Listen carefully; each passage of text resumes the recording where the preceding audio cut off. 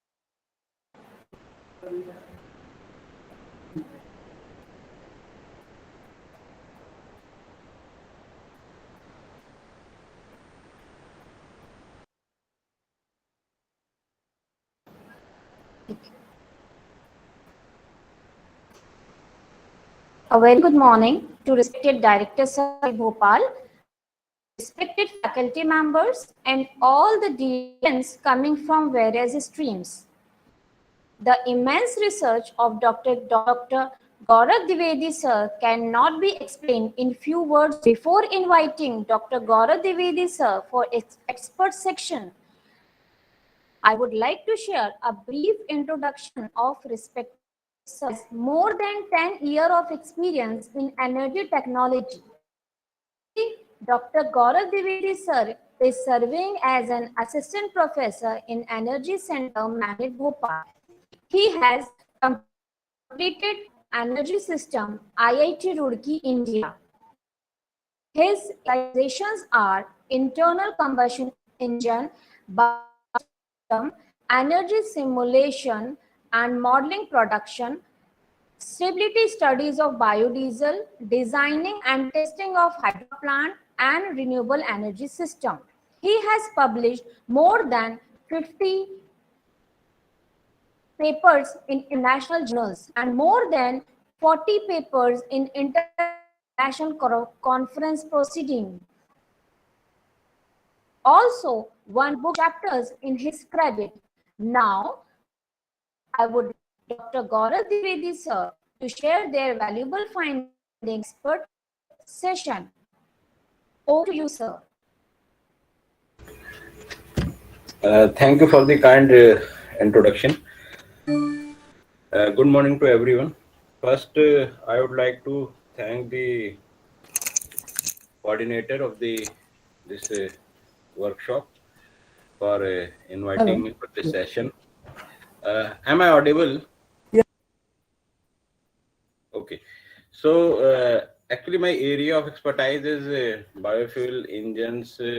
But when I saw the brochure, I find out that it is organized by electrical and electronics engineering department. So I thought many people are from that background. So I have modified my topic, and this is the recent work done by my students under my guidance, and we have studied what was the impact of COVID on energy and environment. So we have done a study, we have published the work also. So I am going through that. You will,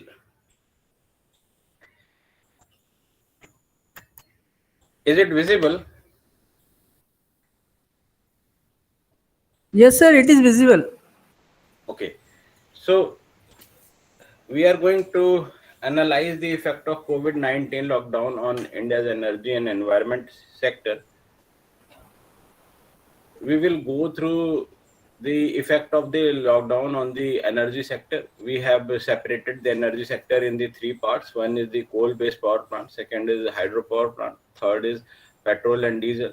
Then on the environment side, we have divided the environment into two parts, one on the part of air quality and other on the water quality. And what are the future directions, conclusions, and what we have learned due to this crisis, how we have managed this, we are going to see this.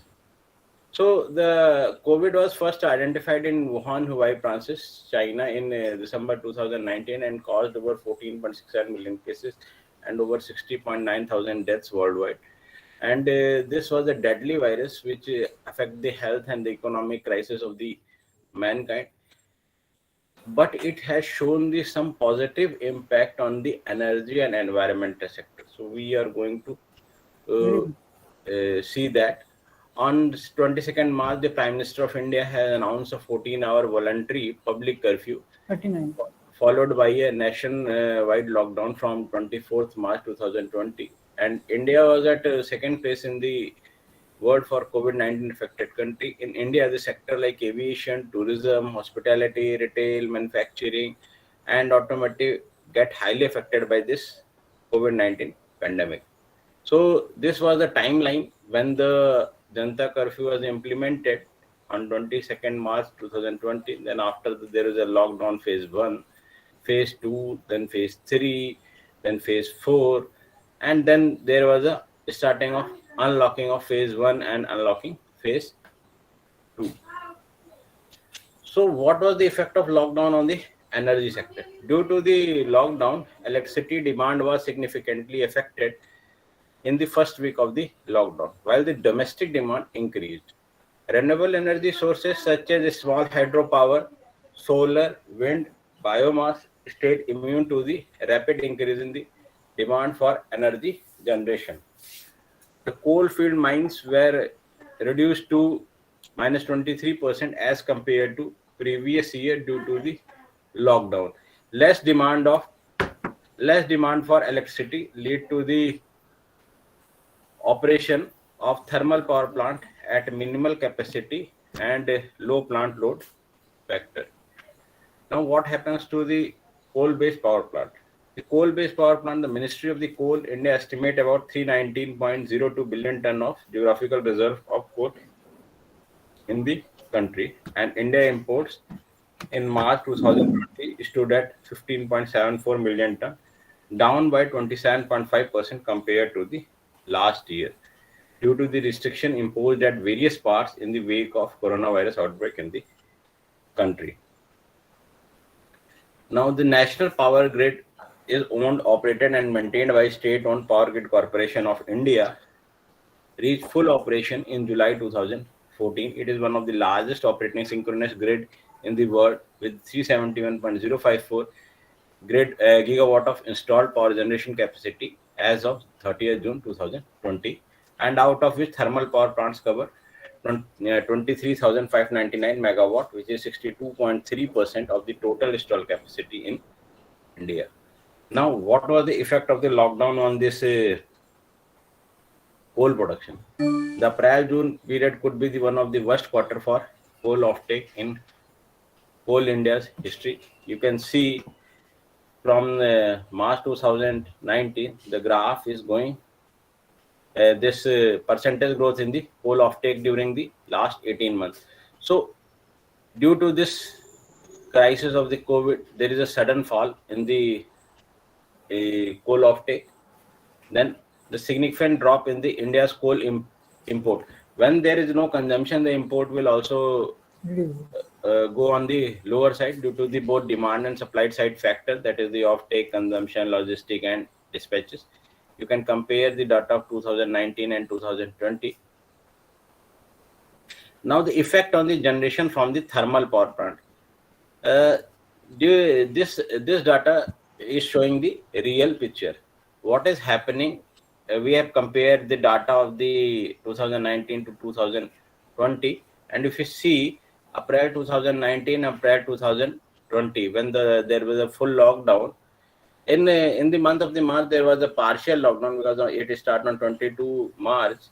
So the growth is on negative side, but still it is manageable. But when we see the data of the April, it is on very higher side, minus 29.43%, and similarly for the month of the May and June. So lockdown affects the total generation capacity of the thermal power plant because mostly the thermal power plants are closed. There is a gradual decrease in the output power to 66.8 gigawatt in 2020 as compared to 94.6 gigawatt in April 2019. And after April, there is a rise towards normalcy when there was a unlocking starts. Due to the COVID-19 lockdown, the percentage growth in the power generation in comparison to the year 2019 decreases to minus 29.43% in April, and after this in July it starts to increase slowly. Now, when we talk about the power sector, hydropower also play a very important role.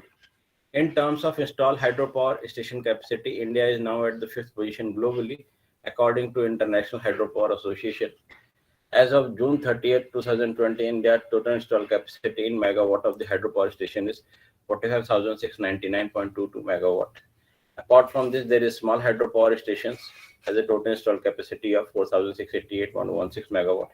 Small hydropower stations are those power stations which have capacity less than 25 megawatt. So in India, we have described those stations as small hydropower stations which have power producing capacity below 25 megawatt. The hydroelectric power potential is estimated to be 1,48,701 megawatt. Out of the total hydroelectric potentials, only 1.5 is in operation, 7.84% is under construction, and 64.0% capacity is yet to be taken up under construction. There are logistics issues with the development of the hydropower because the most hydropower sites are in the region of the upper Himalayan region in the state of this Uttarakhand and Himachal and Jammu Kashmir, and in the major portion of the northeast states. So there are logistic issue which and then there are environmental issue also which obstruct the development of this hydropower on a larger scale. That's why this is still it is in developing phase. So we have now more focusing on the small hydropower instead of the large hydropower. The hydropower generation system was not much affected by the lockdown. The effect of the effect on the hydropower generation, if we see the data of April 2019 to April 2020, there's as per when we compare the data of hydropower with the thermal power plant, the data of the April, the decrease in single digit, while the decrease for thermal power plant in double digit. So we can say that the lockdown does not affect majorly on this performance of this hydropower plant. Now, in the start of the year 2020, there is an increase of 17.63% from the previous year, but due to lockdown, it decreased to minus 8.59% in April, and after the month, it start increase very rapidly to 18.95%. So, it increases rapidly also. On 5th April 2020, a pan-India light-off event, 9 p.m. 9 minutes occurred. This event was a major test for the grid flexibility to respond to a sudden change in load. A fall of 31,089 megawatt in demand was seen during the 9-minute event, and in this event, the hydropower generation proved to be a key player in maintaining the grid flexibility. The maximum ramp rate of minus 2728 megawatt per minute and plus 1977 megawatt per minute was provided by the hydropower generator. Now, after this thermal power and this hydropower, the another sensitive topic for everyone is the petrol and diesel. As a country, we are not a producer of the petrol and diesel. We are one of the largest consumer of this petroleum product due to size of our country and population. So, and there is no limit on the number of vehicle per person. So due to that, the demand for petrol and diesel is always on the higher side. And then government is also fulfilling this demand by importing, and then they are putting some additional taxes for their revenue generation.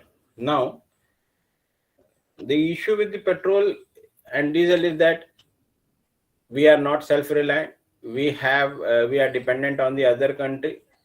That's why now government and the research organizations are now focusing on the this alternative fuel sources, which include the biofuel, electric vehicles, ethanol-based fuels. So many organizations are working on that, but we cannot say it is in developing. It is in nascent stage. There are EV on the road, but there are various issues regarding the charging, then prices also. The prices of electric vehicles are on higher side, then their maintainability, life. There are other things with the EV. Similarly, with the biofuels can replace the petrol, diesel, but again, then there is a demand supply issue with the biofuel. Biofuels are obtained from the nature, so we have to see the raw material availability of these biofuel. Now, the forecasted non-renewable hydrocarbon resources in 15 sedimentary basin and deep water areas of India amount a total of 28.1 billion ton. The growth in the country petroleum products demand in the second quarter of the 2020 has been the lowest in the last decade. Due to this lockdown, the demand was lowest in last 10 years. The lockdown has led to the around 15 to 20% of overall low demand rates. In April 2020, petrol sales went down by 64%, while diesel de-escalated by 61%. The reason is that only the emergency vehicles are allowed. These essential vehicles, which includes the ambulance and the raw material supply for the hospitals and government organizations. So due to that, the personal vehicles are not allowed. Due to that, this petroleum and diesel products demands go on the lower side. In March 2020, the total petroleum product production was 21.2 million metric tons, which is 5.7% lower than the previous year. Now, again, if you see, the demand decreases to minus 18.11% as compared to last year. Similarly, for the month of the May or the month of the March, it was in single digit due to the start of the lockdown in a later phase. Now, effect on the consumption of the petroleum product. India's fuel consumption slumped to a record low, except for LPG, which grew 21%. As the people are living in the home, so the LPG demand go on the higher side. As nationwide lockdown hurted the transportation and this economic sector. So the growth percentage in the petroleum products were decreased, but for the LPG, it grew by 21%. Now, effect on the import and the export of the crude oil. The oil product imported also dropped by 6.5%, their first downturn in last 16 months. The export of the refined product had their biggest rise on a year. As there is no demand, so we are one of the biggest refiner of this petroleum product. We got one of the biggest refining industry. So the refined products are supplied to the other countries. So there is a biggest rise in this refined product in that time. Now, total import and export of petroleum product. Import growth is in negative, while export growth is very positive at that time. You can see. In the same period from May to July, the rate of petrol, diesel and petrol in the international market has risen by 12% and 4% respectively. Now, we have gone through the effect of this lockdown on the energy sector. Now, what was the impact on the environment? The environment got revived and rejuvenated up to a greater extent due to the lockdown amid this global crisis. The emission due to several anthropogenic activity had dropped all over the globe. The northern and southern part of the India witnessed a reduction of 44% and 33% respectively in the air quality index. Similarly, around 29%, 15% and 32% recovery in the air quality were observed in the eastern, central and western part of the country. It was reported that the decrease in the transmission by 36 to 57% corresponding to a relative humidity of 67 to 85.5% with a rise in the average daily temperature of 1 degree centigrade. Now, the air quality index used to measure the level of the air pollution, indicating the effect of air pollution on public health. As the AQI increases, public health risk also increases. In India, 8 pollutants PM10, PM2.5, NO2, CO, O3, SO2, NH3 and PB are considered for air quality index. In comparison to 2019, overall reduction of 43, 31, 10 and 18% in the concentration of PM2.5, PM10, CO, NO2 respectively has been observed in India due to the pandemic. Air pollution was noticed to play a role in COVID-19 transmission. Higher mortality rate and rapid spread of the virus was observed in the place having higher level of pollution. So we can say due to higher pollution also promoted the this spread of the virus. Now, this PM level of 2019 is shown by the red line, and this blue line shows the PM level of 2020. So the PM 2.5 level, in most of the graph, the blue line is on the lower side. It means the air quality index, the concentration of the pollutants is on lower side as compared to previous year. When we see the concentration of pollution, this red line is on higher side, which is of previous year, while blue line is of 2020. PM 2.5 particulate matter less than, we define PM 2.5 are the particulate matter which are less than or equal to 2.5 microns in the size, is one of the major regulated pollutant. Kanpur witnessed an overall drop of 58% in the average pollution concentration compared to 2019. Mumbai witnessed a hike in the level of the pollutant in a May, followed by a drop of 30% in June. A drop of 26, 40, 29, and 27% in the March, April, May, and June respectively are observed in the Bhawana, which was considered as the most polluted area of the Delhi in 2019. Chennai witnessed an overall drop of 57% in the average pollutant concentration. Now, for the PM10, the graph is on the similar line as compared to PM 2.5. Blue line is on the lower side in most of the cases. There was a significant decrease in the concentration level of PM10 in the Delhi during the lockdown. Compared to 2019, to April 2020 witnessed a 48% drop in the average concentration of the pollutant. The pollutant level in the Kolkata in 2020 was considerably less than the pollutant level in 2019. The weekly average concentration of PM10 in Mumbai dropped by 18, 17, and 38% in March, April, and June, respectively. Similarly, you can see this graph. And for CO also, for carbon monoxide emission is on lower side.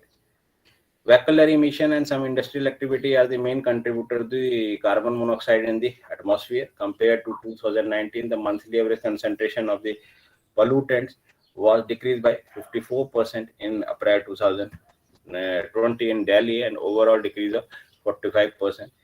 In 2020, Mumbai experienced a decrease in the pollutants concentration in April, May, and June, relatively to March, showing a decline trend due to the lockdown.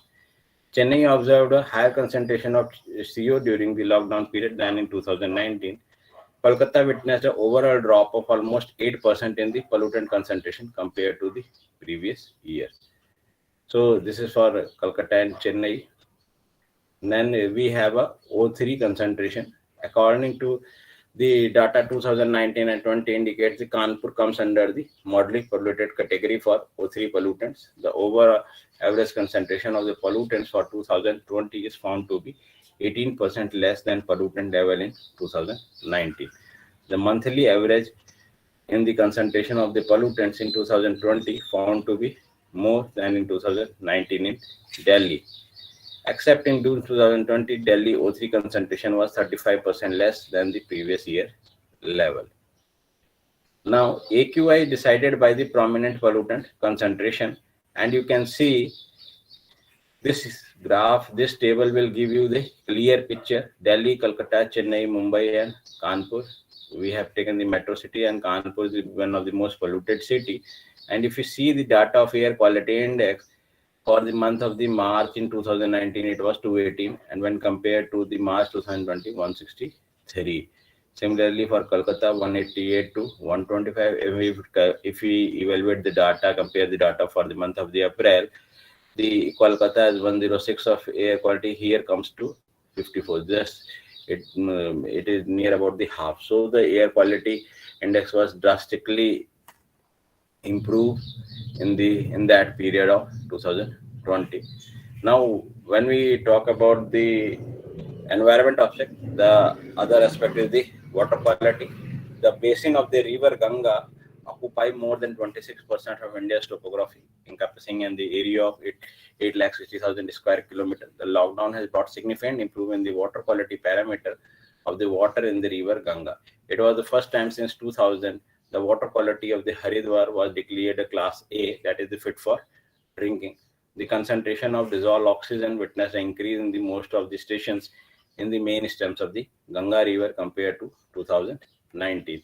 The biochemical oxygen demand of the river Ganga measured in the mg per liter taken into consideration, the average for the period of March to May is shown.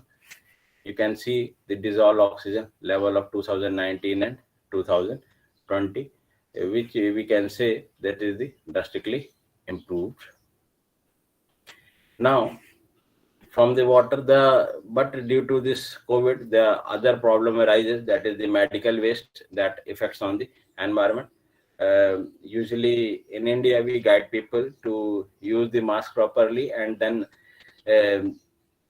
dispose it off in a proper manner, but you will find in nearby places they throw the mask on the roadside, and due to this COVID-19, a huge amount of biomedical waste are getting generated, which needs to be handled and treated carefully, as the chance of transmission remains after disposal.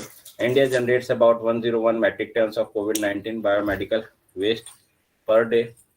Due to the lack of proper knowledge of disposal method, proper facilities and initiatives, some of the contaminated waste are ending up in the landfills and oceans, increasing the spread of the virus and at the same time degrading the environment. According to a report of the Worldwide Fund for Nature, inappropriate disposal of only 1% of mask will result in the monthly dispersion of 10 million masks in the environment.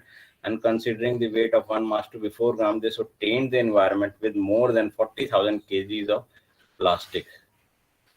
So this is the PPE kit under the COVID-19 medical waste at a landfill in Ghazipur. You can see this picture, COVID-19 biomedical waste in the various states. You can see this data, how much amount of biomedical waste. So this is one of the prospective research topic, how to handle the biomedical waste in a disposal in a proper way. Now, what are the future directions? The ongoing energy transition from thermal to solar and other renewable and electrified mobility has to maintain its shifting trajectory. Annual losses of electricity distribution companies are predicted to be billions of dollars, hence the use of innovative technology such as smart metering has become a solution unlike any other. This crisis has demonstrated that the government and the individuals are capable of strong and rapid action in the face of overriding challenges. To keep up the momentum, investment should be in clean energy and public transport, creating more jobs and better environment than traditional investment. Critical importance should be given to the expanding access to the clean water, clean air, and primary health care. This will improve the life expectancy and increase economic and physical resilience. Sustainable development in the energy and environment sector will boost up the economy as well as the morale of the people. So the conclusion is thermal energy generation sector has been hit by the hardest by COVID-19 pandemic. The coal imports reduced by 27.5% compared to the last year with a drop of 23% in the coal offtake. There has been the reduction in the thermal power plant capacity, which we have already discussed. The petroleum production and consumptions are also reduced. The price of the diesel went beyond the price of the petrol for the first time in the decade in India, and the stockpiling of COVID-19 biomedical waste has raised concerns over the waste disposal and landfill management. Hydropower plants show less amount of decline in the power generation. The air and water quality show positive trend with the reduction in the concentration of the major pollutant. Recovery of the environment will be a temporary unless a sustainable way of living is chosen. The pandemic provides an opportunity to make shift to clean energy and develop way and method for sustainable living. So thank you from my side. If you have any doubt, we can discuss.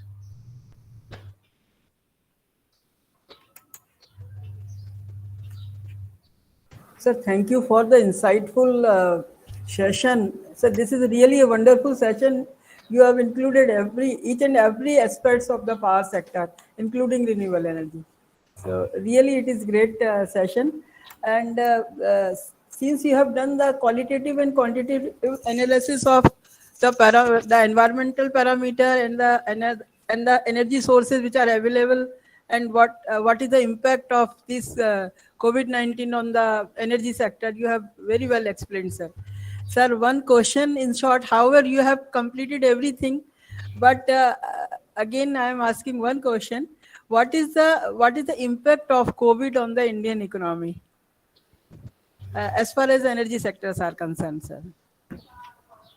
Actually, this COVID-19 shows that we do not have to dependent on this conventional source, because when we compare the power generation data, transmission and other things regarding the thermal power generation and hydropower generation, due to this hydropower, we have maintained the supply and demand chain in the period of the COVID. But Right. And every year you will see in the summer season our thermal power sector face the crisis of the coal. So whether due to this only, we are more focusing on this sector like hydropower, solar, biomass, wind, and in coming year, this within 10 to 15 years, we will shift from this conventional source to this renewable Renewable. energy source. Yes, yes, So, yes. and they in the you can see the recent investment by the big companies. They are investing a large amount in this renewable energy sector. Right. Recently, Reliance has also one of the largest company of the India, which is Yes, already working in the petroleum sector. Now they have yes, said we will go in the sector of the green energy. So, yes. so the industrialists also now learn the importance of this, understand the importance of this green energy, and they are shifting toward this green energy sector. Yes, yes. Yes, sir. So, in order to find out the sustainable solution, we have to move on the renewable energy, and we can reduce the pressure on the generator by this method only. Otherwise, we can't sustain in the future. So, it's a great presentation, sir. Sir, we are highly thankful to you.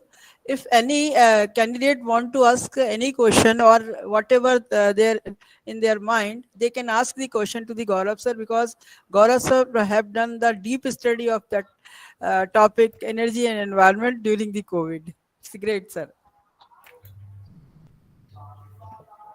Anyone interested? So I think you have covered everything, sir. So thank you very much for the Th- nice session, sir. Thank Thank you, you, ma'am. Thank you. thank you.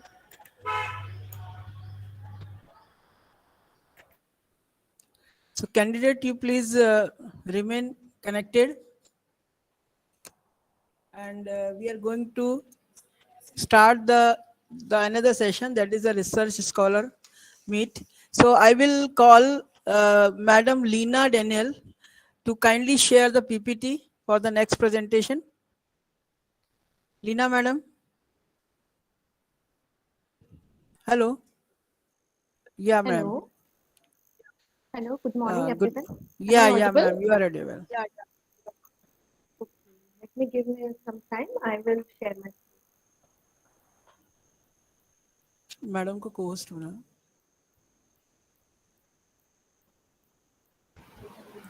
Just a minute, ma'am. I'll make you co-host.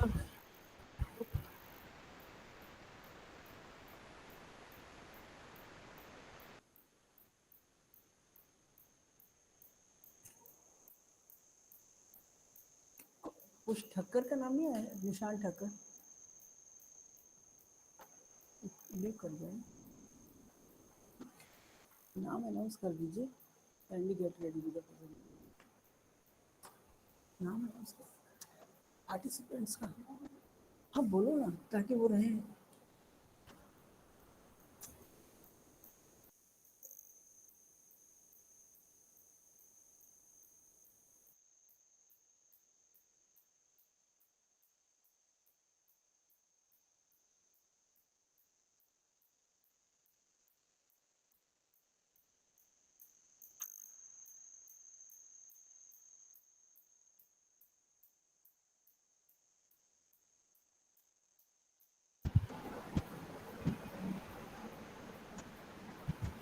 Lena, ma'am, now you can share your presentation.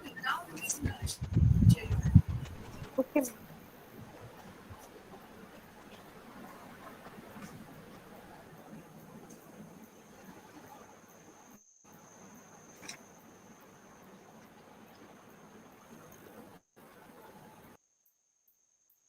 Is my screen is visible? Hello. Yes, ma'am. So, good morning, everyone. And my topic is of my presentation is a novel approach for economic load dispatch in a power system. And it is my research topic also. I'm a research scholar from RGPV. So it is also my research topic. So I'm just presenting my topic here. And economic load dispatch is a very common term for electrical engineers. So this is the abstract of my presentation. And the main aim of my research to investigate the best suitable method to solve the economic load dispatch problem. And I used a few soft computing techniques to resolve the economic load dispatch problem. And I also focused on environmental aspects also. I include some environment constraints to resolve the economic load dispatch problem.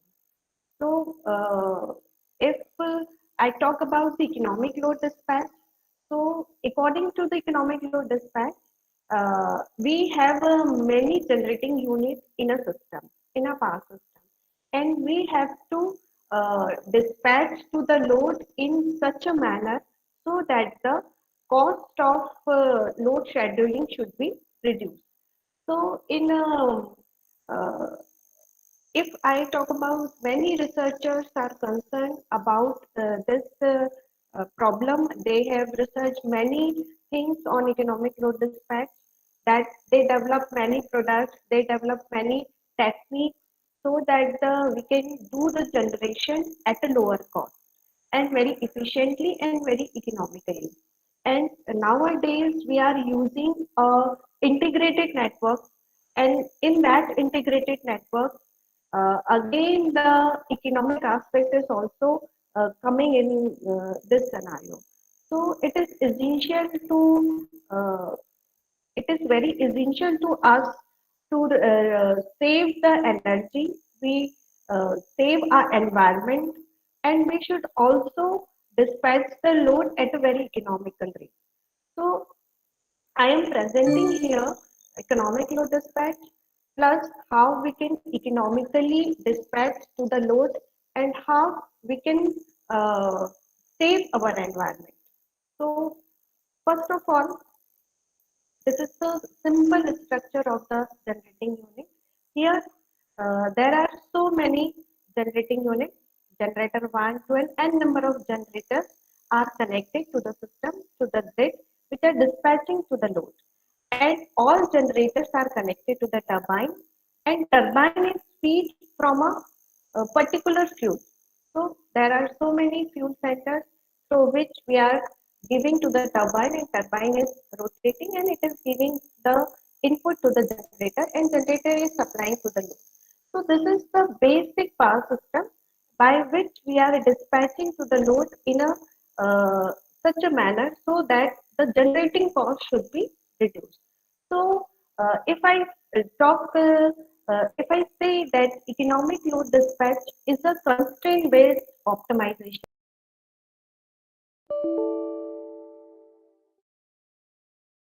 the environmental impact we should consider, because if I talk about the conventional technique by like a thermal power plant, so if we use conventional method, it means the more pollutant gas included in this generating technique, like CO2, SO2, NO2. There are many greenhouse gases are emitted if we burn the fossil fuel. So the major constraint in economic load dispatching through the conventional method is it is harming our environment. So balanced economic emission dispatch is very difficult and very difficult to implement to meet the requirement of the economic load dispatch.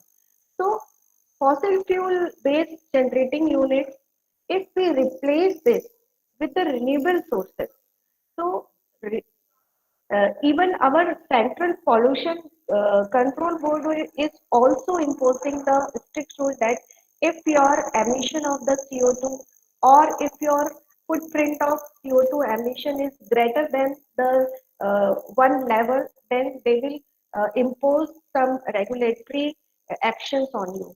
So it is also I must say it is also the responsibility of ourselves also to save our environment so that the emitted or greenhouse gas emission we can reduce.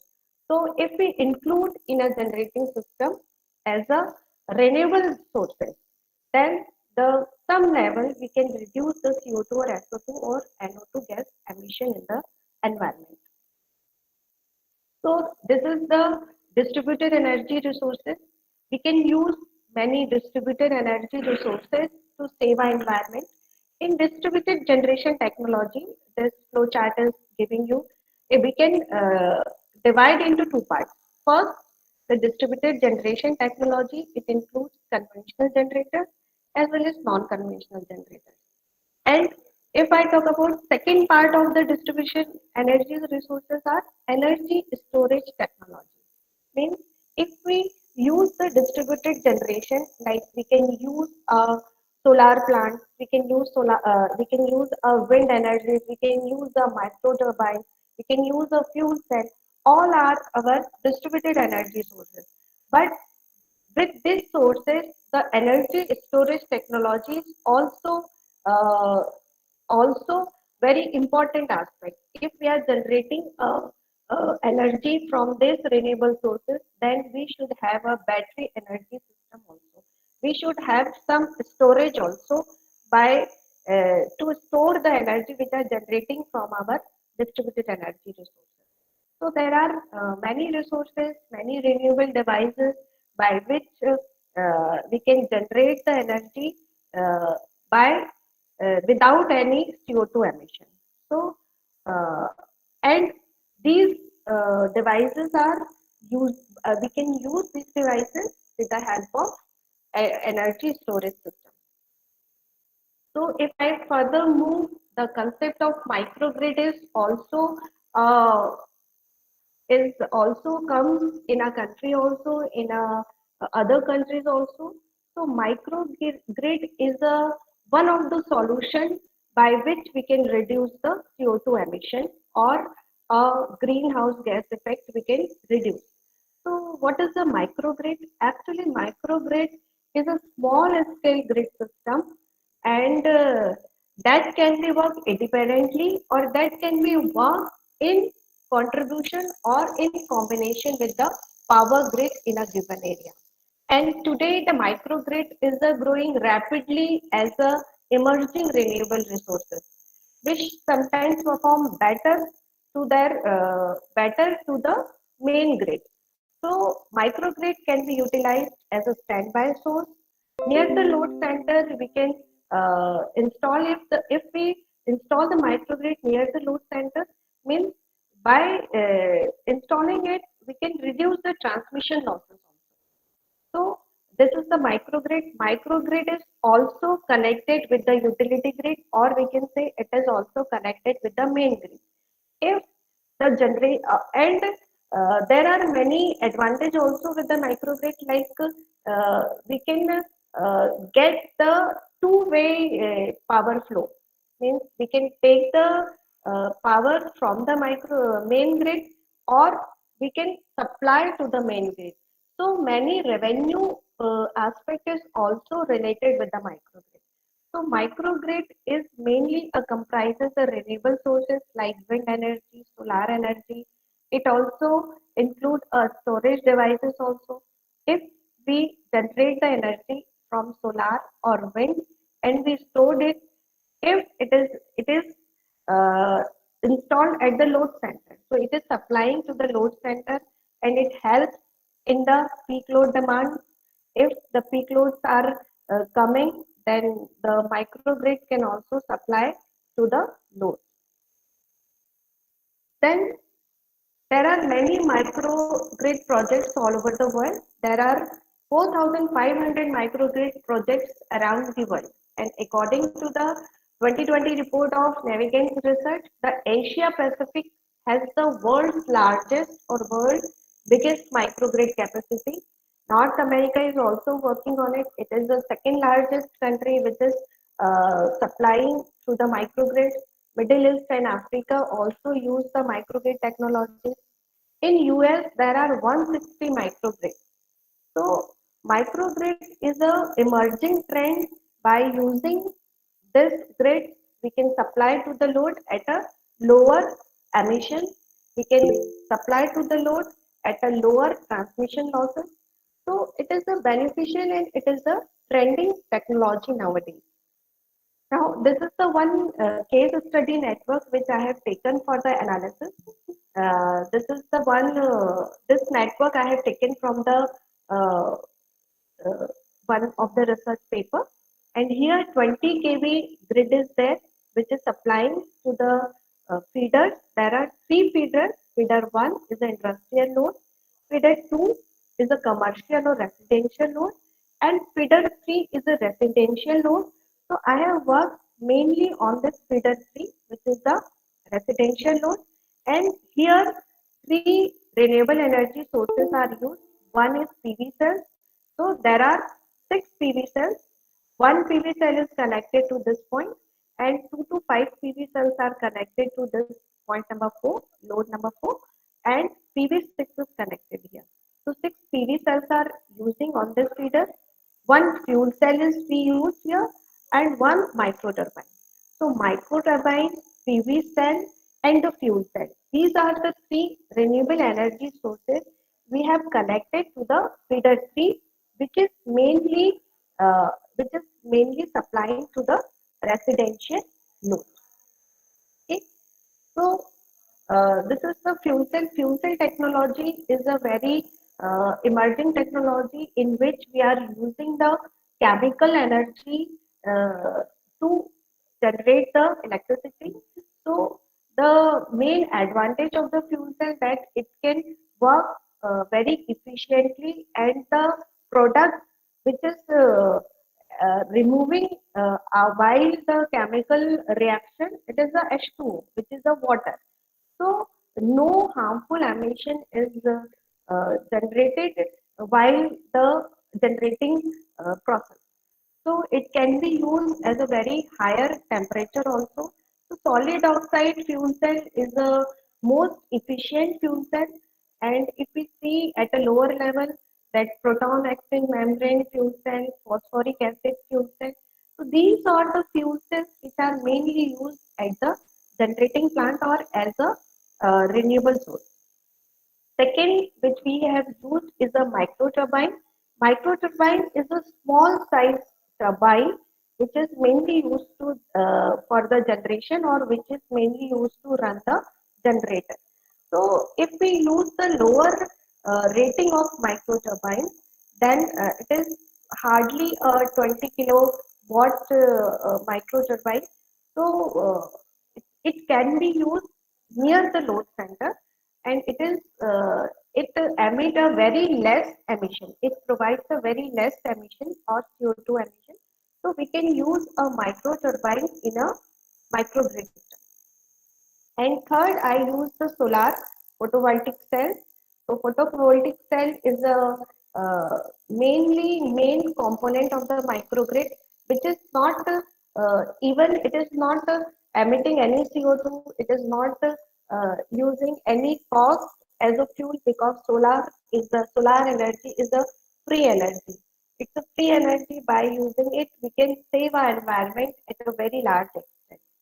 So these are the three microgrid element I used in my work, and this is the load demand per day per hour of each month. So this is load curve I use for the analysis, and all the data for this load curve, which I have drawn this load curve by I have taken from the Hellenic market. So it is giving a load curve for 24 hours of each day for each month, means January to December. All loads are given here for the 24 hours. So this is the basic load I use to do my work. So I have taken a 4 scenarios. Scenario 1, scenario 2, 3 and 4. All scenarios I consider to analyze the CO2 emission and to analyze the cost of the generation. So first scenario, I have assumed that the entire load requirement is supplied by the purchasing from the upper grid. Means in first scenario, we are not taking any supply from the microgrid. All the load demand is supplied by the main grid or a utility grid. In second scenario is minimizing the operation cost of the microgrid. No environmental impact is considered. Further, if the microgrid has excess power generation, it cannot sell the excess power to the opposition grid. Means in second scenario, we have dispatched the load by using microgrid also, and the main grid also supplying to the load. But we are not taking any selling of the power to the main grid. In scenario 3, we have included the environmental impact also, means I have included the CO2 emission also, and the cost of the CO2 emission is also included in the scenario 3. And the last scenario, it is same as the scenario 3, means I have taken the CO2 emission, I have taken the power from the microgrid, but the selling of the power to the main grid is also considered. It means in scenario 4, if the excess power is generated through a microgrid, then this excess power can be supplied to the main grid. So this is the we can get the profit also in scenario 4. This is the cost coefficient for the microgrid component. First is the fuel cell and the micro turbine. These are the cost coefficients which I have mentioned in the fuel cost curve. So A, B, and C. This is the cost coefficient for fuel cell, and this is the cost coefficient for the micro turbine. I have not included the cost coefficient for the PV cells because there is no cost included in the for the PV cell. This is the installed capacity of a DG unit, distributed generated unit, means fuel cell have a minimum power 10 kilowatts and maximum is 50. Likewise, micro turbine and all the PV cells which we have connected to the feeder 3 is mentioned here. So fuel cell giving maximum P max is 50. Micro turbine is also giving a 50 kilowatt, and PV cells are giving first PV cell giving 3 kilowatt and 2 to 5 PV cells giving 2.5 each, and PV6 giving a 15 kilowatt. So this is the installed capacity of a microgrid. I have generated the results by using following computing techniques, that is genetic algorithm. Genetic algorithm mainly this is the heuristic method. This is the soft computing method, which is a very popular method uh, to do the economic load dispatching, to deal with the economic load dispatching problem. Second is the direct search method. Third is the trusted region method, and fourth is the hybrid method. And this hybrid method is a combination of genetic, direct search, and trust region method. So I will not include the explanation of all these methods, but I have used these methods to calculate or to simulate my results. So I will how I compile the result.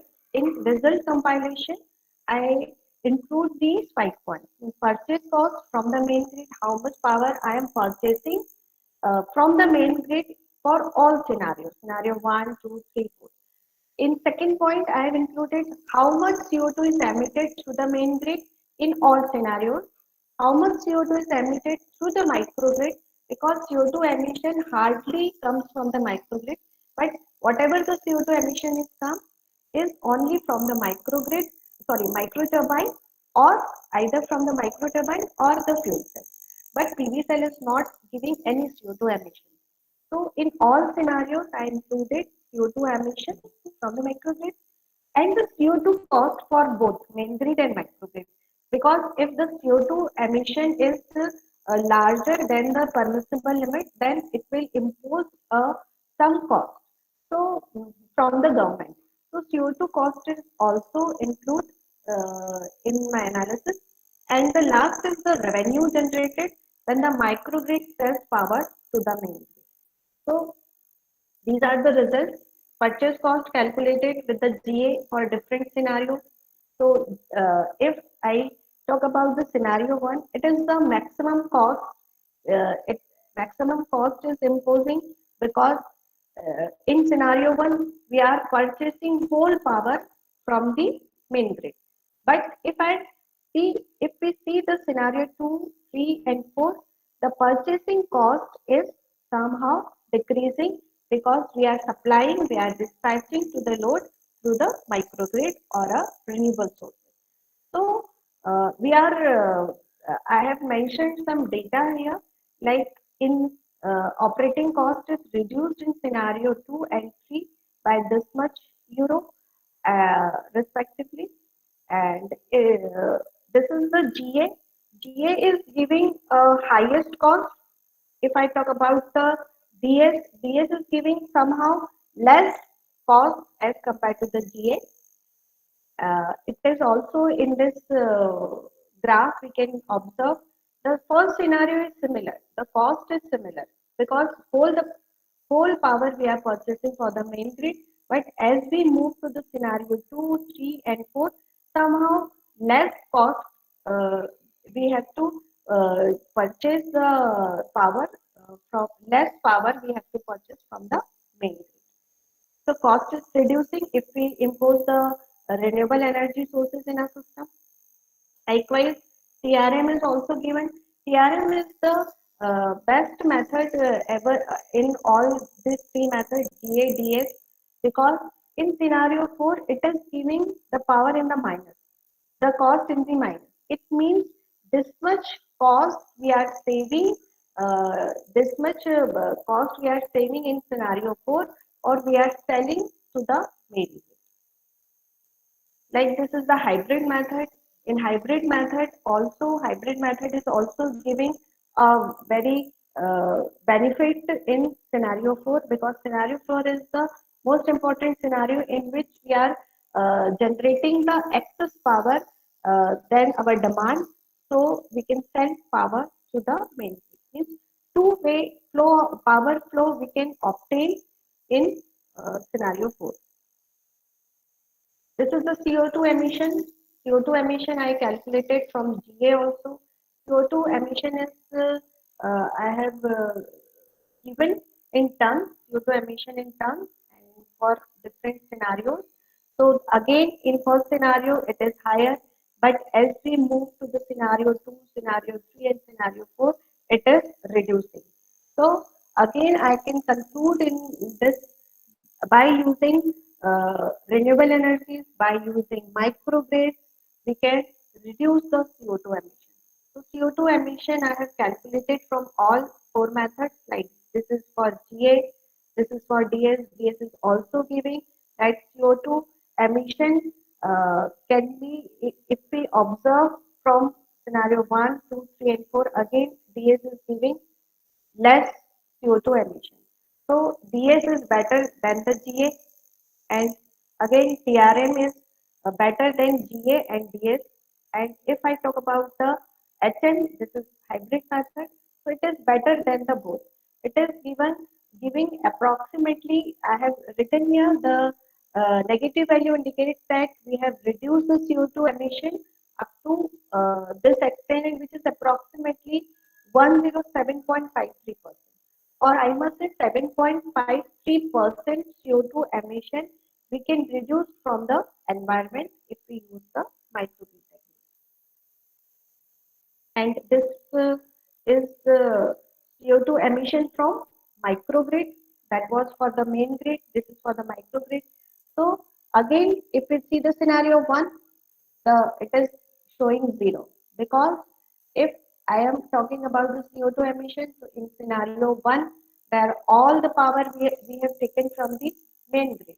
So in scenario 1, if I talk about the microgrid CO2 emission, means it is 0, and 2, 3, 4, it is again, you can see that is the increasing order, because in scenario 4, maximum power we are getting from the microgrid.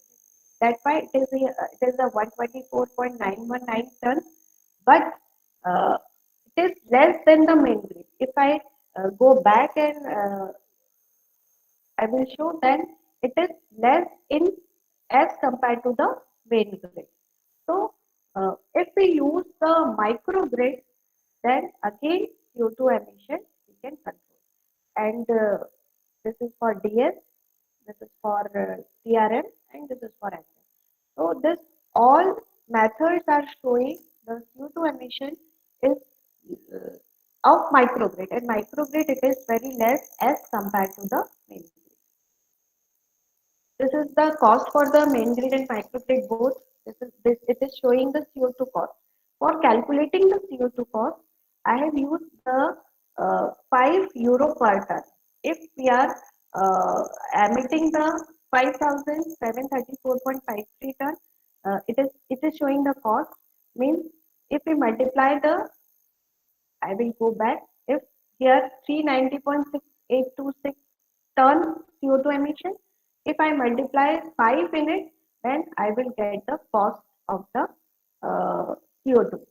So 5 to 7 euro CO2 per ton is imposed by the Greece government, because I have taken all this data from the Hellenic market. So that's why I am taking that much rate. But here in India, it may be a higher than that price. This is the CO2 cost for DS.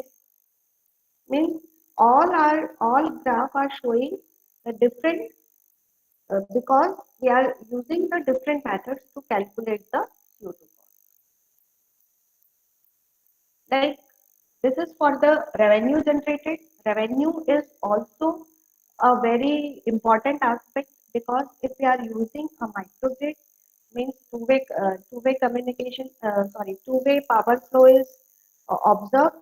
So in scenario 2, scenario 3 and scenario 4, we can see in last scenario the maximum generation revenue is generated. Likewise, DS is giving this much revenue, TRM is giving, again TRM is better than the GA and DS, which is giving a higher revenue. Actually, in TRM, like trusted region method, it is capable to analyze, or it is capable to run the DG unit at its maximum level. That's why in TRM we are getting a maximum revenue. This is the hybrid method. Hybrid method is also giving a higher revenue generation in scenario 4.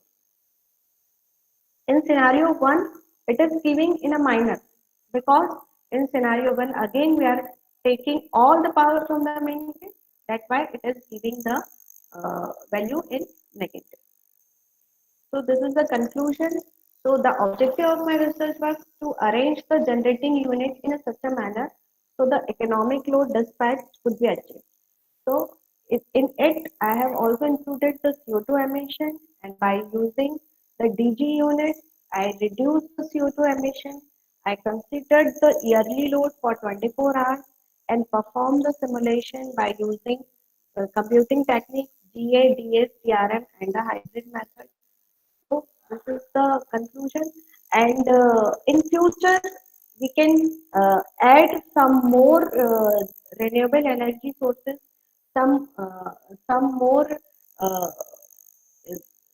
power generating units like wind energy. We can use. I have used only PV cells, fuel cells, and micro turbine. We can take the biomass also. We can take as a wind turbine also for the considering the to making the to installing the microgrid, and we can reduce the CO2 emission from the system.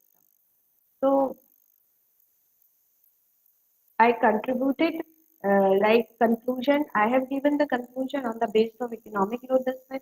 I have given the conclusion based on the microgrid unit. I have given the conclusion based on the method we use for the computation, and I have given based on the environmental aspect conclusion also, and my conclusion is also based on the financial benefit. These are my publications which I have done during my research work. Like I have written review papers on evolutionary computing techniques, review on the economic load dispatch also. One of my paper in elsewhere also, that is dynamic economic load dispatching using Levenberg-Margaret algorithm, and one of my paper is also I have published in a printed book chapter. So this one in which I have used the elephant herding optimization technique for economic load dispatch. These are the references. Thank you all. If any questions from your side, you can ask.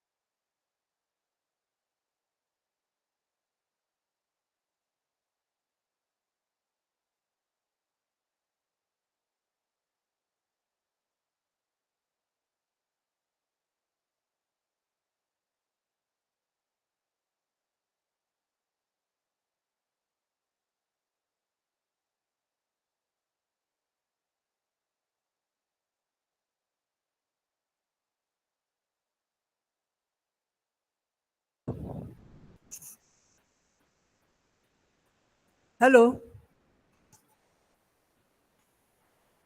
Lina Hello. madam. Yes. Yes, Lina ma'am. madam, thank you for the nice presentation. Okay, ma'am. Now, madam, I want to ask one question. Yes, ma'am. You have discussed about the power system load flow. Can we Yes. integrate this entire system of the microgrid, which you have discussed in the presentation also? So, Yes, can ma'am. we introduce some features through smart grid in your system? Yes, ma'am. Like We can include. Yes, ma'am. We can you include. have discussed about the load flow, you have discussed about the economic load dispatch.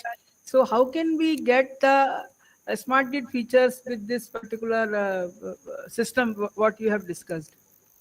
Ma'am, actually, in this system, we have included many soft computing techniques, like for Right, the right, optimization. right. So we can include many smart techniques also. Yeah, like Okay. artificial intelligence, the IoT-based system also we can include in this system. So we can introduce some features of the smart grid with this conventional system of the economic load dispatch when we are considering the cost of the generator with the minimum cost or the cost of generation, then cost of transmission and asset management. So Yes, such type of things we will introduce because most of the participants they are now interested for the soft computing techniques like artificial intelligence or machine learning. So we want to know in a conventional system how these techniques uh, can be immersed to get best result in the coming smart grid scenario. actually, microgrid system, actually, microgrid technology is a emerging technology nowadays. Yes, yes, And microgrid technology is enable us to install this grid near the load center. So our yes, transmission losses are reduced, and our generating cost is also reducing. yes, Our yes, CO2 emission is also reducing. yes, So uh, if we all are electrical engineers here, and it is our moral responsibility to enhance the research on this topic so that we can save our environment. right. So thank you so much that you have given a very wide exposure, like right from generation to the microgrid, and you have considered the CO2 emission parameter and other issues also. So this is really a great presentation, madam. So now I would like to call upon the second participant of the this interaction, that is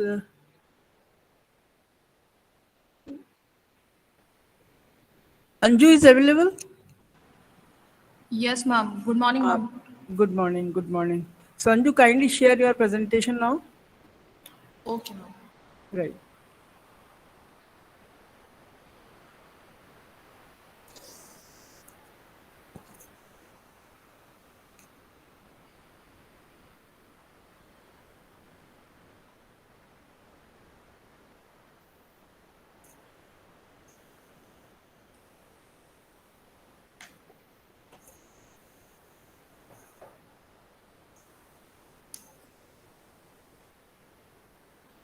Ma'am, screen is visible. Yes, it is visible. So, good morning to all of you. And my name is Anju. My topic is grid connected PV system. In other words, hybrid system. So contain it's the abstract introduction, objective of that study and expected outcomes, conclusion and as in references. Most of the abstract is the renewable energy sources. Renewable energy sources has a become as a popular attractive electrical energy sources where a power generation in conventional way is not practically possible. In the last few years, the photovoltaic and wind power generation has been increased. And I have to propose that hybrid system, which is combined from both solar panel and wind turbine generator.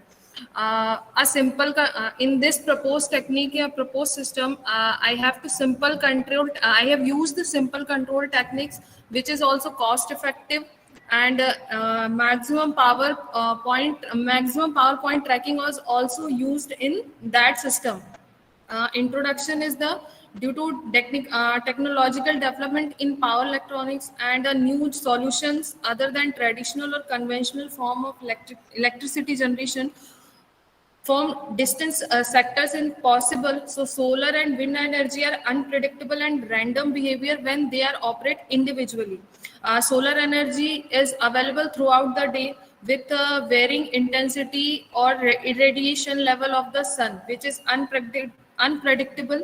In wind energy, due to atmospheric conditions, the direction of flow, which is all predictable. So both solar and wind are capable of supplying large amount of power, but they are not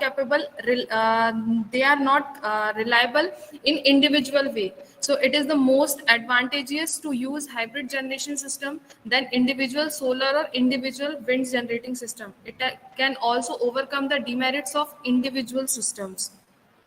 So objective of that study is the mainly in the deep study is wind and solar energy system. And second one is the hybrid system allows maximum utilization of free available renewable energy sources like wind and photovoltaic energy.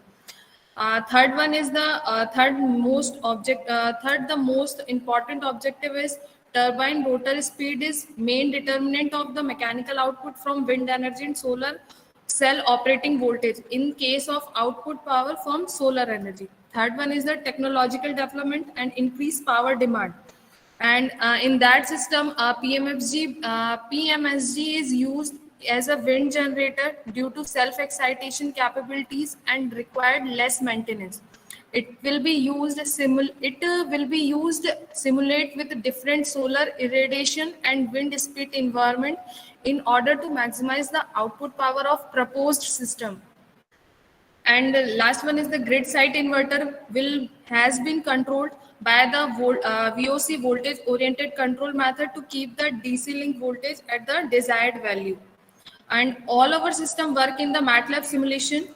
And proposed methodology is the first one is the software is the Matlab, currently working in 2019 A software, and other languages are also used. Main proposed work is the PV to grid connected system, and all are seen that in that Excuse me, system, Anshul particularly ma'am, various type of inverter. sorry to disturb you. Yes, ma'am. Your only one slide is visible. You please do slide share and you keep on moving your slides. Only first slide is looking actually is visible. Yes, yes. Okay. You can maximize it. You can start slide share.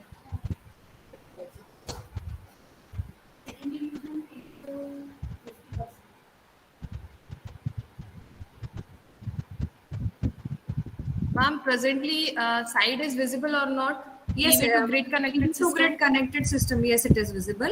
You can press F5 or this slide share you can do so that it would be maximized.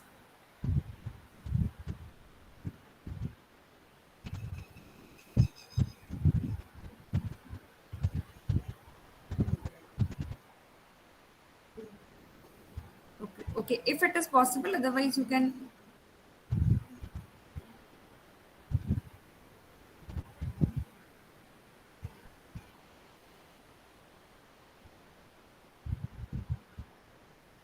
Are you sharing again? Yes, ma'am.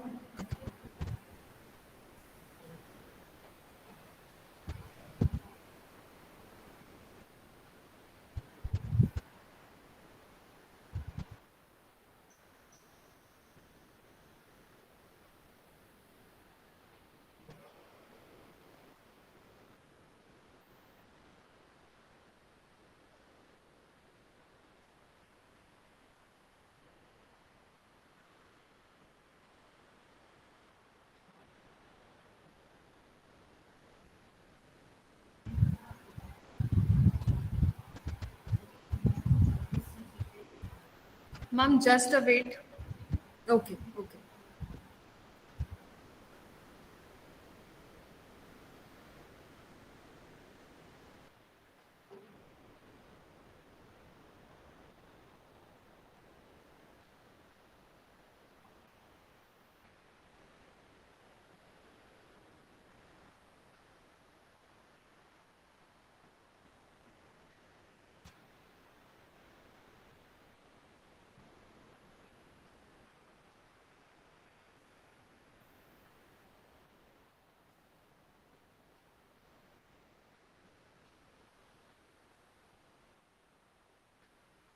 Ma'am, current slide PV to grid connected system is visible on Yes, full PV screen. to, yes, yes. PV to grid connected system is visible, but it is not visible. Okay, it is visible, but it is not has been maximized. It's okay. You can go ahead with this. Please Ma'am, carry. मेरे side से तो full screen पर है. Acha, it's okay. It's okay. You can continue your presentation. No issues. Okay.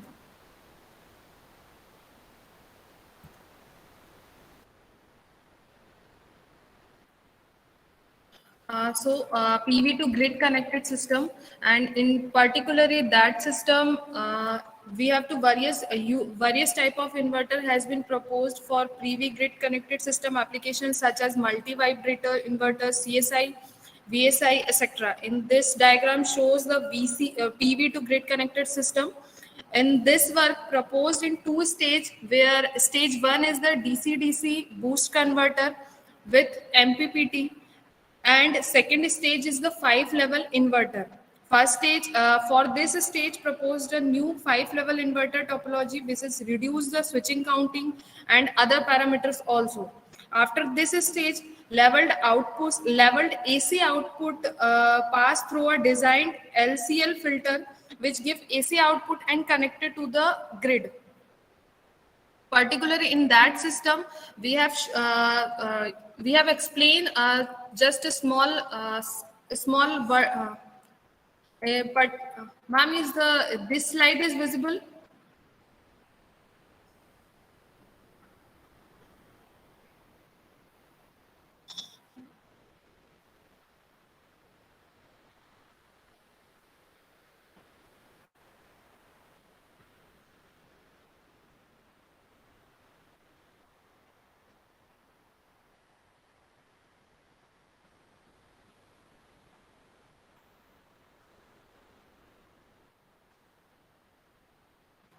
In this slide, cascade PV to grid system. In this system, we have used the wind or PV.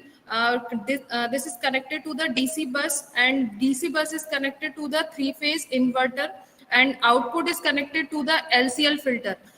The main purpose is used LCL filter is especially designed to reduce the harmonics of current absorbed by power converter with a rectifier input stage. LCL filter is very effectively smooth the inverter current output, and the filter harmonic free current is supplied to the grid. And basically in this system, DC-DC buck boost converter is also used, and this is basically that is the main work is that output voltage magnitude is either greater than or less than the input voltage magnitude. After that, expected outcome is the hybridizing solar and wind power source provide a realistic form of power generation. Here, a hybrid wind or solar energy system with a converter topology will proposed, which make use of converters in the design. This system will has a lower operating cost and find applications in remote area power generation, constant speed and variable speed energy conversion system, and rural electrification.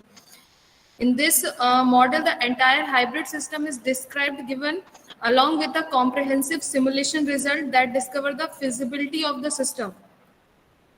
Matlab Simulation software will use to model the power PV panel, wind turbine, DC-DC converters, MPPT controlled and proposed hybrid system. And conclusion is the PV cell, module, and array are simulate and effect of environmental conditions on their characteristics is studied. Wind energy system has been studied and simulate maximum power point tracking. MPPTs of operation is tracked for both the system using PO algorithm. PO is the perturb and observe algorithm. Both the system are integrated, and hybrid system is used for battery charging and discharging. And these are the some references for this subject. And thank you.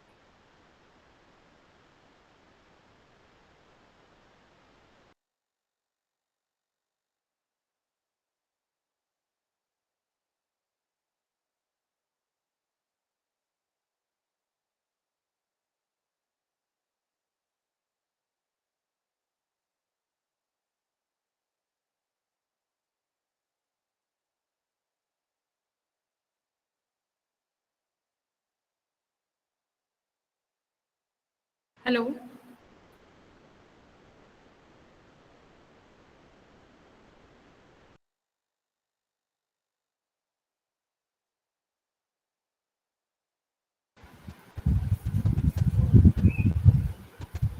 Hello. Andrew, thank you for your nice presentation. Do participants have any query regarding this? If any of the participants have any query, they can ask.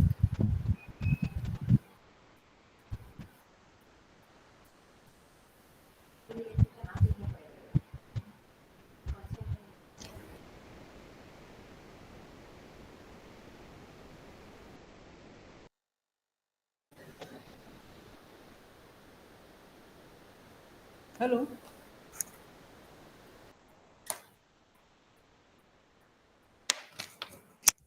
Hello. Hello. Hello. Yes, ma'am, you are audible. Yeah. So Anju ma'am, thank you very much for the nice presentation. And the question which I want to ask, that we are focusing on the design part. So I want to ask a question. If suppose you want to implement the net metering concept in the system, what modifications are required in this particular system? What kind of mechanism, what kind of things you will apply? Yeah. Ma'am, particularly in that system, I have to study very research paper. Most of the research paper mainly focused on mainly focused on small type of subjects, small type of projects, not at all in broad.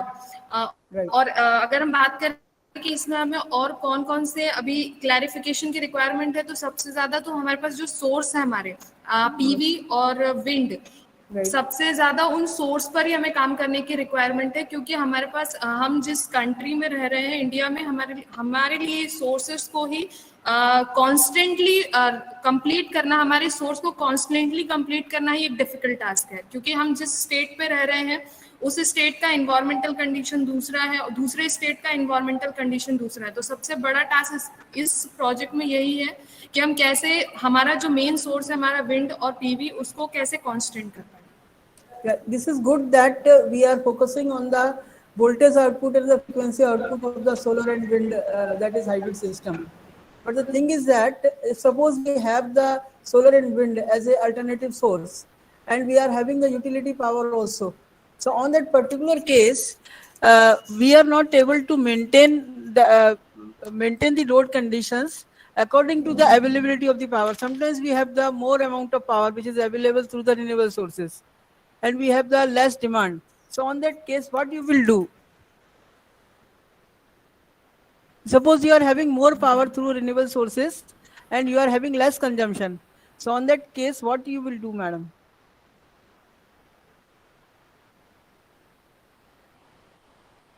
Ma'am battery charging only Battery अभी मेरे charging. Mind में यही एक Yes, point आ yes. रहा है. So in Yes, ma'am. isolated mode, definitely we will use the storage system, and in case when we are not using the battery, we have to feed the power in the main grid, and that is done through the smart metering only. Whenever we have the scarcity of the power, we will take the power from the utility, and whenever we have the excess of the power, we have to deliver in the utility. And of course, on that time, we are having the issues of voltage and frequency, and it should be matched with the grid frequency. Really, and this is also a challenge presently. We are not able to utilize the power which is generated by the renewable sources. We are generating the power, but we are not using it in a systematic way or a scientific way. So this is also a challenge, right? So thank you so much for the nice presentation. And a participant, if you want to ask any question, you may please ask the question to the madam, right? Anyone interested for any question?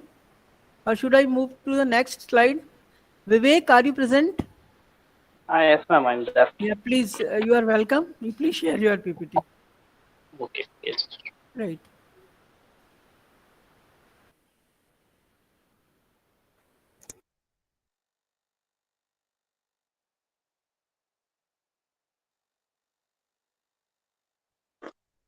Presenter screen.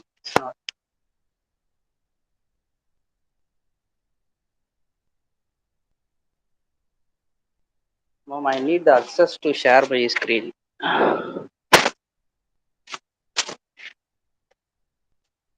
Just a minute, sir.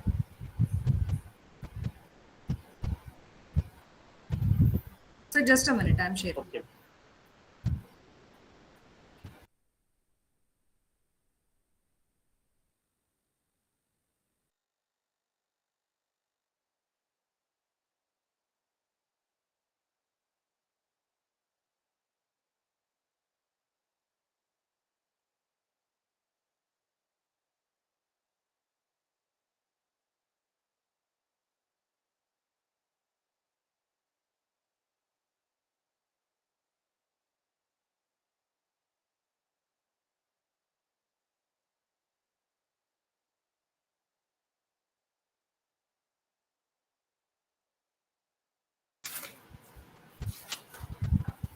Okay, I have given you the access, sir. Kindly share. Okay.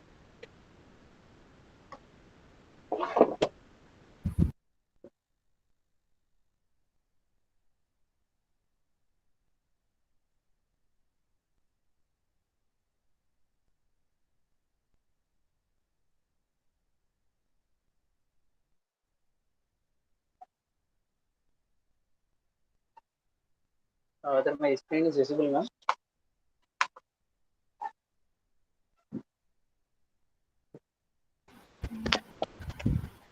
Yes, it's visible. Okay. It's visible, sir. Okay. Um, I'm going to present about the design and development of novel multi-level converter for harmonic mitigation. Generally, what are the use of multi-level converters? Multi-level converters are those which can make more level and the output voltage. In case of AC, when you are converting the DC to AC, it will generate more level in order to reduce the harmonics.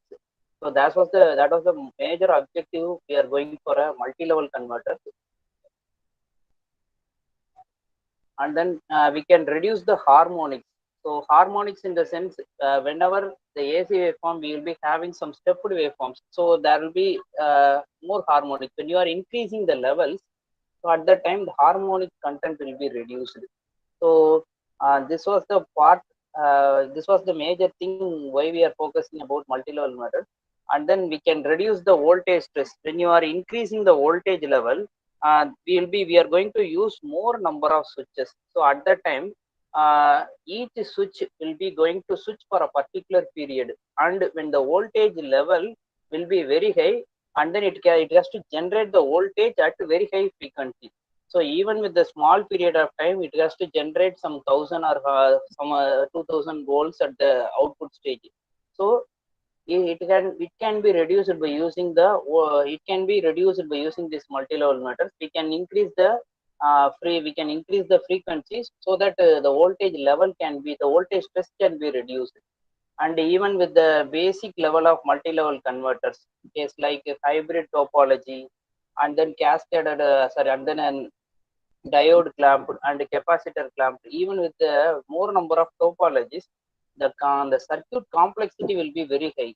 Even you will be having more number of switches and more number of capacitor for a single level.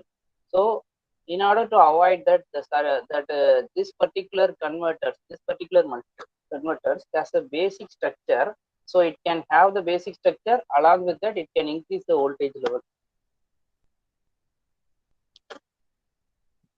So next thing is about the cost wise. So we are using only the MOSFETs and IGBTs. So at this level, so you'll be having very less number of cost. For example, each MOSFET will be cost around some 25 rupees to 30 rupees. So within some with the basic 1000 or 2000 rupees, we can buy the MOSFETs and all the power circuit components. Okay. So this was the thing about why we are going for multi-level inverters. Generally with the solar PV, and then with the battery, the integrated battery component, finally with the multi-level converter, we are going to generate the AC output. So without the need of transformer, the necessity of transformer, generally we will be either stepping down the voltage based upon the application. But without the need of transformer, we can use the multi-level converters. So to increase the voltage level at higher range, and then whatever the inverted, or that was whatever the output we are getting, by increasing the level, we can reduce the harmonic range.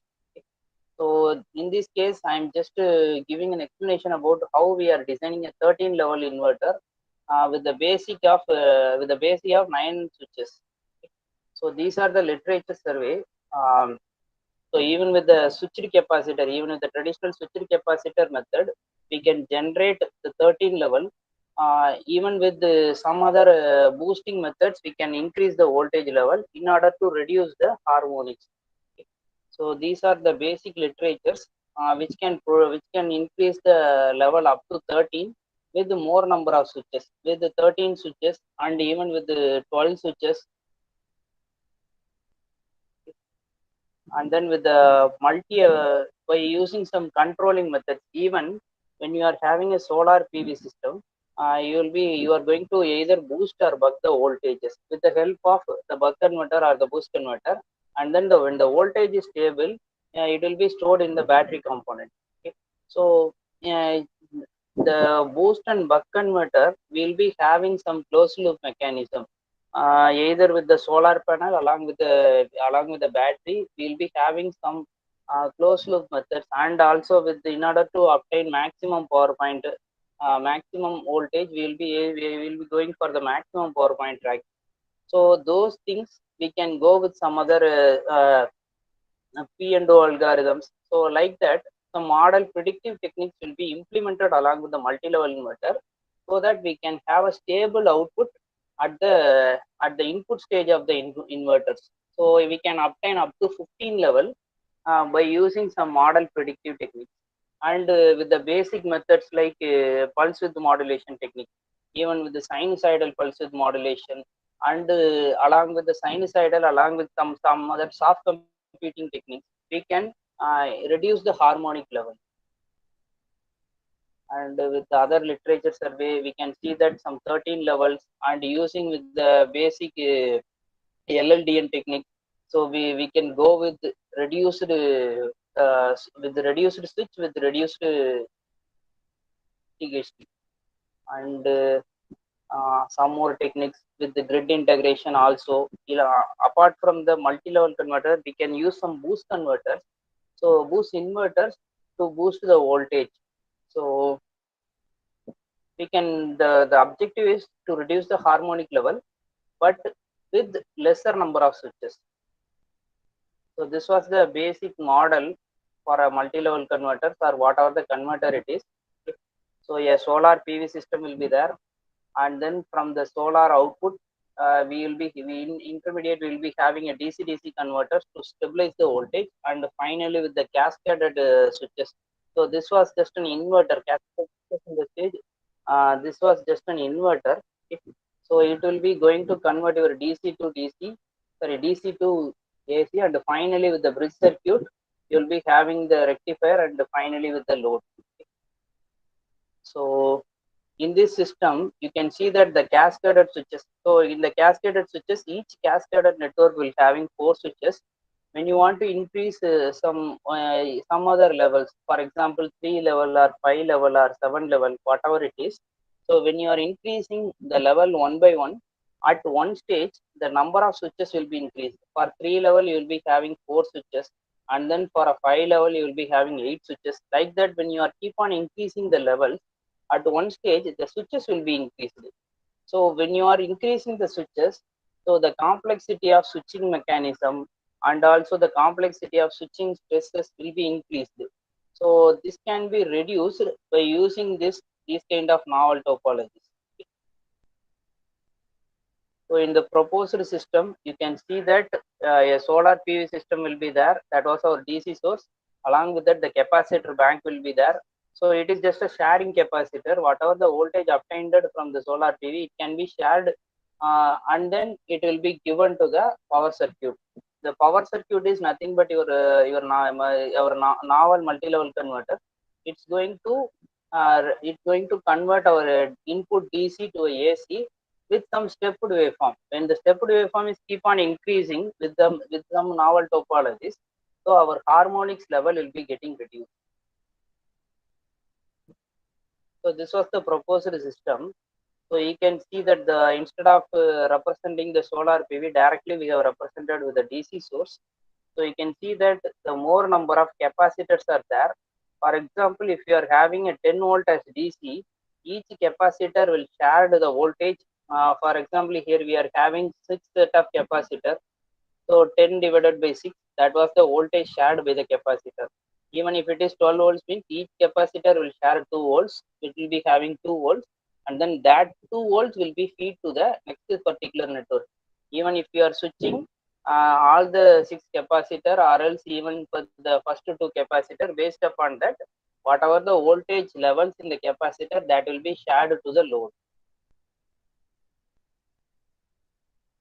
So the basic advantages. So even with the proposed system, so you can see that here we are using only 4 MOSFET switches, and totally 13 8 MOSFET switches, and then with the more number of levels. So we can achieve 13 levels, even with the 8 level or whatever it is. The harmonic percentage has to be in 5%. Here we can achieve up to 40% of reduction in the harmonics. This was the mode of operation. We are giving a input DC, and then in mode 1, it's not going to produce any voltage. So this was totally closed. This particular circuit is totally closed, and the rest of the circuit will be there. Even you can see that the load is only connected with the switch M3 and M4. So whatever the input voltage it is, it will not reach the load. So the output voltage will be 0. That's why it's mode 1 0 level. So in the previous case, you can see that the switch capacitor C1, C2, C3, C4, and C6, all the 6 capacitors are charged. So whatever the input voltage it is, it will be charged, and it will be shared by each capacitor. So even we can see that, for example, if it is a 12 volts, means C1, C2, C3, C4. So C1 will be charged for the 2 volts, and C2 will be charged to 4, and then C4 with 6, C3 with 6, and C4 with 8. So the voltage will be feed to the load, okay, with the help of capacitors. And then this was level 1. So plus DC is the voltage which will be feed to the load with the diode D3 and D16. And then mode 4, you will be having plus VDC. So in this case, I need three particular capacitor has to be turned on. So the DC will be shared by the 3 capacitors, and then with the help of diode D9 and D12, it will reaches the load. So C1 1 V plus VDC, C2 again 1 VDC, so 2 VDC, and then C3 3 VDC. So it will be feed to the load. Next in mode 5, so I will be using so I just to produce 4 VDCs.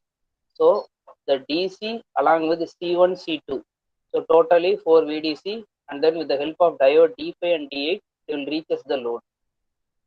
Similarly, in plus 5 VDC, in mode 6, plus 5 VDC by 6. So all the 5 capacitors are turned off. Only one particular capacitor is alone turned on.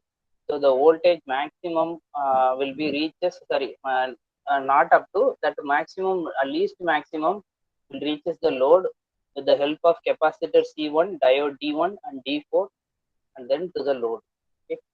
So in mode 7, so whatever the input voltage, it has to reach the load. So we have to switch off all the capacitors, and then there is no need of, there is no help needed required by the diode.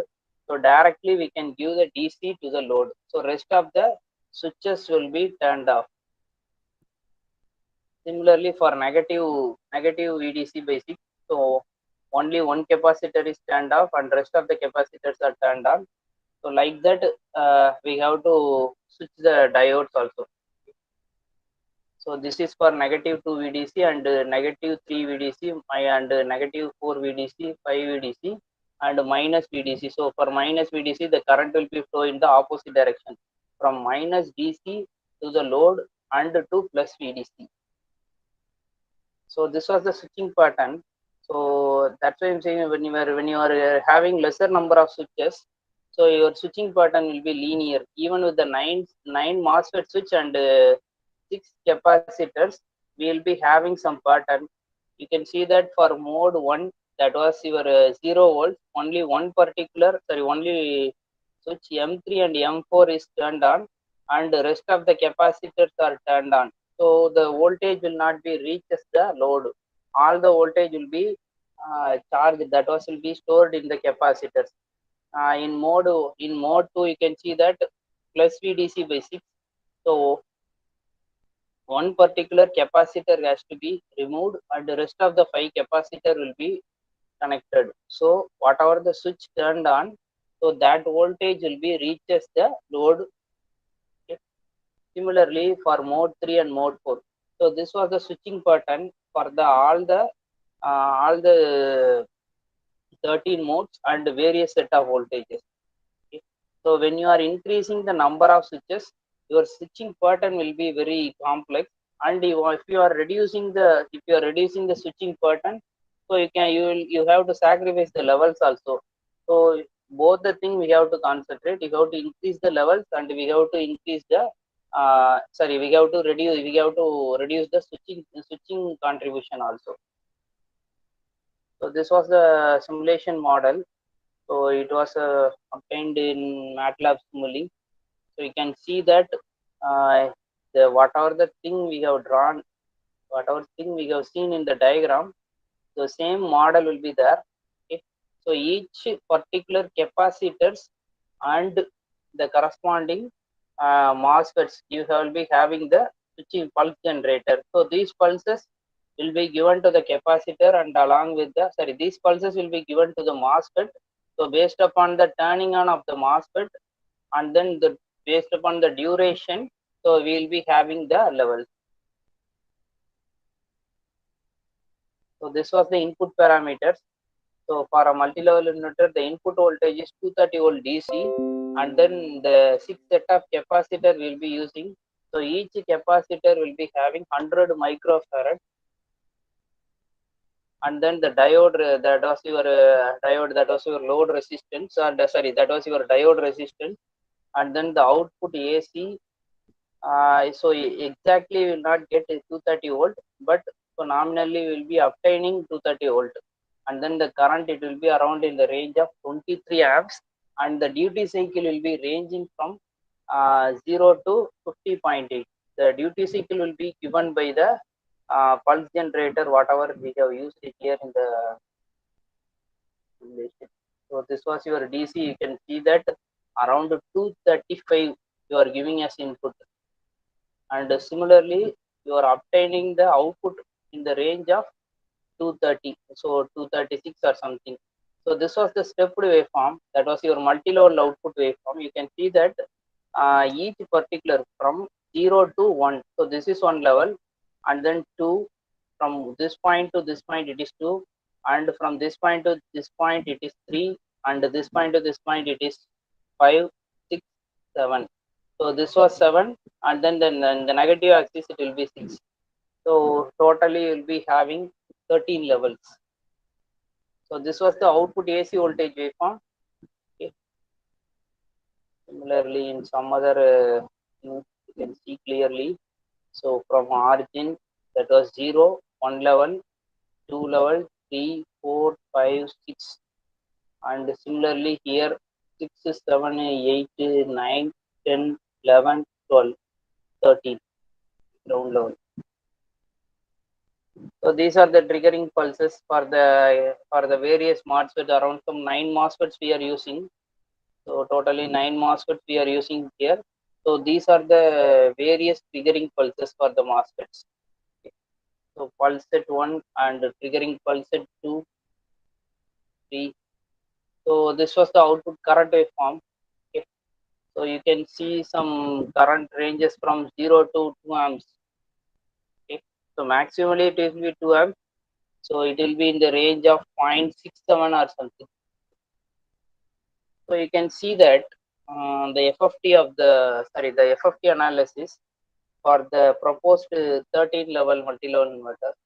So you can be able to obtain the harmonics in the range of 7.79.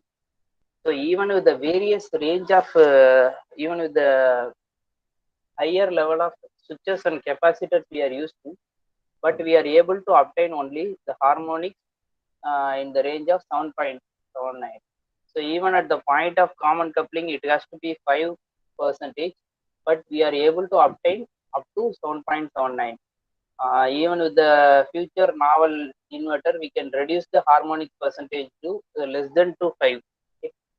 So even we can, for the existing proposed system, so sorry, for the existing system, you can see that the THT will be in the range of 19.7. Even whatever the input we are giving and whatever the topologies we are using, we are not able to achieve the levels also. And also we can see that whenever the level is very less, you will not be able to achieve we will not able to reduce the harmonics. Even with with this type of existing system, you will be able to obtain 19.7 as 17 as harmonic percentage. Even with the basic cascaded inverter, you can obtain up to 9.43 as the harmonic percentage.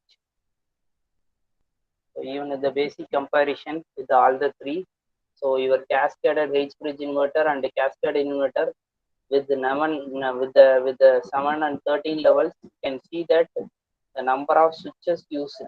Okay. So and then the harmonics level you are obtained. Okay. So you can see that the 19.17 is the harmonics percentage of the cascaded H bridge, and in case of cascaded inverter, you can see that the 9.43 is the harmonic percentage. With this novel multi-level converters, so you can see that the harmonic percentage can be reduced around 7.79 with the lesser number of switches and the nominal number of levels.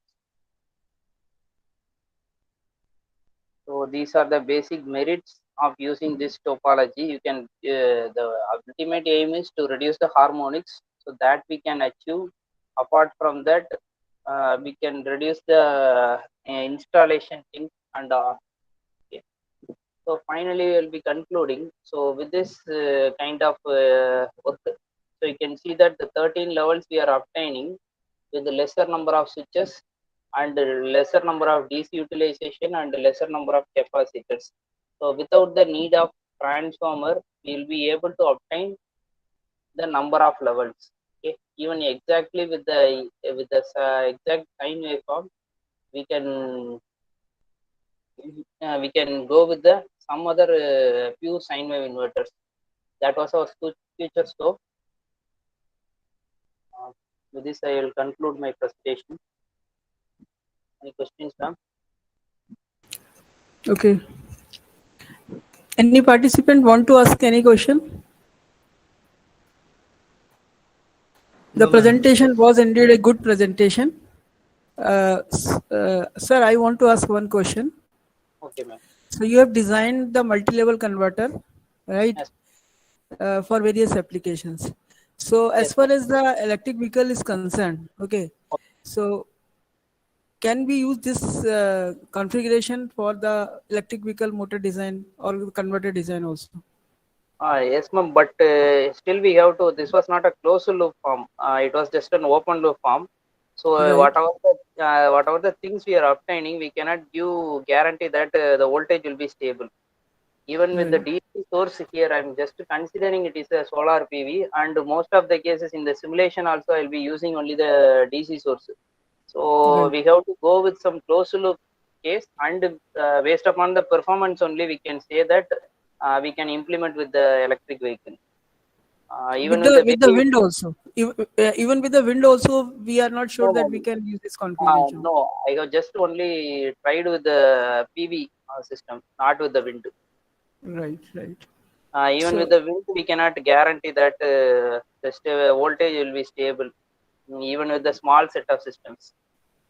So normally we have one confusion in the mind that when we are using the converters, so Yes, ma'am. they are having the losses, and that losses reduces the efficiency of the, uh, particularly in case of the renewable energy system. So Yes, are ma'am. you agreed with this statement, or you want to say something? No, ma'am. Even with here, the losses in the case, we will be having more number of switches. The loss only will be available with the switching loss only, we can say. Rest of the Right. cases, there will not be any very big losses. Even with the DC, we cannot have that much losses. Only with the switching losses. Even with the lesser number of switches, if we operate at very high frequency, we can reduce the switching losses also. We can reduce the switching losses, and we can improve the voltage profile also. Yes, But ma'am. Yes. you have said something about the frequency also. So Yes. in which cases we are using these converters for frequency? Uh, I can't get you, ma'am. Frequency in the sense, if you are going with the higher frequency, we can reduce the switching stress.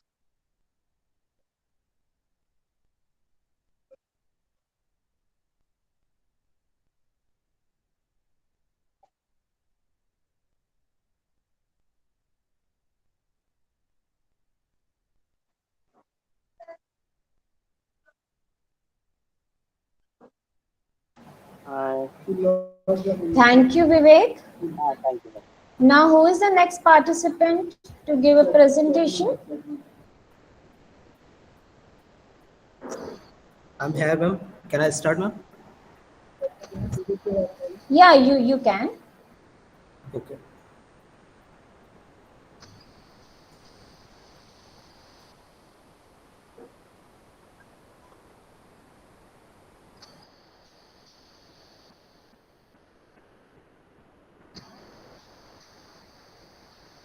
Is it visible to all?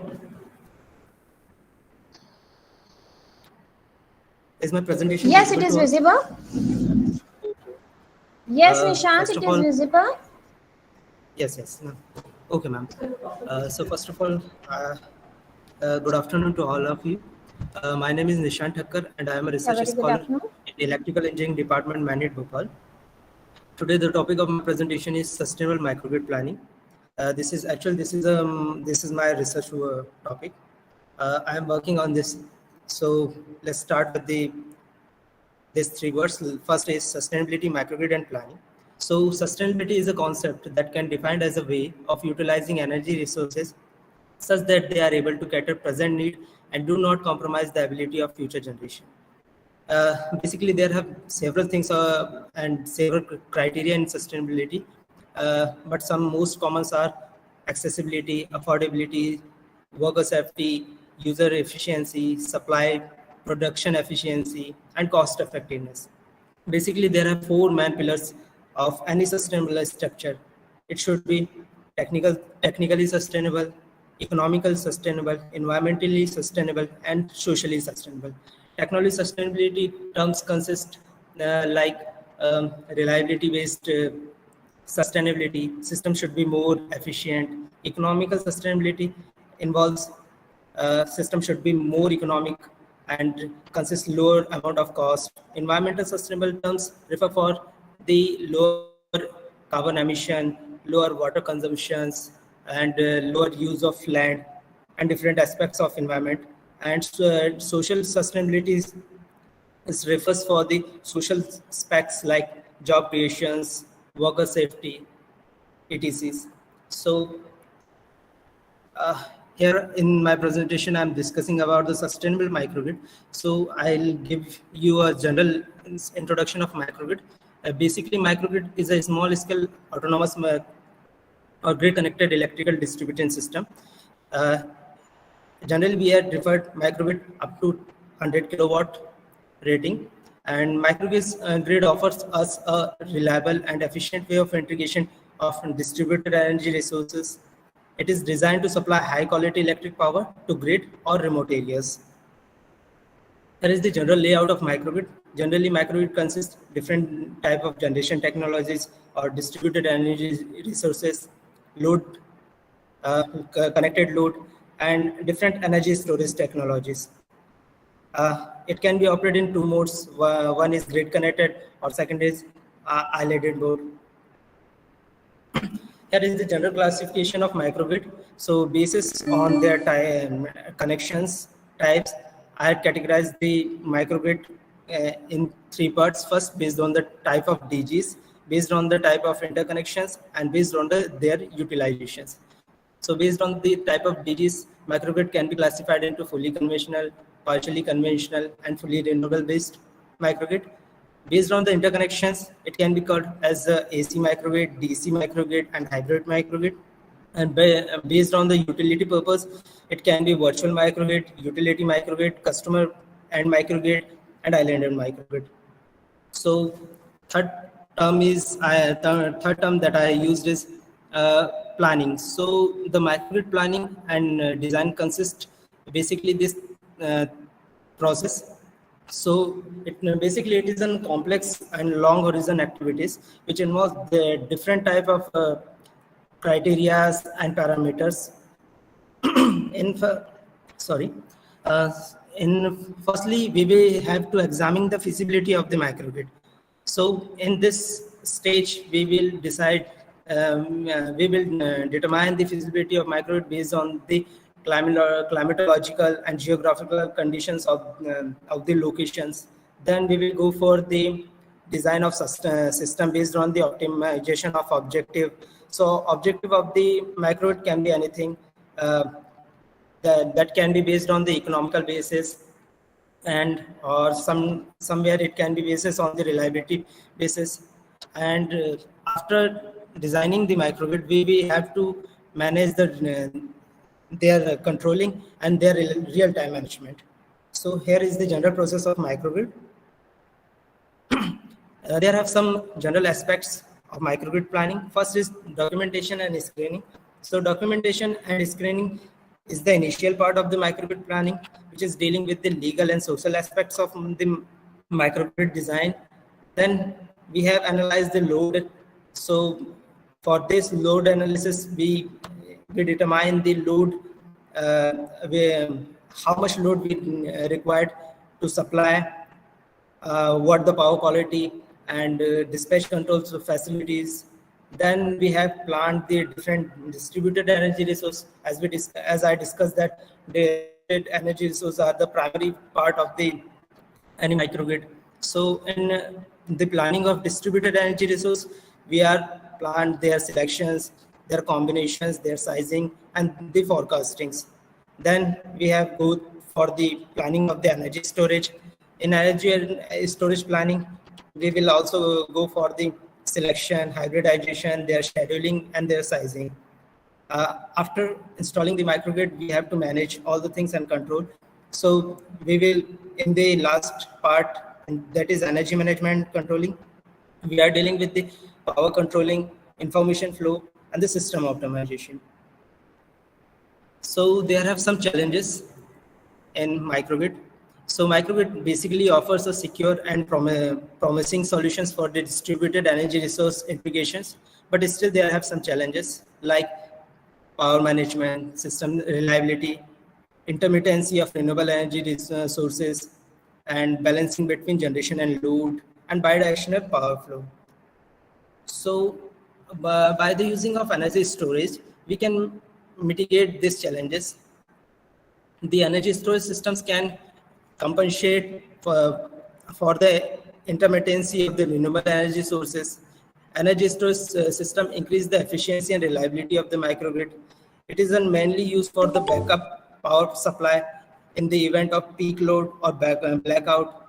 And energy storage system balance the load demand and electric power generation by storing during the off-peak and cover deficit during the peak load. Here are some general type of energy storage. I have categorized it in 5 different bases based on their storage type. First is mechanical, electrical, chemical, and thermal. So mechanical storage generally consists pump hydro based, flywheel based storage system. Electrical systems are double layer capacitor based, switching motor, inductor based. Chemical hydrogen storage are the hydrogen storage based system, and thermal storage are the thermal storing devices like sensible heating storage type. And last one, which is most common and most popular technology of storing, that is the electrochemical type of storage system like batteries. So in present, most of the microgrids are based you use the battery based storage system, but it is not that much efficient for the long term storage purpose and large scale storage of the electricity. So for this, based on the literature survey, I had found that the hydrogen storage system is more preferable to store large amount of energy, and there are except the storing the electricity, hydrogen also have different applications in industries and transportations. So if we are producing the hydrogen by using the renewable energy source, then it is an economical way of production of hydrogen, or hydrogen can store large amount of energy. So here is the general storage system, structure of the hydrogen storage system. So firstly, we taken the energy from the renewable energy source, then electrolyzer convert it in hydrogen tank for the storage of the hydrogen, and then fuel cell is convert hydrogen to electricity. It is an emission-free technology. There have some advantages of hydrogen storage technology over other storage technologies, like hydrogen storage system are suitable for long-term energy storage as compared to battery storage. In battery storage, we are stored energy for the short duration of time, and hydrogen storage systems are not limited to any specific geographical locations, and it is free from the environmental conditions. Hydrogen storage systems can be stored large amount of energy for long time, high volume energy storage capability. It has more economical for large scale energy storage, and it is emission free technology. Here I am discussing some general planning methods of microgrid. I had categorized it in 4 methods, 4 types based on their characteristics. First is deterministic based method, second is stochastic based method, third is global optimization based method, and fourth is MCDM based method. So we can use all these techniques in our work to plan the microgrid. And next, the publication. Here is my publications. Recently, I have published 2 research articles in the different reputed journals. First is I have present first paper in International Journal of Green Energy, which is an SCI and Q2 journal. Here in this paper, I am discussing different aspects of microgrid planning, their techniques, energy management techniques, and planning techniques. Another paper I have published in Arabian Journal. It is a Cuban journal, and in this paper, I am discussed and propose a quad level MCDM framework to analyze different technology combination for sustainable microgrid planning by using uncertainty. Here are my some papers which I have present in the different international conferences. Thank you. Is anyone have anybody? They can please ask. Anyone has any query regarding the session? Okay. So who will present next? Thank you, everyone. Miss Ulia? Okay. Good morning, ma'am. Krishnan? Yes, ma'am. Okay. Ma'am, can You you, may present. ma'am, can you give me access to share my PPT? Miss Ulia Mitra. Okay, Ulia, you can. Ma'am, Nishant sir, I you did a very nice presentation. Thank you so much. HOD ma'am, shall I Thank you, ma'am. present? hello, ma'am. Sir, after Yulia madam would be Okay, there. okay. Then one more candidate, Sharda Patwa there. Then Murli Krishnan sir, you will present. Hello, ma'am. Okay, ma'am. Thank Please, you. can you Thank give you. me access to share my PPT? Hello? Hello? Hello, ma'am. Can you give me access to share the PPT? Yes, please, for a minute.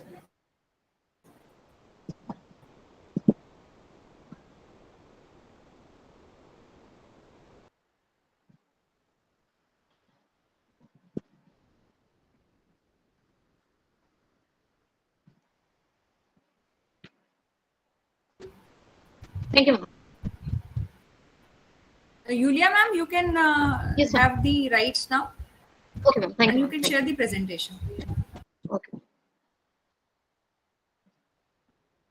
Ma'am, is it visible now? Hello? It's not It is visible. not.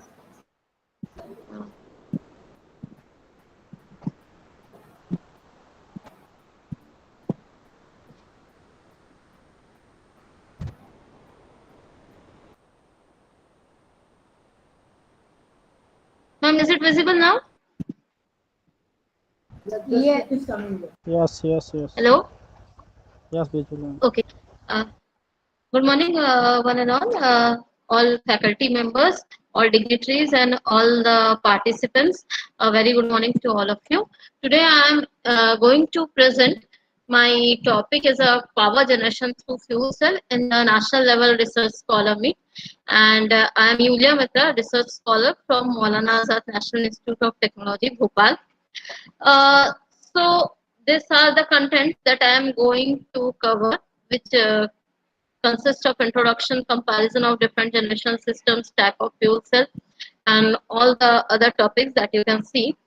So now, when we come to introduction, the thing is why I have chosen the fuel cell. Why not any other PV or wind? Since we all know the conventional sources of energy are depleting very soon, so I have gone for fuel cell. Why? Because if we see PV plants and especially wind, if we see, then there's a problem of transportation of energy. But if we see fuel cell is compact and it is easily portable. Though it is now in this research state, but it is portable. So we can go for fuel cell. So what is basically fuel cell? A fuel cell is an energy conversion device that converts the chemical energy of the reactions taking place inside it into electricity, where the water and heat are released as the byproduct. the fuel cell basically consists of an electrolyte layer where two electrodes are present on the either side, and the performance of fuel cell is measured on the basis of thermal efficiency and electrical efficiency. Now, this is as you can see, this is the diagram of a fuel cell operation. So how fuel cell works is, as we know, there are two electrodes, one is anode and one is cathode, which are partially immersed in the electrolyte. So on the side of anode, we give the hydrogen, and on the side of cathode, we give hydrogen. So what happens? The protons, the hydrogen gets ionized, and the protons get passed through the electrolyte to the cathode side, whereas the electrons are not allowed to pass through the electrolyte. So they take an external path where the load is connected basically to go to the cathode side so as to recombine with the positive ions. So the reaction of the recombination between oxygen and hydrogen, that releases water as the byproduct and heat. So these are the basic reactions you can see. At anode side, the hydrogen decomposes into protons and electrons, and on the cathode side, the oxygen recombines to hydrogen with electron and forms water. So, and this is the overall reaction. And if we see this reaction generates the electricity, and the voltage we obtain at the output of fuel cell is basically V minus V activation minus V concentration minus V ohmic. Now, what is this V? This Vx is the fuel cell output voltage. This V is the nonce voltage or the open circuit voltage or the heat thermal voltage. The V activation is the voltage due to activation loss. This is due to concentration loss, and V ohm is due to ohmic loss. So this you can see there is a polarization curve of fuel cell. So what this polarization curve says is, see, you can see there is an activation potential. This activation polarization, ohmic polarization, concentration polarization. This basically are three types of losses. So why the activation loss occurs is, the activation loss occurs because due to the slowness of the reaction, and the ohmic loss occurs due to the resistance offered to the flow of electrons, and this concentration loss is due to the transport of mass. So this losses results in the potential drops which we have seen in the previous slide.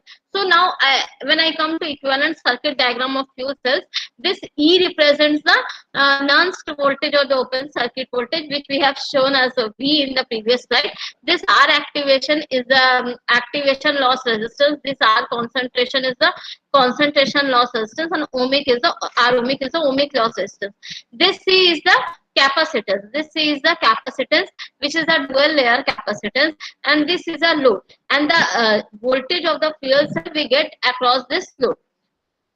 And these are the other equations. This is the equation for activation loss. This is the equation for concentration. This is the equation for ohmic loss. So from the equation, what we can see, this values of the voltages in the fuel cell basically depends on the ohmic resistance, temperature, the number of electrons involved, the density. So this is how we can calculate the value, and the current generated by the fuel cell can finally be given as IFC equal to N F UF and M com, where the N represent number of electron exchange, M com is mass flow, and the power generated is dependent by PFC equal to VFC into IFC. This is the fuel cell stack. As we can see, the fuel cell, the output of fuel cell is very low. It is basically maximum, you can say it is going to be 1.1 or 1.2 volt. So this 1.1 volt can't deliver the amount of voltage that we require, and it is a DC output voltage. So what we does is, we take different fuel cells and we stack it in a series form to get the required amount of voltage. So this is how the fuel cells are stacked so as to get the required amount of voltage. Now this is the comparison of various different generation systems. Why we have used a fuel cell. If you see various voltage systems, then reciprocating engine is in that though the capacity range of turbine generator and reciprocating engine diesel is greater than fuel cell, but they also use some of the conventional forms. So we are preferring fuel cell. You can see the efficiency of fuel cell is very good, that is 40 to 60%.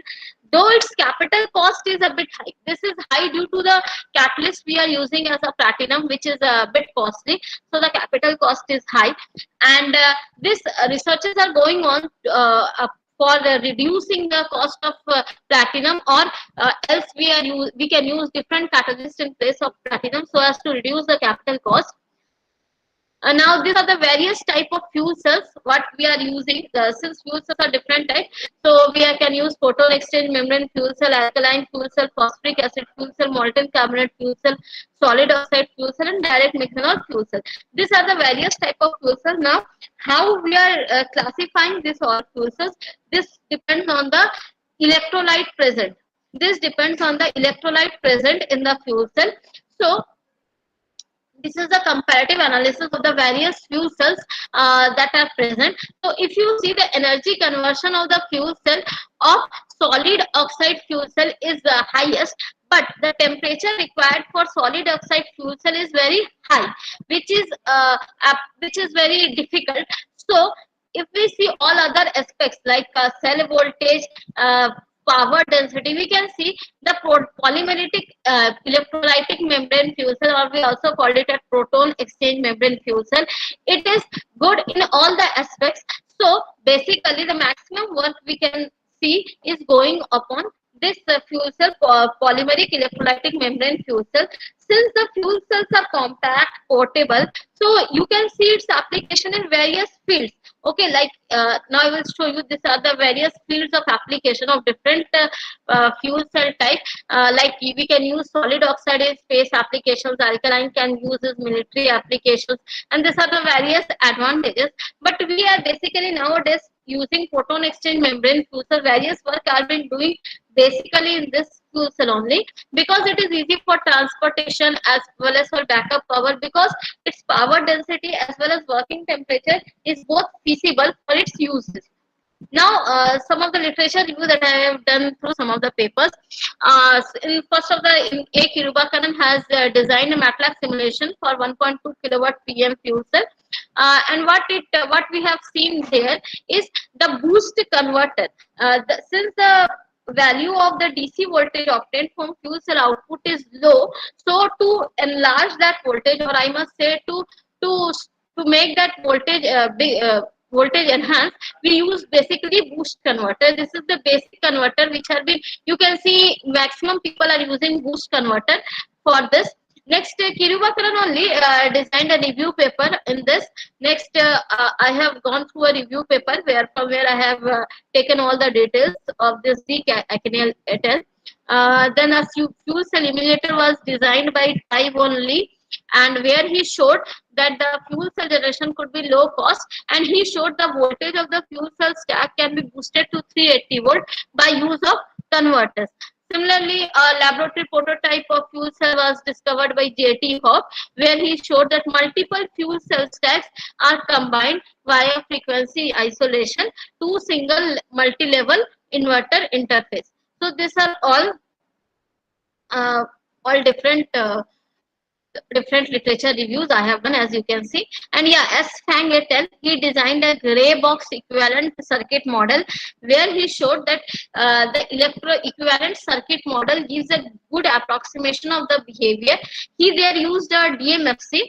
So as I have shown you in previous slides, the equivalent circuit model of the fuel cell.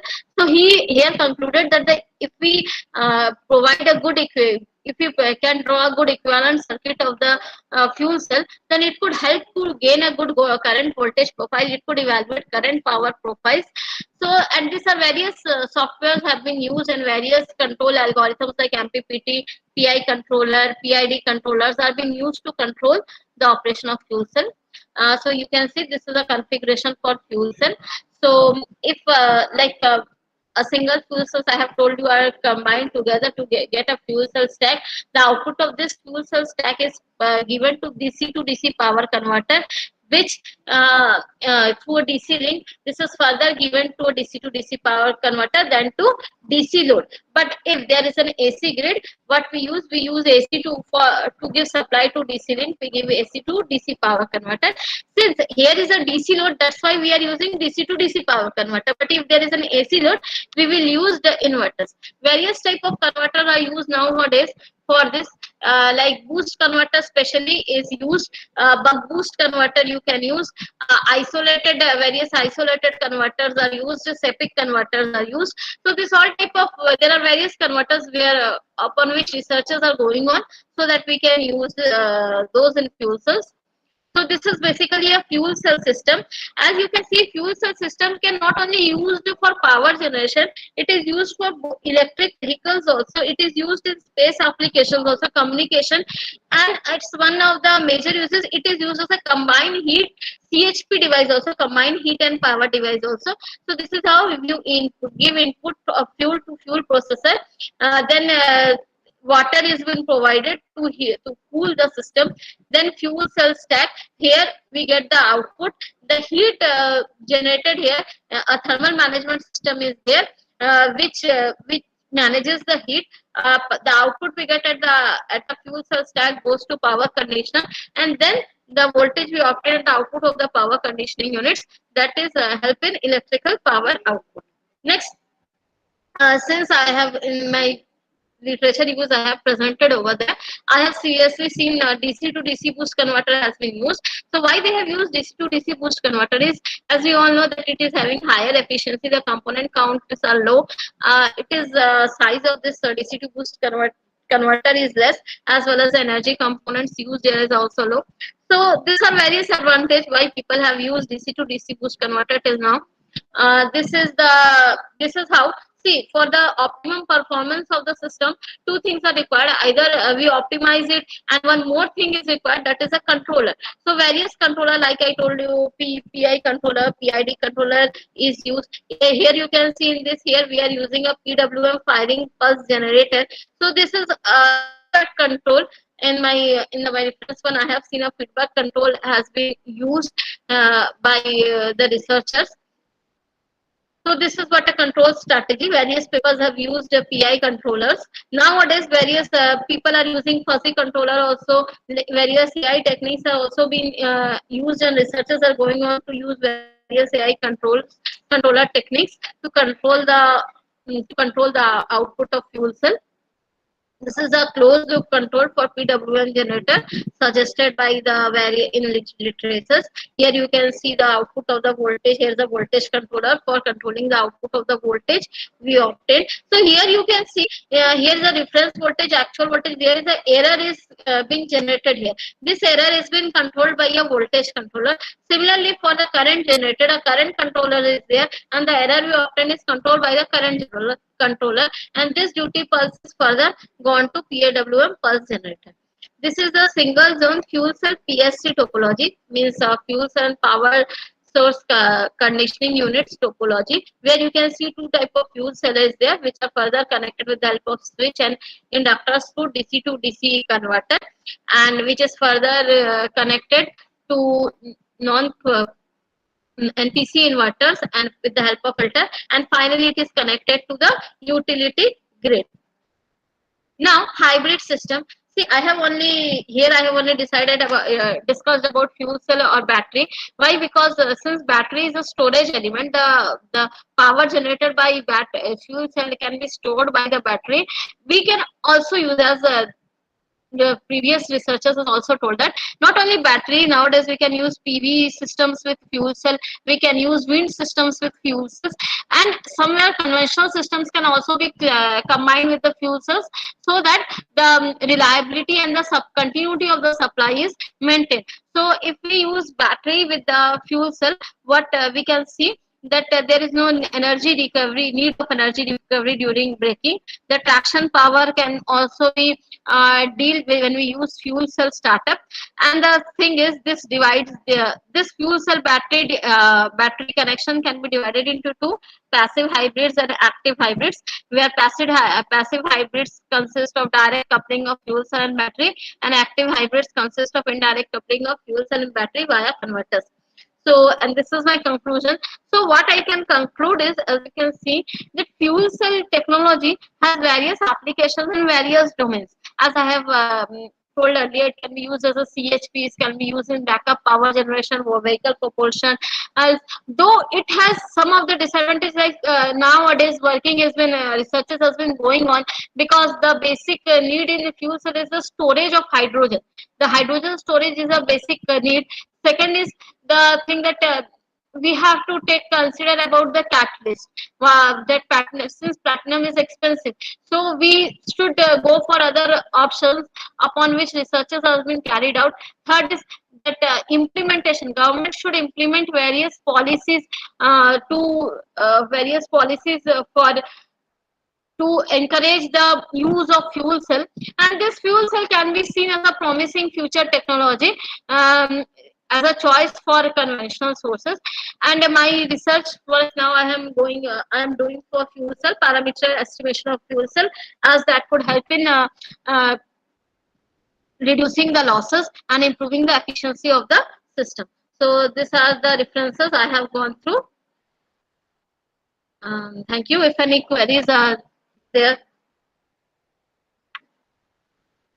Hello. Hello. You have focused on the fuel cell. This is really a great presentation, we can say, for the newcomers, those who are focusing on the research. And one question I want to ask: presently we are talking too much about the hydrogen cell or hydrogen technology. Can we customize our household system with this fuel cell instead of that hydrogen technology, or both are same? Ma'am, we can customize this, because I have told you earlier that they are portable systems. They are portable. Hydrogens are portable systems that take less space. So if we can if we can solve the problem of catalyst, and if we can sort out the problem of hydrogen storage, because we can use hydrogen again and again due to by reverse electrolysis process. So if we can sort out the problem of catalyst as well as the problem of hydrogen storage, then we can also use it for our household purposes. Right. So it means this will be a great revolution in a coming time if we are able Yes, to do ma'am. that. Yes, ma'am. It is a great revolution, and various works are going in this field. Very great. So participant, if you want to ask any question, you may please ask. Right. It's a wonderful presentation what she has given over fuel cell. So Ulya, thank you so much for the nice presentation. Now Thank you, I will ma'am. call Thank you, ma'am, for giving me thank you. opportunity. So next participant.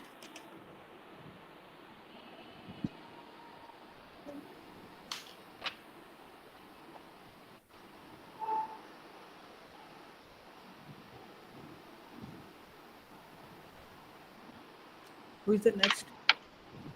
Sharda ma'am. Sharda ma'am, are you giving the presentation now? Yes, ma'am. Yes, ma'am. Okay, ma'am. Thank you. Okay, ma'am. Thank you.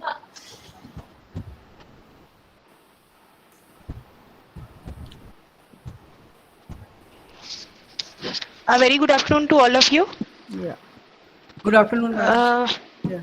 Ma'am मेरी slide share हो रही है? अभी it is not visible, ma'am. अभी you are sharing the screen. Now we Yes. are please. We are waiting for the sharing. Yes, ma'am. Yes, ma'am. Yes. Ma'am, it's visible?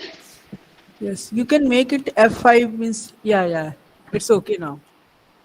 Ma'am, visible? Yeah. It's visible. Okay. A very good afternoon to all of you. I am Sharda Patwa and my MTech in the specialization control system from Jabalpur Engineering College, and my today's presentation topic is starting current analysis and control in three-phase induction motor using fuzzy logic controller and PI controller, the comparison analysis. The list of contents of my work is abstract, introduction, IGBT power electronic element, methodology of work, transistor based induction motor drive, control principle. Here we use the vector control principle, the PI controller, and the implementation of fuzzy logic controller, simulation model here with the help of Matlab Simulation, results and table, and the comparison analysis between PI controller and fuzzy logic controller, and the validation of simulation model, work of future, conclusion, references, papers and journals publications. The variable speed drives are growing and varying. Drives expense depend on progress in different part of science like power system, power electronic, control method and so on. So vector technique to electrical increases operating characteristic they give to the equipment. In turn, the vector control method and fuzzy logic control method reduces maintenance, conserves energy and plays the significant part in improving plant performance and cost. Now the introduction. The induction motor, which is most widely used motor type in the industry, has been of its good self-starting capability, simple and rugged structure, low cost and reliability, etc. Along with the variable frequency AC inverter, induction motor are used in many adjustable speed and harmonic and starting current control application. In particular, the IGBT, basically the insulated gate bipolar transistor fed induction motor are widely preferred in industries because medium to high power variable speed drive system control. The insulated gate bipolar transistor IGBT is the most common choice in modern VFD. VFD are the variable frequency drives because the control complexities have essentially been overcome with the use of IGBT. And the IGBT can switch on and off several thousand times per second and precisely control the power that is delivered to the motor. This is the IGBT power electronic element. Now the methodology of work. The simulation model, I am using the software Matlab software. The simulation model of such induction motor drive system developed and its dynamic response is verified by observing starting current, voltage and torque control to establish the acceptability of the model. Here we use transistor based drive. The transistor based drives are capable of both turn on and turn off. This is the Matlab simulation model. In this model,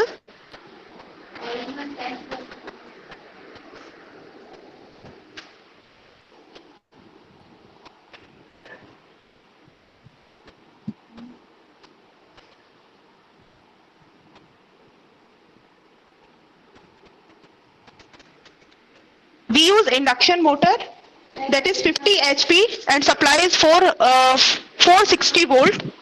The IGBT insulated gate bipolar transistor inverter is included. In the upper part, here we use the vector control technique. Control principle is the vector control principle is also known as field orientation control, or vector control is a variable frequency drive control method which controls three-phase AC electric motor output by means of the three controllable VFD inverter output variable. And the three control VFD inverter output variables are voltage magnitude, voltage angle and frequency. In vector control technique, in an induction or synchronous motor is controlled under all operating conditions like the separately excited DC motor. That is, the AC motor behaves like a DC motor, in which the field flux linkage and armature flux linkage is created by the respective field armature, means torque component. Current are orthogonally aligned such that when torque is controlled, field flux linkage is not affected, hence enabling dynamic torque response. The field orientation control technique decouples the two components of stator current, providing air gap flux and other providing the torque. This method provides the independent control of flux and torque, and control characteristics are linearized. In this method, both the control method, the classical PI controller and fuzzy logic controller are introduced and are applied to an indirect vector control method. This is the simulation model of indirect vector control scheme. Here we use the slip frequency calculation, and FOC is the field oriented control block in the 2 input flux command and torque command. The inverter that is used for DC to AC converter. VDC is the input, and this is the motor, induction motor, and here we use the sensor. And I denote the integration.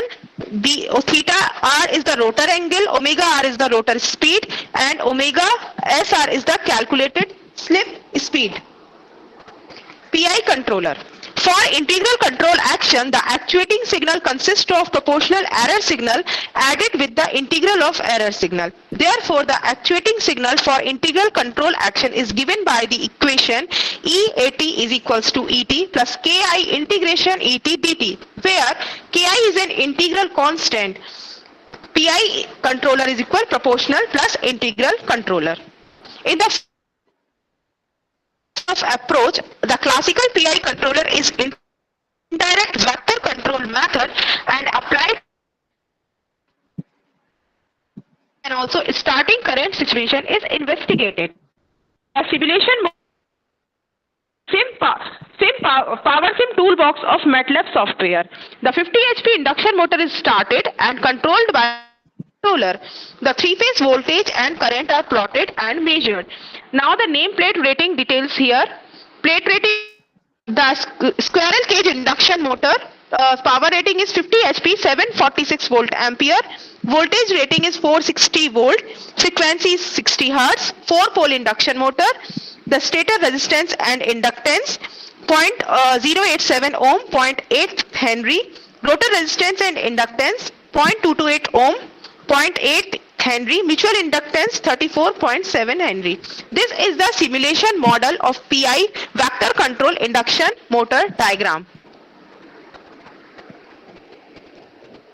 In the simulation by PI controller, the 2 case studies have been studied. In the PI controller, the 50 HP induction motor is started and controlled by PI controller. The 3-phase voltage and current are measured and plotted in the first 3 seconds of its action. The acceleration curve and output torque are investigated. The graph, the output variable of a classical controlled induction motor from top to bottom, voltage, current, rotor speed and output torque. The current rating is 500 ampere. This is the result table of output variable of PI controlled induction motor. I have analyzed with a different time cycle in second. VAB is the voltage, IAB is the starting current, rotor speed in RPM and torque in Newton meter. At 0, voltage is 800, current is 500 ampere, rotor speed is 0 and torque is 0. Time cycle in second 0.5. So there are many types of time cycle and the result is shown. Now the implementation of fuzzy logic controller. In the second design approach, the basic fuzzy logic controller FLC is regarded as the kind of variable structure controller for which the stability and robustness are well established is developed. This follows the interpretation of if-then rules as a set of control structure that are switched according to the process state. The mathematical technique called fuzzy logic offers the new approach to improving voltage and current control. The fuzzy logic has evolved from the branch of mathematics into the useful engineering tool. Now, why we use fuzzy logic controller? The fuzzy logic has been implemented in this development of improved motor control because fuzzy logic overcomes the mathematical difficulties of modeling highly nonlinear system.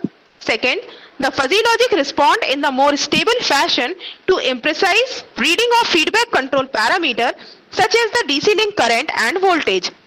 Number 3, fuzzy logic mathematics and software are simple to develop and flexible for each modification.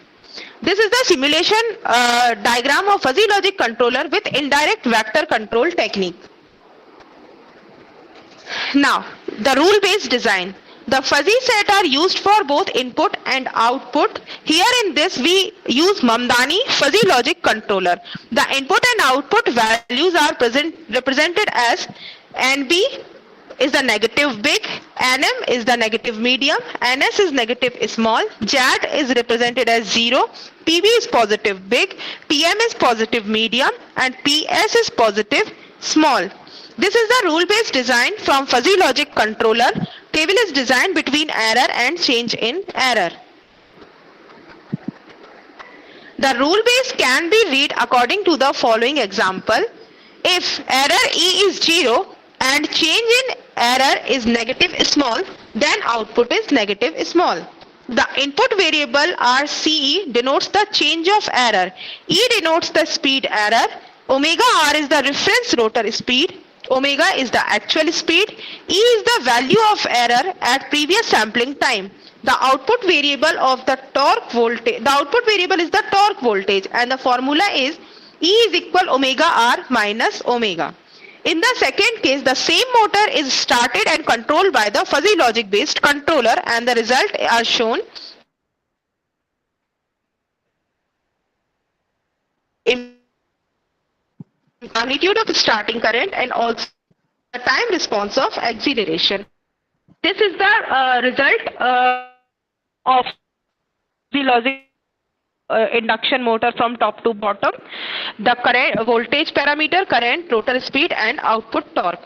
Here in the wave that in the PI controller, the starting current is 500 ampere, but if we use the controller, the starting current is reduced and it become 200 ampere. This is the table of output variable of a fuzzy control induction motor. The parameters are voltage, current, rotor speed, and output torque. At the different time cycles, at 0, the voltage is 800 volt, current is 200 ampere, rotor speed is 0, torque in Newton meter, that is 0. So there are different time cycle analysis. Comparison between fuzzy logic controller and PI controller. In this work, 2 case studies have been studied. In both simulation, it is used Simulink and PowerSim toolbox of Matlab software. In the first case study, the 50 HP induction motor is started and controlled by a PI controller. The 3-phase voltage and current are measured and plotted in the first 3 seconds of its action. Also, acceleration curve and output torque are investigated. In the second case, the same motor is started and controlled by the fuzzy logic based controller, and it is shown the output are improved regarding to the magnitude of starting current and also time response of acceleration. For example, amplitude of current with the PI controller is about 500 ampere during startup, while with the fuzzy logic controller this value reduced to 200 ampere. So after comparison we concluded that the fuzzy logic controller is much more better than the PI controller. Now the validation of simulation model. After construction of the simulation model, the performance and reliability of the model have been verified by analyzing the following profile. Number 1, the starting current. Number 2 is the rotor speed, and number 3 is the electromagnetic torque. Work of future. The extension of work can be done on the higher level for industrial purpose. This process can analysis and control the starting current of 3-phase induction motor. And number 3, the simulation model of starting current analysis and control can be done on a big scale. Now conclusion, an AC induction motor can consume more energy than it actually needs to perform its work, particularly when operated at less than full load condition. This excess energy is given off by the motor in the form of heat. With the fuzzy logic controller, we can control the amplitude of starting current and also save more energy during this time. In addition, the cost and complexity of controller is reduced when it is designed by fuzzy method. This is the references.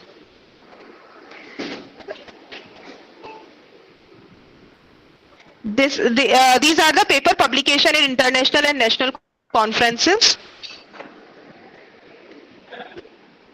These are the journals publication. Thank you, ma'am. Thank you, sir.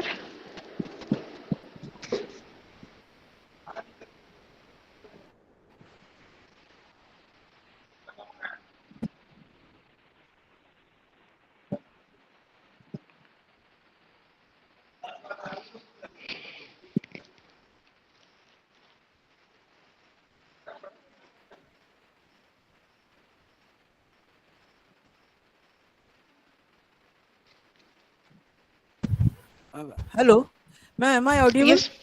Yes, ma'am. Yes, ma'am. So very nice presentation which is given by you, Thank you, ma'am.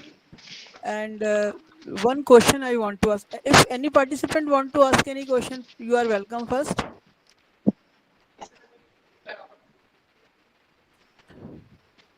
Any participant? Okay. So, ma'am, what you have said about three-phase induction motor, we are going to control the starting current and other parameter of the motor by using Yes, ma'am. this fuzzy logic controllers. Yes, ma'am. So, I want to ask one question.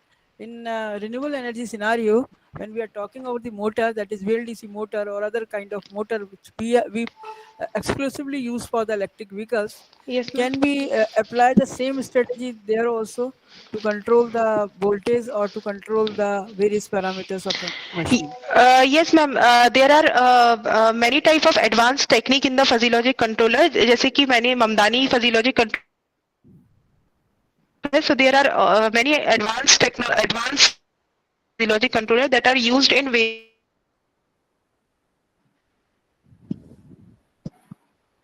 role-based design and membership function, ma'am. Easily control, and then cost is also low when we use fuzzy based devices. Okay. Means when we are going for the soft computing technique, the cost will be reduced. Normally, we have this thing in the mind that when we use the controller, the Yes, cost ma'am. will be high. Yes, ma'am. But here you are saying that the cost will be Yes, ma'am. reduced. Yes, ma'am. Okay. And Yes, of ma'am. course, the Ma'am, and the efficiency will model be, become more efficient. yeah, more robust also. Yes, ma'am. Efficient. Right. Yes, yes, yes, ma'am. Yes, ma'am. So thank you very much, and we hope that the participant who are attending this that particular meet, that type of session, what we have offer and platform, so that you can discuss your research work. Some person have given the presentation of fuel cell or hydrogen cell or solar wind system. So these are all renewable energy part and parcel, and this is the latest technology what government is focusing nowadays. So I hope after understanding or after attending such sessions, that will give you the sufficient boost to contribute in a better way in your organization, or whatever the research work you are doing, you can do your research work in a better way. So not only up to that level, what a conference or what a meet, the purpose is to share the research. Okay. So in the continuation with that, we are having the eminent speakers again from the RGYT, sir Asim sir. He is having a very vast research area in the electric vehicle. And one more presentation which we have, Dr. Dhiren Dhir sir. He is from NIT Patna, and he's having the vast exposure of that virtual power plant. So I request everyone to kindly join at 1:45 sharp. Okay, sir will join the session at 1:50. So both the sessions are very good, very knowledgeable. So please come back after the lunch, and we hope that you will attend the session and you will enjoy the sessions. Okay. So thank you very much. Thank you, Thank you, ma'am. everyone. Yeah. You can now fill the feedback link. Those who will attend Yes, the ma'am. 75% session will be eligible for getting the certificate. Right. Thank you. Please fill the feedback link.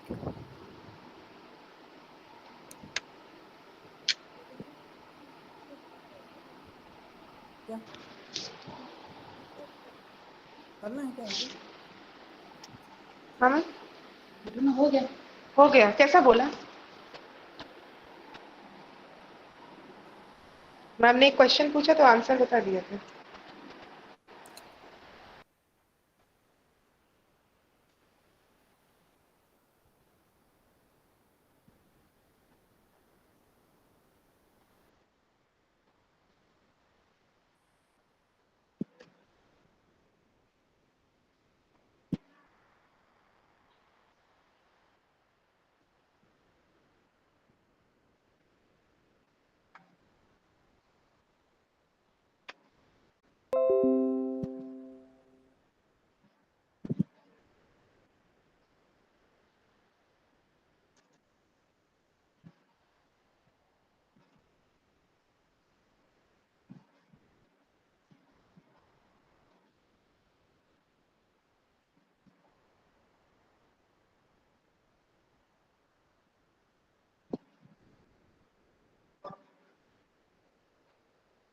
push there.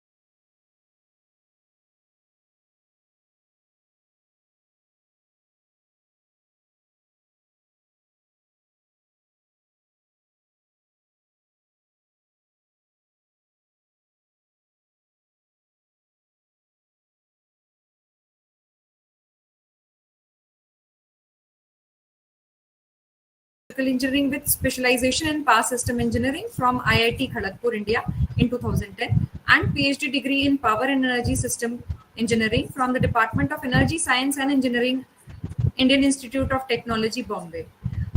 Sir is currently serving as an assistant professor at Department of Electrical Engineering, National Institute of Technology, Patna. Sir is having 6 years of 6 months of research experience as a research associate at IIT Bombay, and 5.5 years of experience as a postdoctoral researcher in Arizona State University, USA. His current research interest includes stability and control of microgrids, stability aspect of conventional power system, and solar photovoltaics. Sir is having around 30 plus published papers in reputed journal and conferences with a very good number of citation. Sir, I would request you to kindly guide us on your expertise related to the theme of the topic. Thank you, sir. Very thanks for this introduction and warm welcome, madam. So I will request you first to enable this link where I can share my screen. So that is not actually enabled. So I want to share my screen.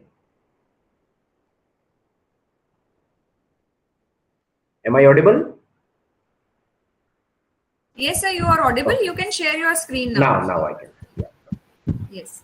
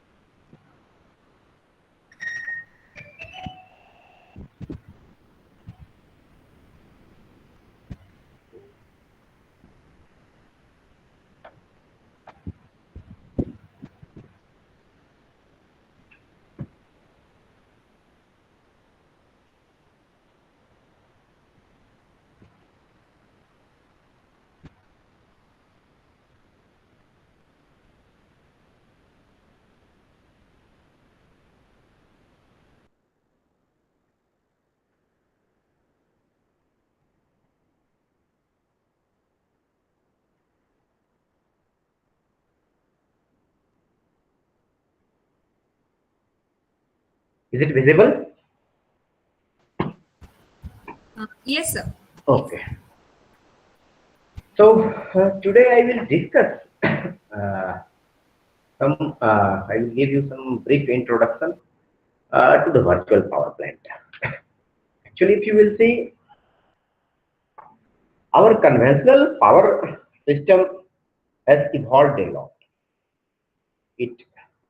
After this conventional power system, so many modifications came, and the era of microgrid came. Still, era of microgrid is there, but some other concept came that is called virtual power plant. So it is more related to the based on this information and communication technology. So we will see how this information and communication technology is helpful in this virtual power plant. So what the table of content is like, what is virtual power plant? First of all, I will define it. Then the components of the virtual power plant, classification of virtual power plant structure and operation optimization, the modeling of uncertainties in virtual power plant, and benefits and challenges related to the virtual power plant.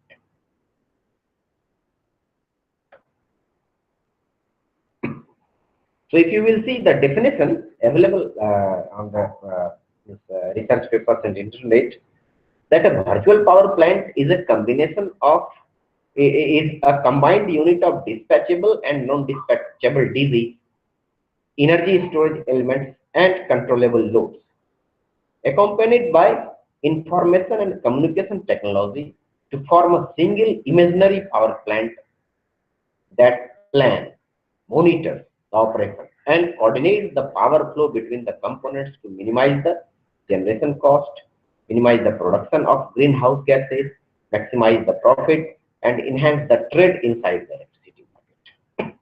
So again, I will explain it. So what are the this virtual power plant? It consists like dispatchable and non-dispatchable DG, some energy storage elements, and controllable loads. Okay, and the heart of it, this virtual power plant is like information and communication technology. So it is, in short, it is called ICT. So ICT to form a single imaginary power plant that plans.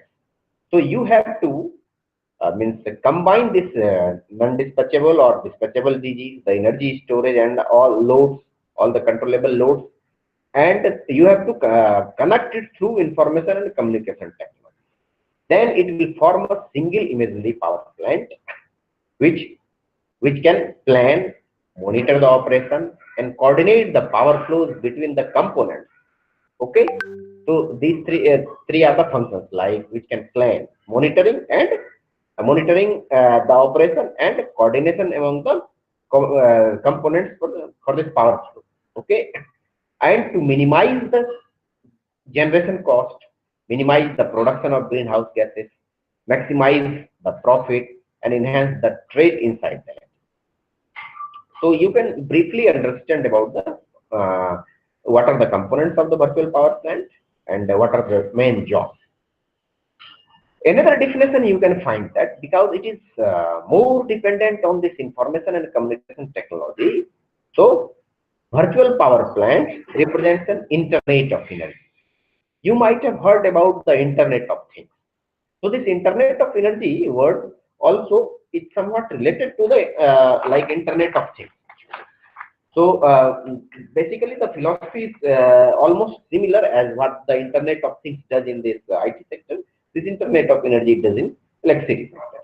So virtual power plant represents an Internet of Energy, said senior analyst Peter Amos of Pike Research. These systems tap existing grid networks to tailor electricity supply and demand services for customers. Virtual power plant maximize value for both the end users and the distribution utility using a sophisticated set of software-based systems. So the software-based system is very much required in this virtual power plant. If it will not be there, you cannot even imagine a virtual power plant. So they are dynamic, deliver value in real time, and react quickly to changing customer load conditions. So another these two definitions are available. Okay. Now these are the components of the virtual power plant. So see the components. The at the center it is EMS, energy management system. So energy management system is like you people might have heard about the SCADA and energy management system. So SCADA is a part of energy management system. And what SCADA does means somehow the data communication between the remote location to the this energy management system. So communication technology is also there. Here also communication technology is there. So energy management system will manage all these things, and other components are like you can see the utility, the dispatchable DC, the renewable DC, like some you have some like loads like battery and electric battery. Sometimes it can work like supply also, and some controllable loads. So smart meters, controllable loads are connected to the smart meter. Now virtual power plant components. So the DC, distributed generation, is very important part of this virtual power plant. So if you will see the some basics about the DC, then the distributed energy, it proposes to provide active power to the load, and it ranging from 1 kilowatt to 300 megawatt. In fact, few watts to 300 megawatt. The size of the DC I will discuss. Okay, so and it can be located anywhere based on customer requirement to fulfill the demand locally. So DC can be integrated locally. It helps in improving the grid reliability by selling in extra power generation to the central unit. And deployment of DG reduces the transmission losses and improves the power quality. So these things are already available, and I think this you people are aware of this distributed generation, because DG is, I think the concept of DG came long back in the literature, in the research. But if you will see the size of the DG, it ranges from few watt to 300 megawatts. So a huge range is there. So means if you will see the discussion among the researchers to decide the size of the DG, several meetings were called. Then they said simply, they told that from few watt to 300 megawatt, we cannot simply tell that it is a DG. Although it is a DG, so they have classified by size wise, they have classified into 4 categories, like micro DG, small DG, medium DG, and large DG. So size of the micro DGs ranges from few watts to 5 kilowatts, and the size of small DG, it is like between 5 kilowatt to 5 megawatt. The size of the medium DG, it ranges from 5 megawatt to 50 megawatt, and for the large DG, it is 50 megawatt to 300 megawatt. So if you will see the huge range for this the size of the DG, and the DGs are also classified like domestic DG, public DG, and independent power producers DG. So domestic DG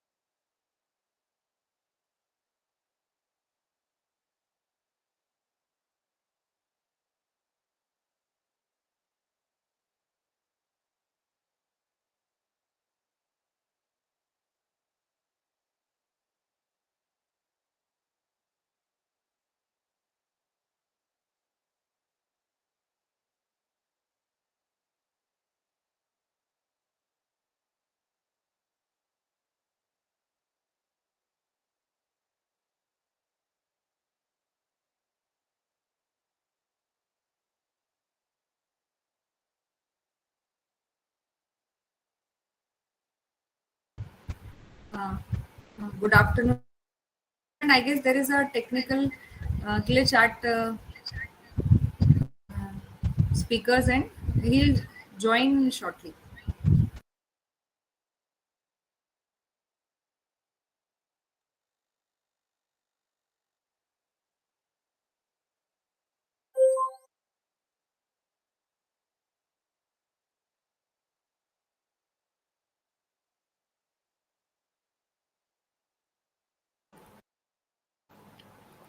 So there is a technical error due to which sir has left. So he will join in a minute or a while.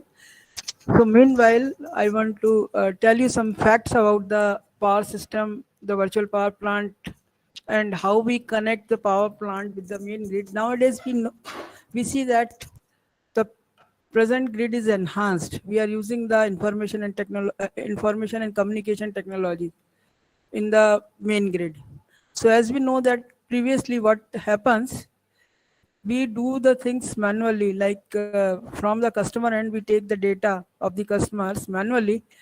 But nowadays, the power engineers are planning to apply the automation in the complete power system, right from generation, transmission, and distribution. So what is the theme of VPP actually, virtual power plant? What sir is discussing with us.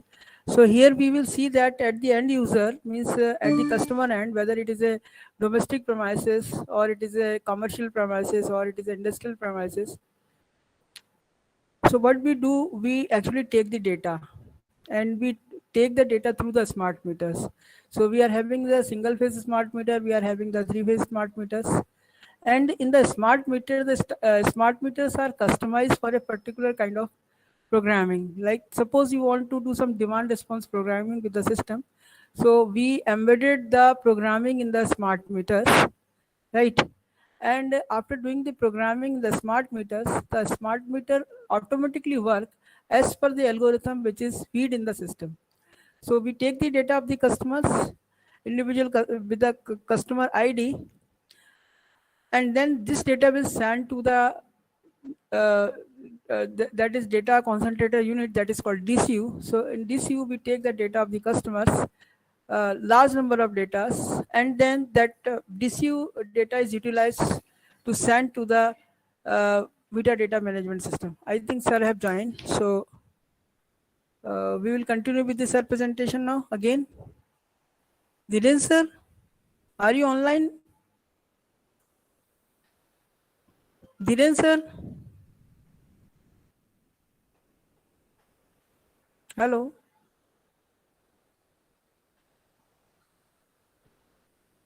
So I am just waiting for sir to join again. Yes. Now sir have come. Yes. Hello? Hello?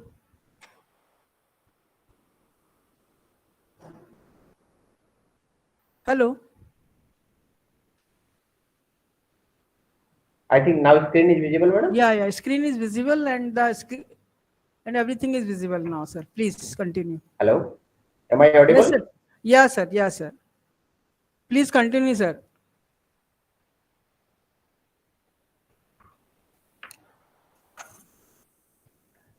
Am I audible? Sir, you are audible. Yes, sir. Yes, Oh, sir. oh, Yes, sir. thanks. So, if you will see the example of energy storage system, it are like electrochemical energy storage system, electromagnetic energy storage system, some mechanical energy storage system, chemical and thermal. Every energy system has some pros and cons. So, depending upon the your choice, you have to select the energy storage system. Now, upon this is the most important thing in the virtual power plant component. That is information communication system, because this is everything is based on this communication technique.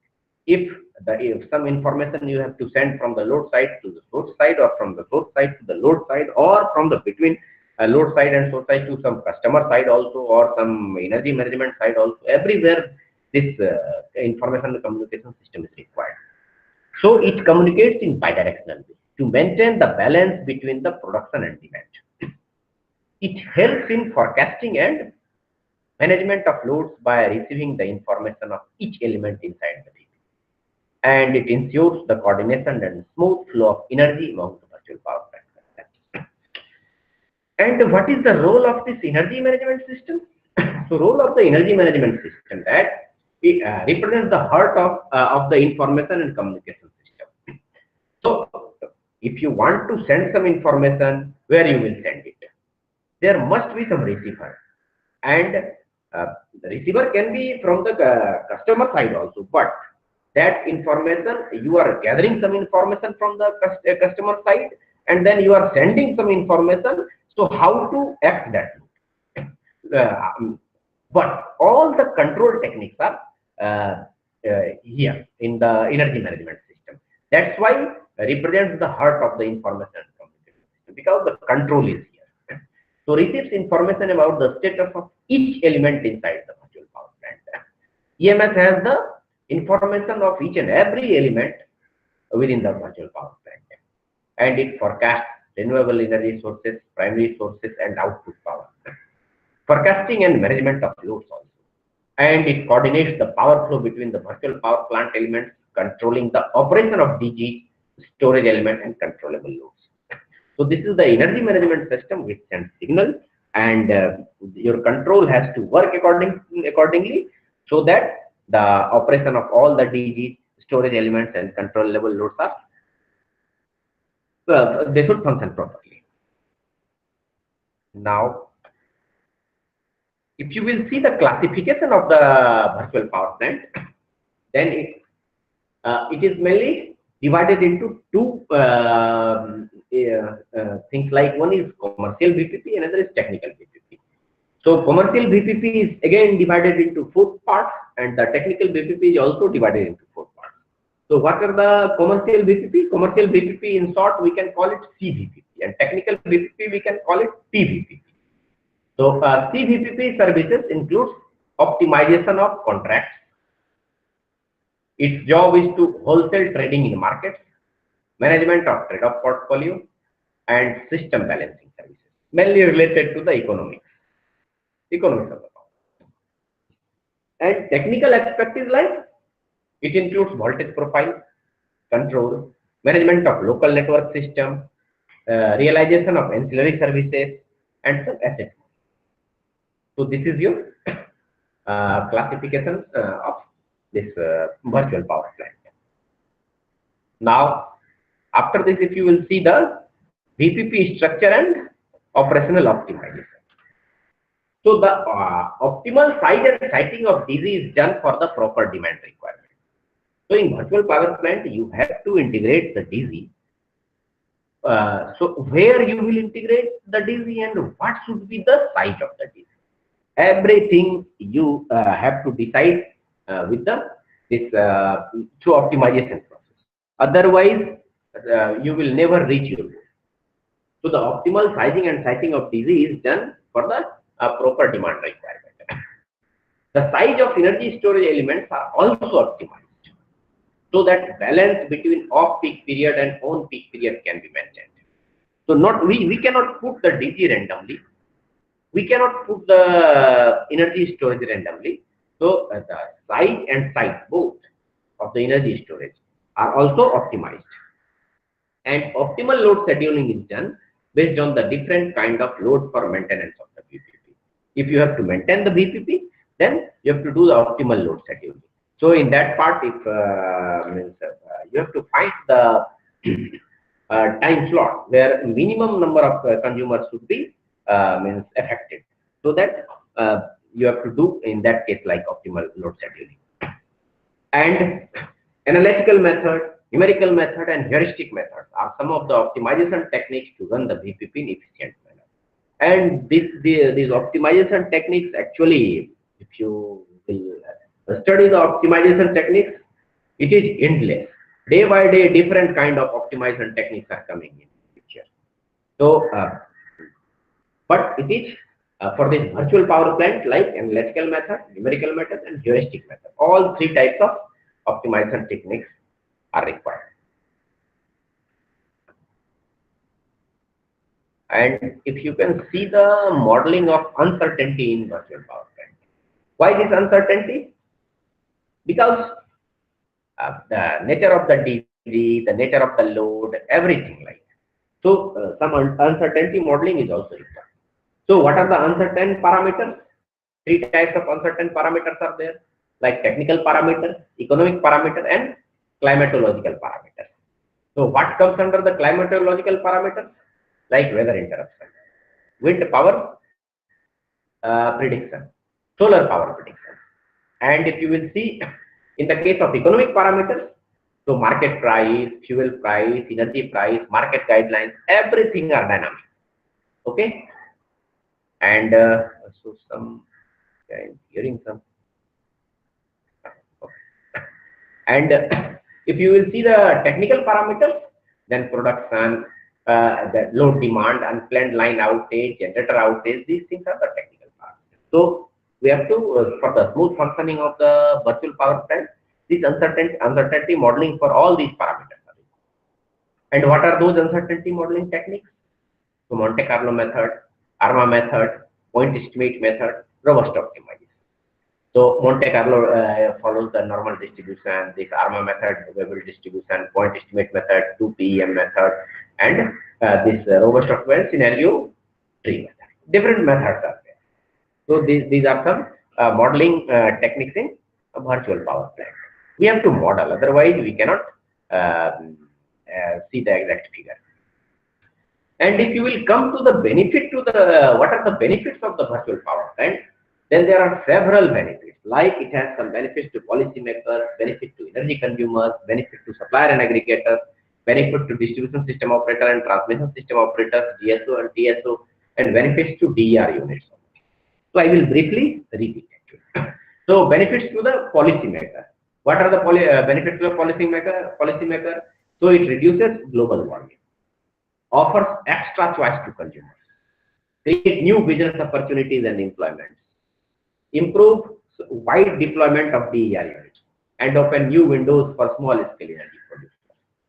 If you will see the benefits to the energy consumers, so enhance customer experience, improve energy supply reliability to customer during outage, provide resiliency services to the customer, improve the quality of energy supply services, integrate vehicle in the power system, reduces greenhouse gas. And if you will come to the suppliers and aggregators benefit, so minimizes the economic risk of both the suppliers and aggregators, create new offers for both buyers and DER, which is energy resources, reduces investment on distribution grids, neutralizes possible deviation in prediction of energy supply and demand, and provides energy efficiency due to loss reduction transmission. What are the benefits for DSO and TSO?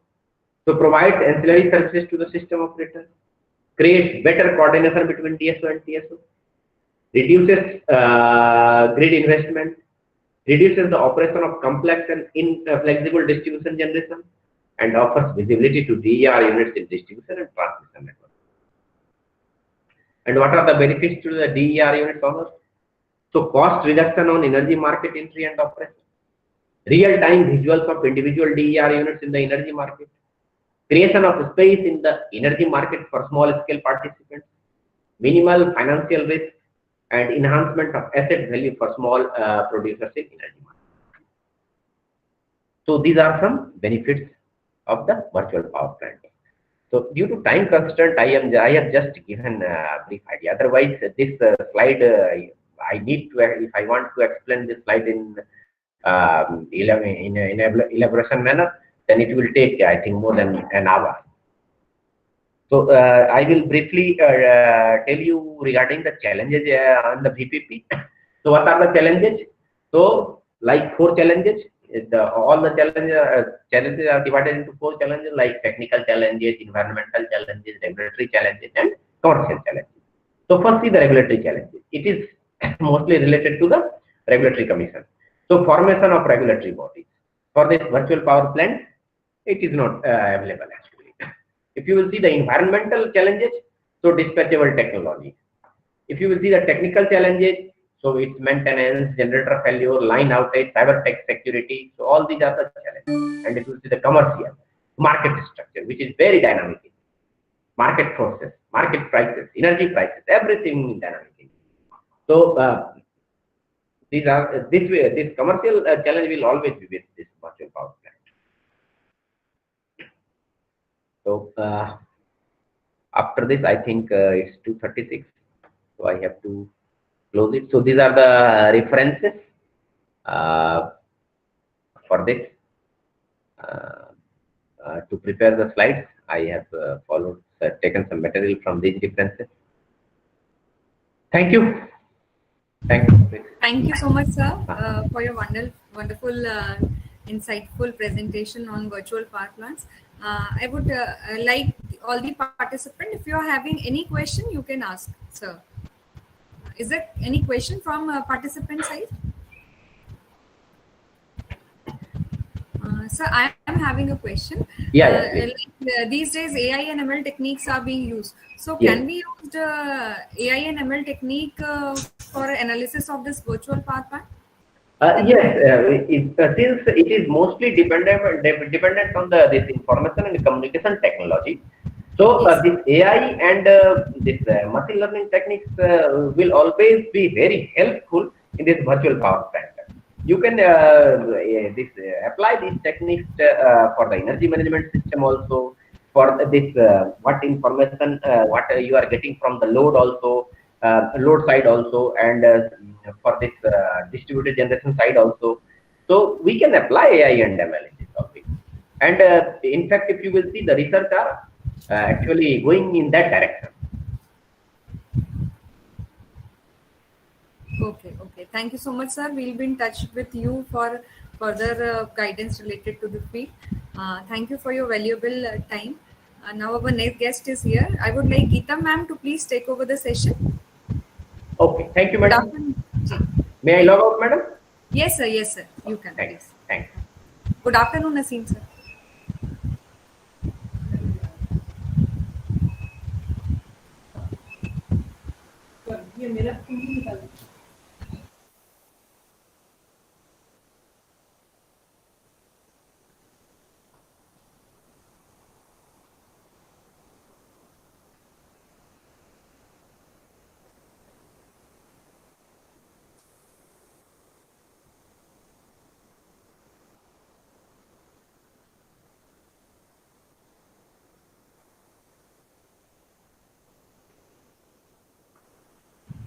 Hello.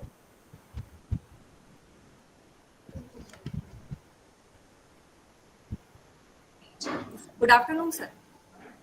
Namaskar.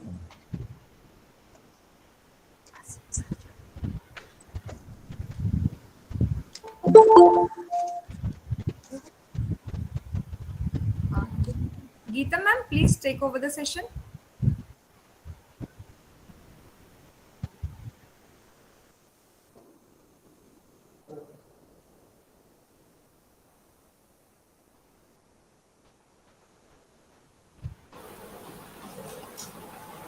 I think I have shared my screen. Is it visible? Sir, it is in process. Hello.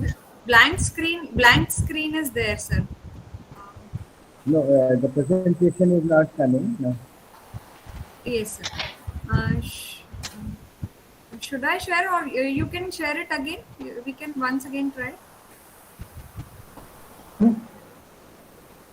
Hello. A very good afternoon, sir. The immense research area of Dr. Asim Tiwari, sir, cannot be explained in few words only. Before inviting Dr. Asim Tiwari, sir, for expert session, I would like to share a brief introduction of respected sir. He has more than 32 years of experience. हमारा वो चालू नहीं mic Yes, sir. Yes, sir. It's visible. It's visible, sir. Mic चालू कर दिया. Our session coordinator is giving you a brief introduction to the participant. Hello. Am I audible? Yes, Geeta ma'am. Yes, there was some technical issue actually. A very good afternoon, sir. Good afternoon. The immense research area of Dr. Asim Tiwari, sir, cannot be explained in few words only.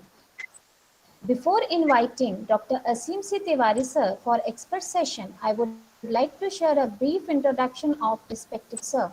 He has more than 32 years of experience in academics and research. Currently, Dr. Asim Tiwari, sir, is serving as a professor in Mechanical Engineering Department, RGPV, Bhopal, also Dean Faculty and Dean Academics at UIT RGPV, Bhopal. He has completed his PhD in Alternative Automatic Fuel from RGPV, Bhopal. His area of specializations are alternative automatic fuels, waste heat, computational dynamics, alternate eco-friendly refrigerators, air curtains, biofuels for IC engines, electric vehicles. He has published more than 70 papers in international and national journals and more than 40 papers in international and national conference proceedings. Now, I would like to invite Dr. Asim C. Tiwari sir to share their valuable findings in his in his expert session. Over to you, sir. Thank you very much, madam. I extend my sincere thanks to the all program coordinators and organizing team for calling me and giving me the opportunity to share my views on the topic. Today's topic I have taken as basics of the electrical vehicle. Now, the electrical vehicle has taken the whole world as in the form of a storm now. Now, the reason why we are going for the electrical vehicles are very obvious, and everybody knows that the fossil fuels are depleting and they are going to finish as soon as possible. And then we have to search out the alternate for the transportation. Similarly, the pollution and the change in the climate, and when everybody feels that there's a change in the climate and of the world, and the global warming is taking place, and the temperature of the environment is rising day by day, and that is causing threat to the humankind. So looking at the emission issues, which are the primary issues connected with the fossil fuel, one has to search out one has to go for the emissionless transportation, where the EVs are a better option. They propose better option in this case here. Similarly, the carbon footprints, which are a major concern in the environmental issues, which is very obvious that which plays an important role in the depletion of the environment. So now the people are taking a lot of interest in the EVs and the introduction of the EVs and in the market. So the electrical vehicle is a vehicle that uses one or more electric motor or traction motor for propulsion. An electric vehicle may be powered through through a collector system by electricity from off-vehicle source, or may be self-contained with a battery. So it is the definition of the electrical vehicle. We can have the two variations here. The power source can be off-vehicle source. You can have the power source from which is not situated in the vehicle itself, and we can have the self-contained power source where the battery is inside the vehicle itself, or the battery, or the solar panel, or an electrical generator to convert fuel to electricity. So this is what the definition is. Now, in the beginning, we always talk about the historical perspectives of the EVs. Basically, historical perspectives are the important part here, but we'll be doing it very quickly because I'll not be giving much time on the historical perspective. Just a glimpse of the history of the electrical cars we will be discussing. In 1830, the first electrical carriage was built. This black and white picture shows that 1830 electrical carriage, the setup. And in 1891, they have come out with the first electrical automobile was built in the United States. Then its heydays started from 1900. I mean, the good days or the better days from 1900 onwards, the better days started. The Henry Ford entered in the electrical field in 1908, and then the later on in 2000 new 1997-2000 electric cars were available for lease purpose. They started giving it for the lease. In 2007, the Tesla Roadster, an all-electrical vehicle, which was path braking, has come in the market, and then this rest of the thing is a history only, and people started this electrical vehicles started gaining market. The Indian scenario, let's talk about the Indian scenario. In India, the first concrete decision to incentivize electrical vehicle was taken in 2010. According to this, a 95 crore scheme approved by the Ministry of New and Renewable Energy, MNRE, the government of India announced the financial incentive for manufacturer for electrical vehicles sold in India. So this was the first step. Then the scheme, effective from November 2010, envisaged incentives up to 20% of the X factory price. They have started giving the 20% incentive to the X factory price of the vehicle, subject to the maximum limit. However, the subsidy scheme was later withdrawn by MNRE in March 2012. They have withdrawn this subsidy scheme later. And later they, very important, National Electrical Mobility Mission Plan, NEMMP, in 2020 was released by the Indian government, and that says that they say that they will be issued a national energy security, vehicle pollution, and the growth of domestic manufacturing capacity. So the scheme was to offer subsidy and create supporting infrastructure for e-vehicle. The plan mostly remained on paper, unfortunately, while presenting the union budget for 15-16 in Parliament. Then the Finance Minister, Mr. Arun Jaitley, has announced a very famous scheme, that was the FAME 1 scheme. That was the full form of the FAME is the faster adoption and manufacturing of electrical vehicle. Faster adoption and manufacturing of electrical vehicle. So that was the FAME 1 scheme. That scheme was like this. They have given the initial outlay of rupees 75 crore. The scheme was announced with this aim to offer incentives again for clean fuel technology cars to boost their sales up to the 7 million vehicles by 2020. But it couldn't do as expected, and then in 2017, the Transport Minister Nitin Gadkari made a statement showing India's intent to move to 100% electrical cars by 2030. However, the automobile industries were raising the concern to that, and then that he has reduced the target from 100% to 30% there only. In February 2019, the Union Cabinet cleared 10,000 crore program under the FAME 2. The faster adoption of manufacturing of electrical vehicle, FAME 2, was announced in 2019. This scheme came into focus from April 1, 2019. The main objectives of the scheme is to encourage a faster adoption of electrical and hybrid vehicle by offering upfront incentives on purchase of the electrical vehicles, and also by establishing necessary charging infrastructure for EVs. So let us talk more about this is the, in short, the scenario of the, from the government side. The CM of the Delhi in 7th August 2020 said that the aim of the Delhi government was to ensure that 25% of the newly registered vehicle across the city by 2024 should be electrical vehicle. Today, he said that the percentage should be only 0.2%.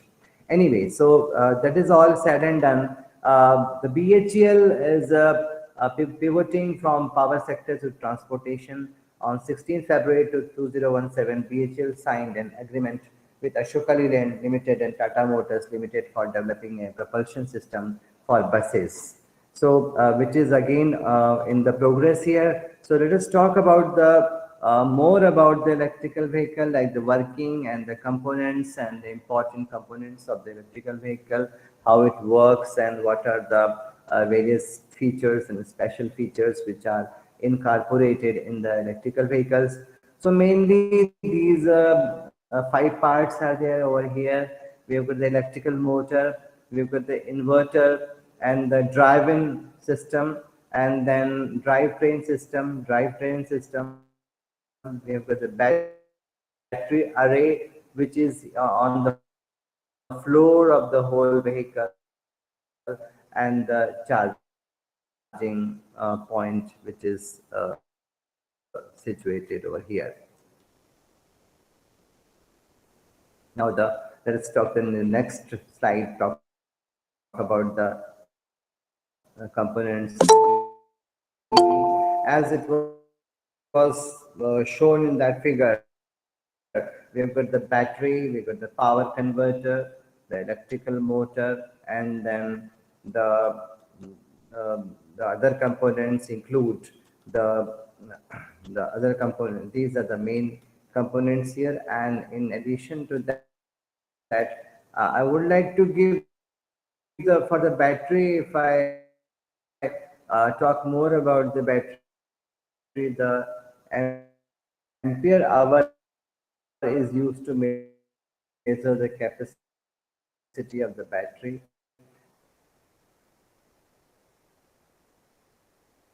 And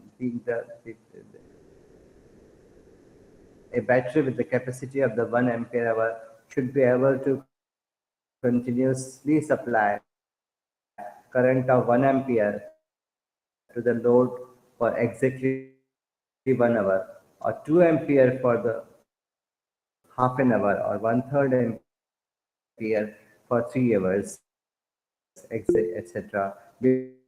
Before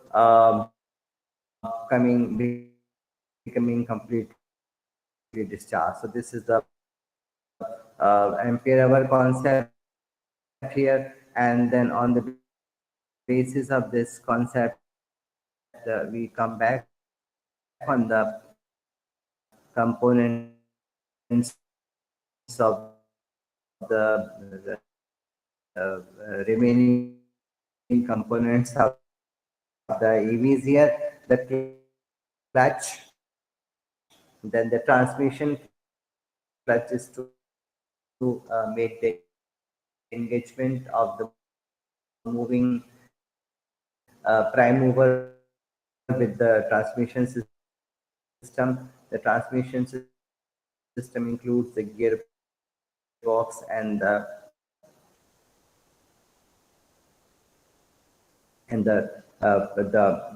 differential and rest of the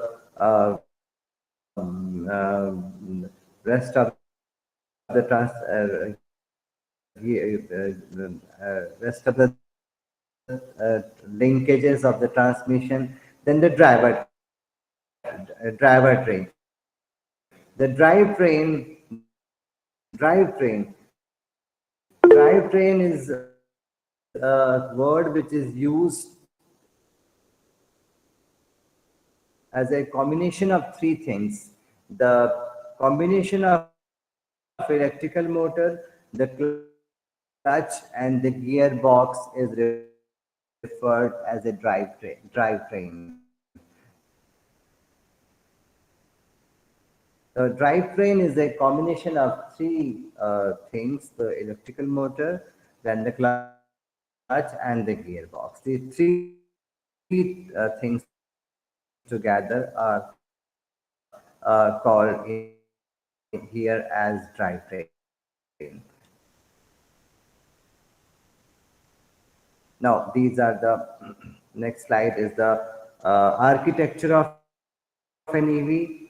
So we have got the drivetrain, which is a combination of these transmission drives, such electrical motor and power converter, and then this is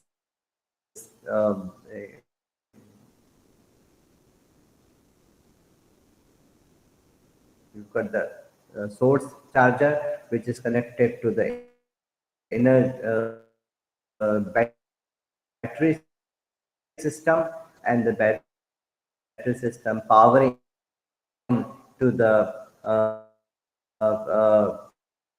through the power converter powering to the electrical motor, and electrical motor finally transmitting the power to the transmission drive shaft, and that goes to the wheel.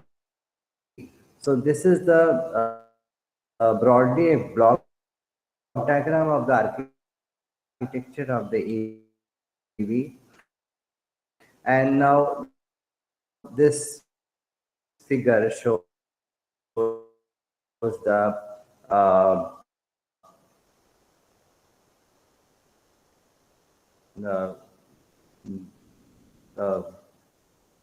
all these parts situated onto the system of the electrical car. Now, next transparency, we talk about the working.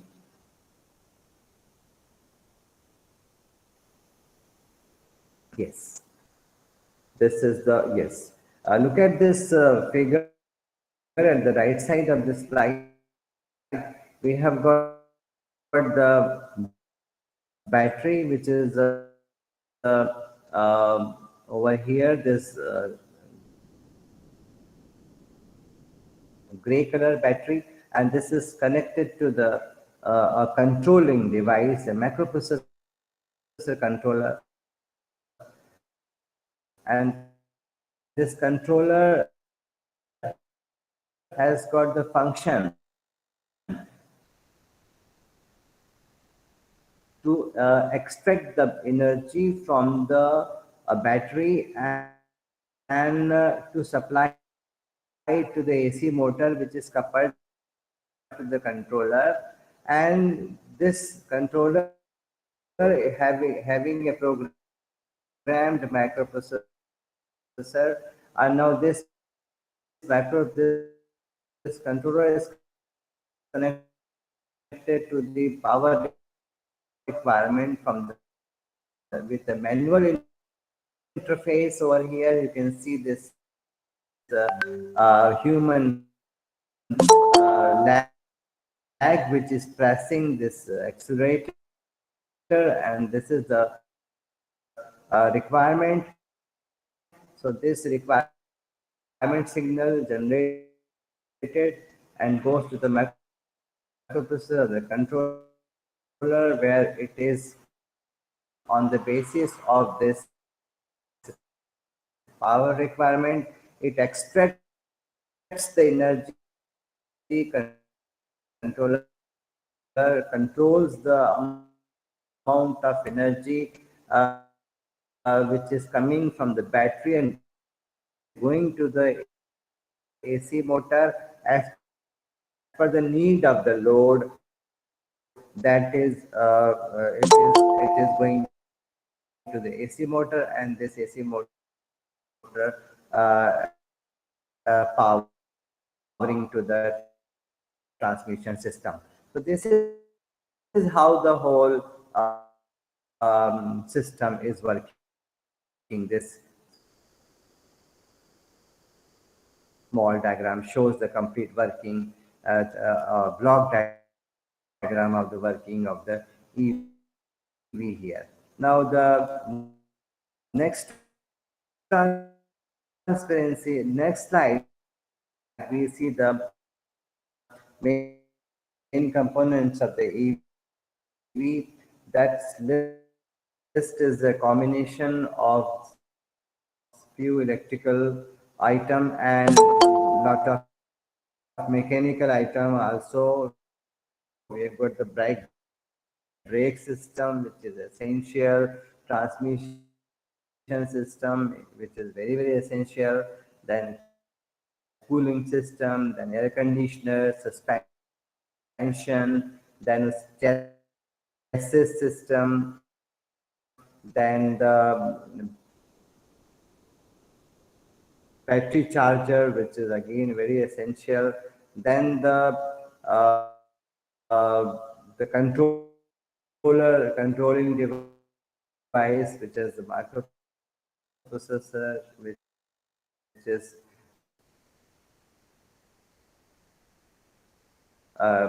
extracting the energy from the battery and giving it to the electrical motor as per the need of the load. So that those all listing billing of the component is in this component, this thing here. Now I have got few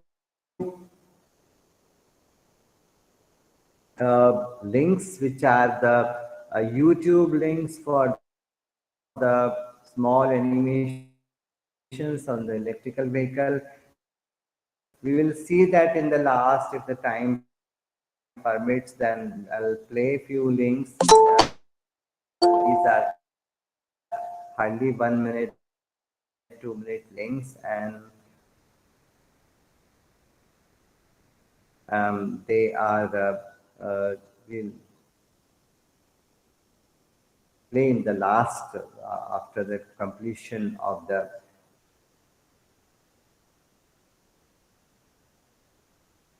lecture, and then we go further for the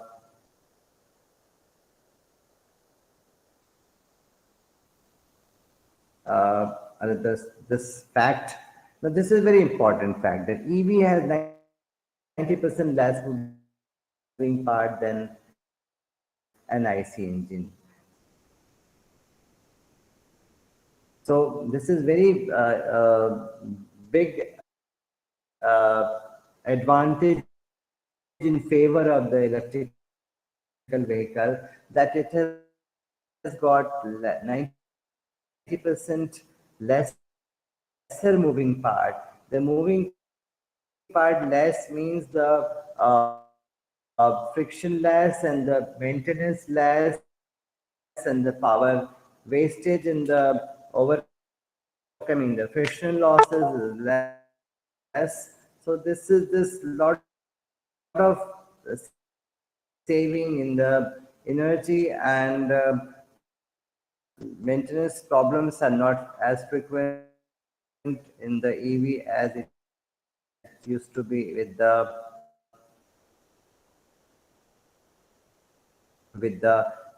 IC engines here. So they are no doubt more advantageous and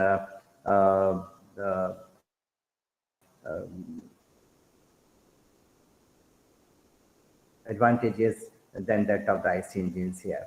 Now, breakdown of the parts that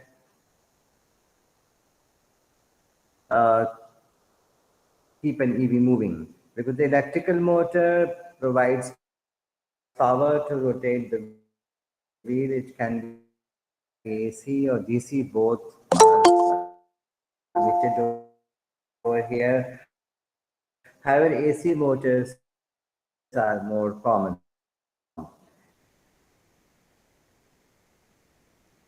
Then inverter is there, so which converts the electrical current in the form of direct current DC into the alternating current AC. So then we have a drivetrain, which is again combination of three things, as I told you, is a single speed transmission which sends the power from the motor to the wheels. Then we have got the batteries, then storage, store the electrical electricity required to run the EV. The higher the kilowatt of the battery, the higher the range of the battery. In the charging, we've got the plug into an outlet of EV charging point to charge your batteries. You need to charge them frequently as per the need. Then the next slide is the electrical vehicles power source is the battery, which acts as a gas tank and supplies the electrical motor with the energy necessary to move the vehicle. This gives the car acceleration.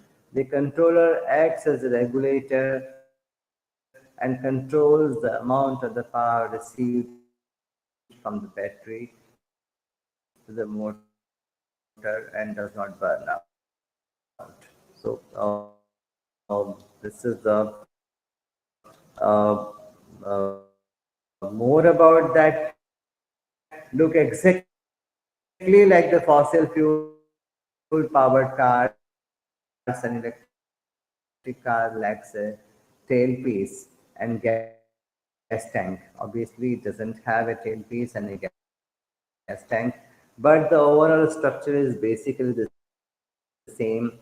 Under the bonnet, instead of a huge engine, you have got the electrical motor and its controller. The electrical motor needs no oil, no tune-up, and since there is no tailpipe emission, it does not necessitate any smoke or any smoke check. So then that is plus point with this. And next thing is the battery powers all the electrical devices in the car, just like the battery in the gas-powered car. Everything else in the electric car is basically the same as that is gas-powered. Equivalent transmission, brakes, air conditioning, airbags. Since the electrical vehicle uses the electrical motor, the driver can take advantage of the motor's momentum when pressure is applied onto the brake. Instead of converting all the potential energy to the motor, the brake, like a fossil fuel powered car, does not have the electrical uses. Now, what we do here, when we apply the brake, we convert the brakes are converting the kinetic energy into the potential energy, and lot of energy is lost to the brake. So that energy is in electrical vehicles is overcome, is recovered by the regenerative braking. That system is an integral part of the electrical vehicle, which is like this, that it converts the at the time of applying the brake, the kinetic energy of the vehicle is converted into the potential, into the energy of the brake. The brake gets heated up, and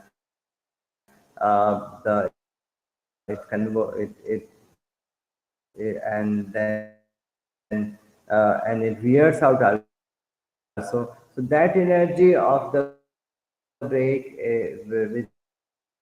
which is otherwise was going to waste, is utilized for charging again the batteries.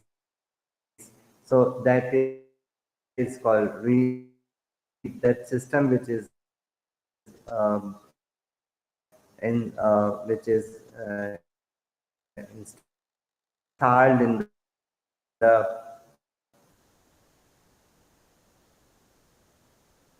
electrical vehicles is called regenerative braking. We'll discuss detail in short while from now. Now the next point is that electric cars functions by plugging into the charge point and taking electricity from the grid.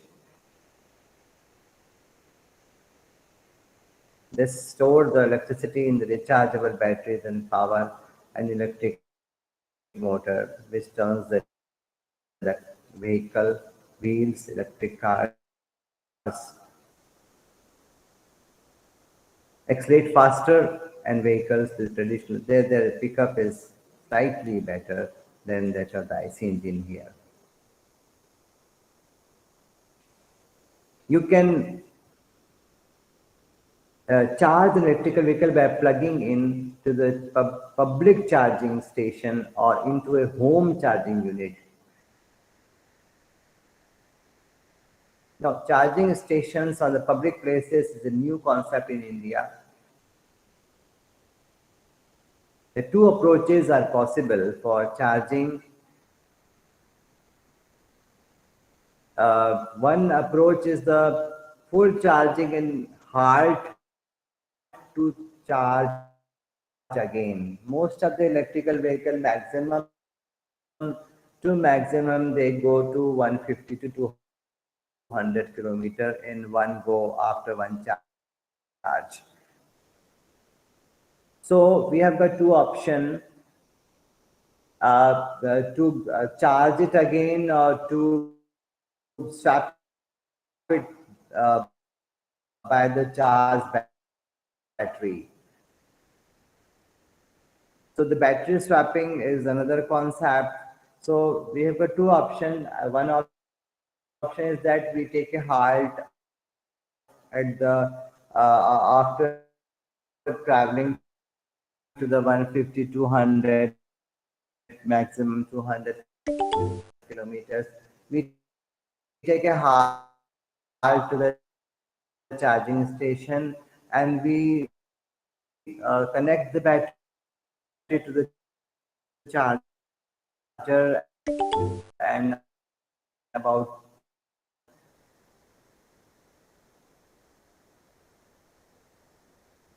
if the fast charging is available, then about 2 hours. If the slow charging is available, medium charging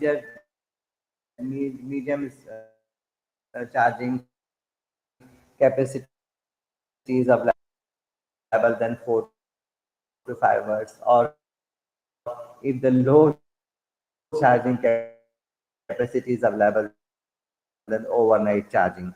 So that is the one option. And second option is that we have got the charge battery storage available.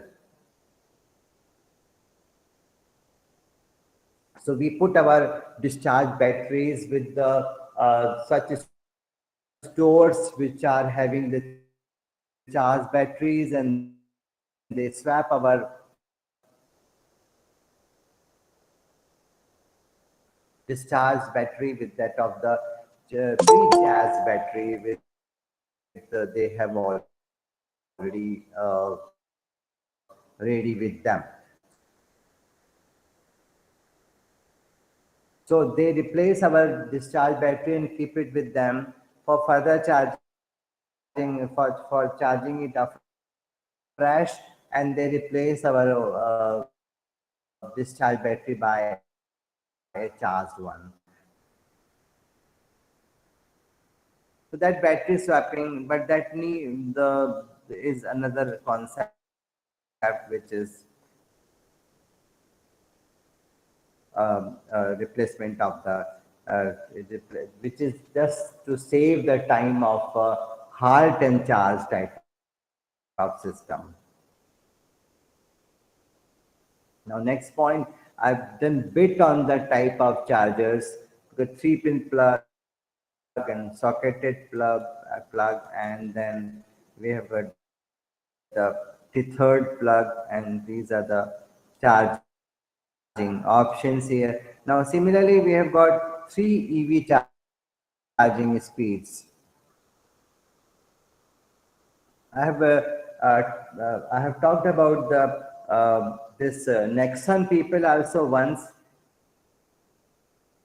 The Indian electric car Nexon, Tata Nexon, then the same thing they have also informed me.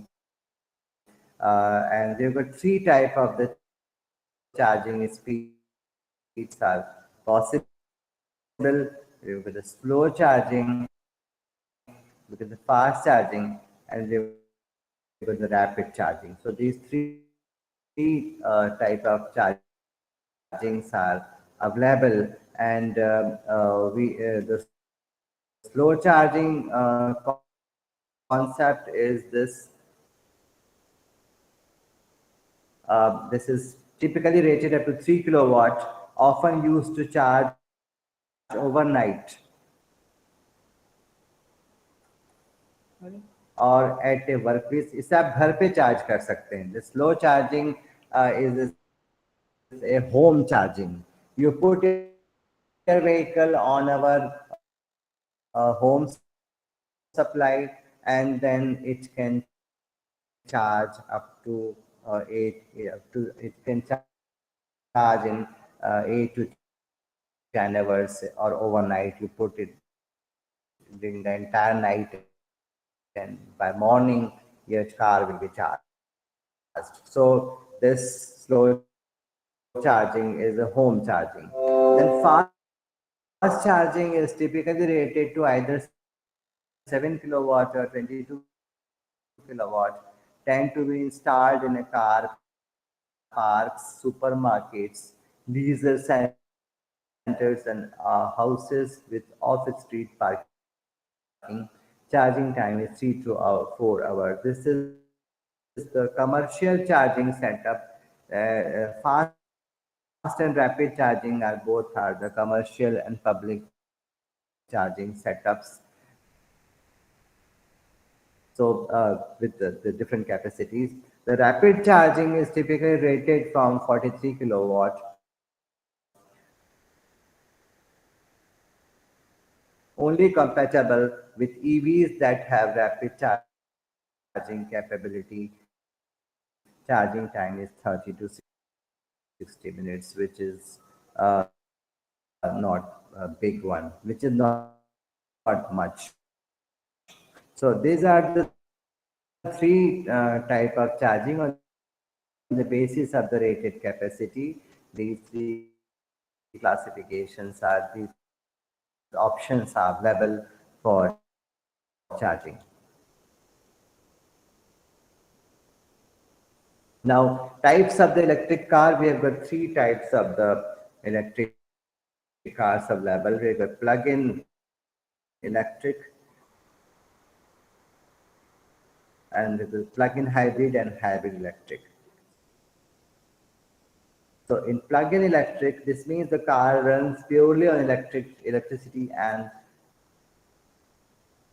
get all their power when they are plugged into the charge. They don't need petrol or diesel at all. So they are only pure electric cars here. The plug-in hybrid are the one which are which runs by the combination of the electricity and the fossil fuel, where both the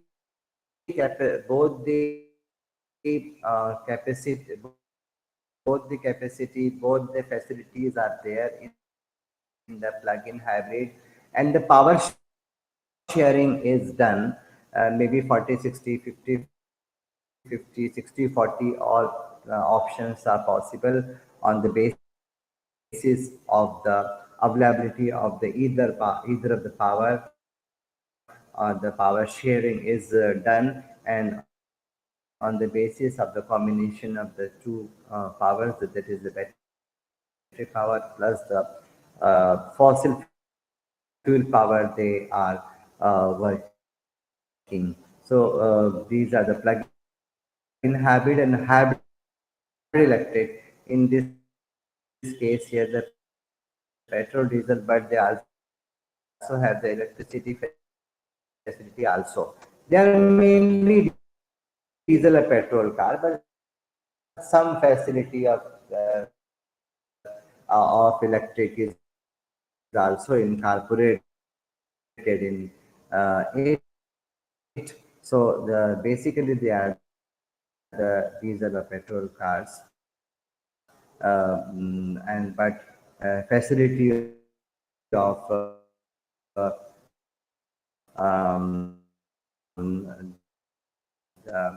hybridization is available.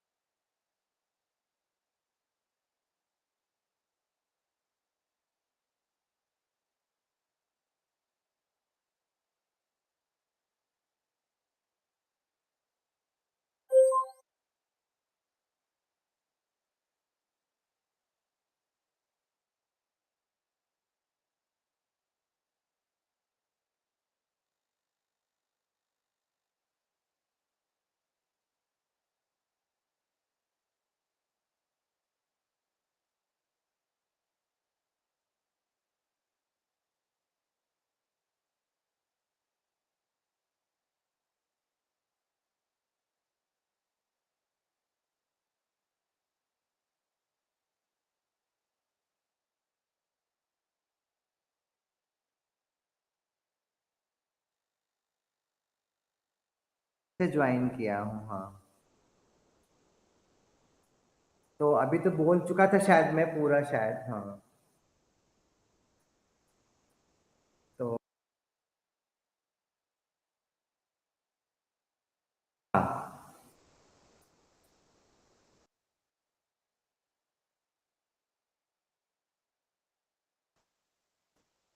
अच्छा ठीक है।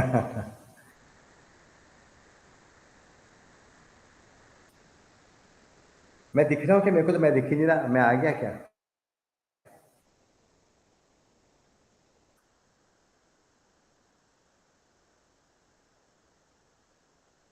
ठीक ठीक।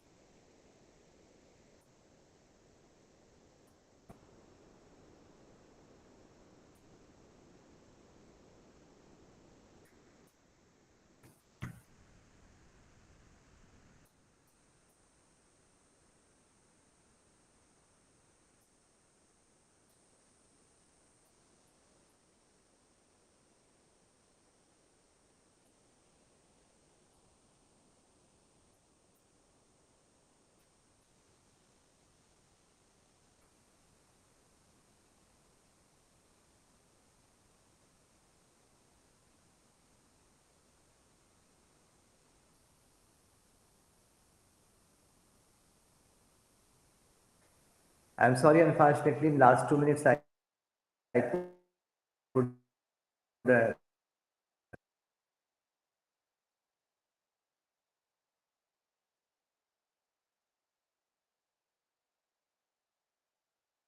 couldn't be heard. Somehow I got I was out of the whole system now. I think I have completed the presentation. I think last point was not audible to the people. Otherwise, I have completed.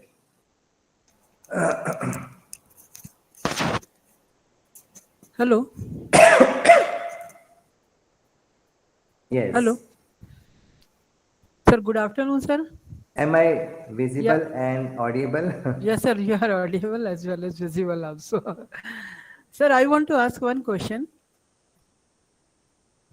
Sir, in order to take the startup as a business model, what the youngster can do now in electric vehicle field?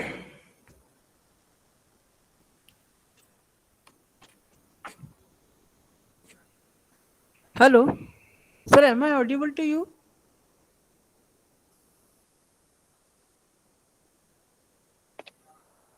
Hello.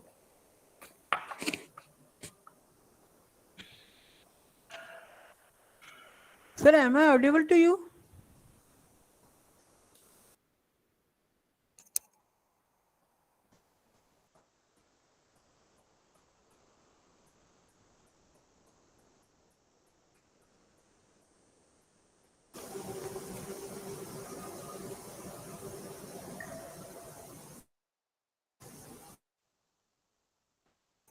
Hello.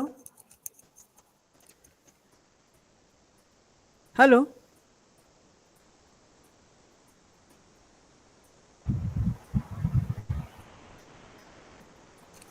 Hello. Hello. Ma'am, you're audible. Sir has left the meeting actually, ma'am. Okay. No issue at all. So, the dear participant, the time is nearly 3:30, and now we are waiting for the last session of this particular meet. That session is the research presentation, right? So I would like to invite Sable sir to kindly get ready with the presentation. Asim sir aa gaye.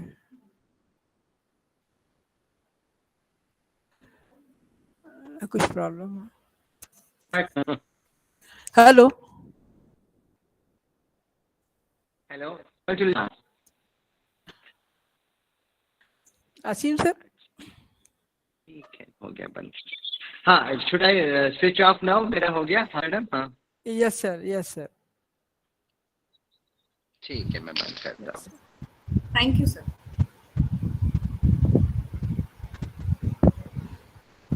So Sable sir.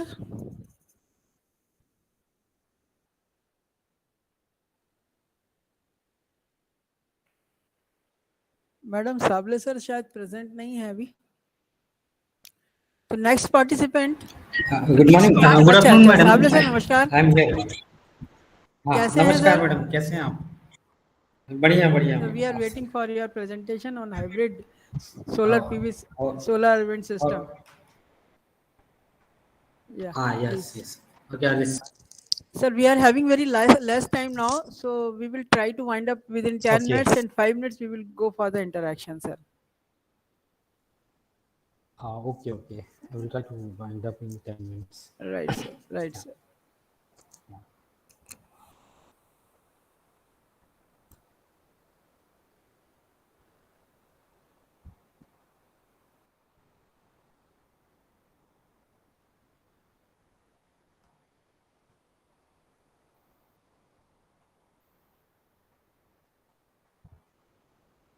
My presentation is visible? Yeah. Yes, my screen is visible?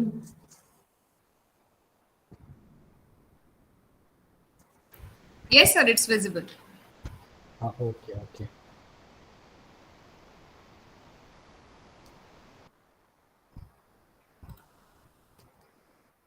Okay, my topic is today regarding the optimal sizing, how to do sizing and what are the hurdles in the making of sizing, and what are the issues with reliability, costing, and other parameters.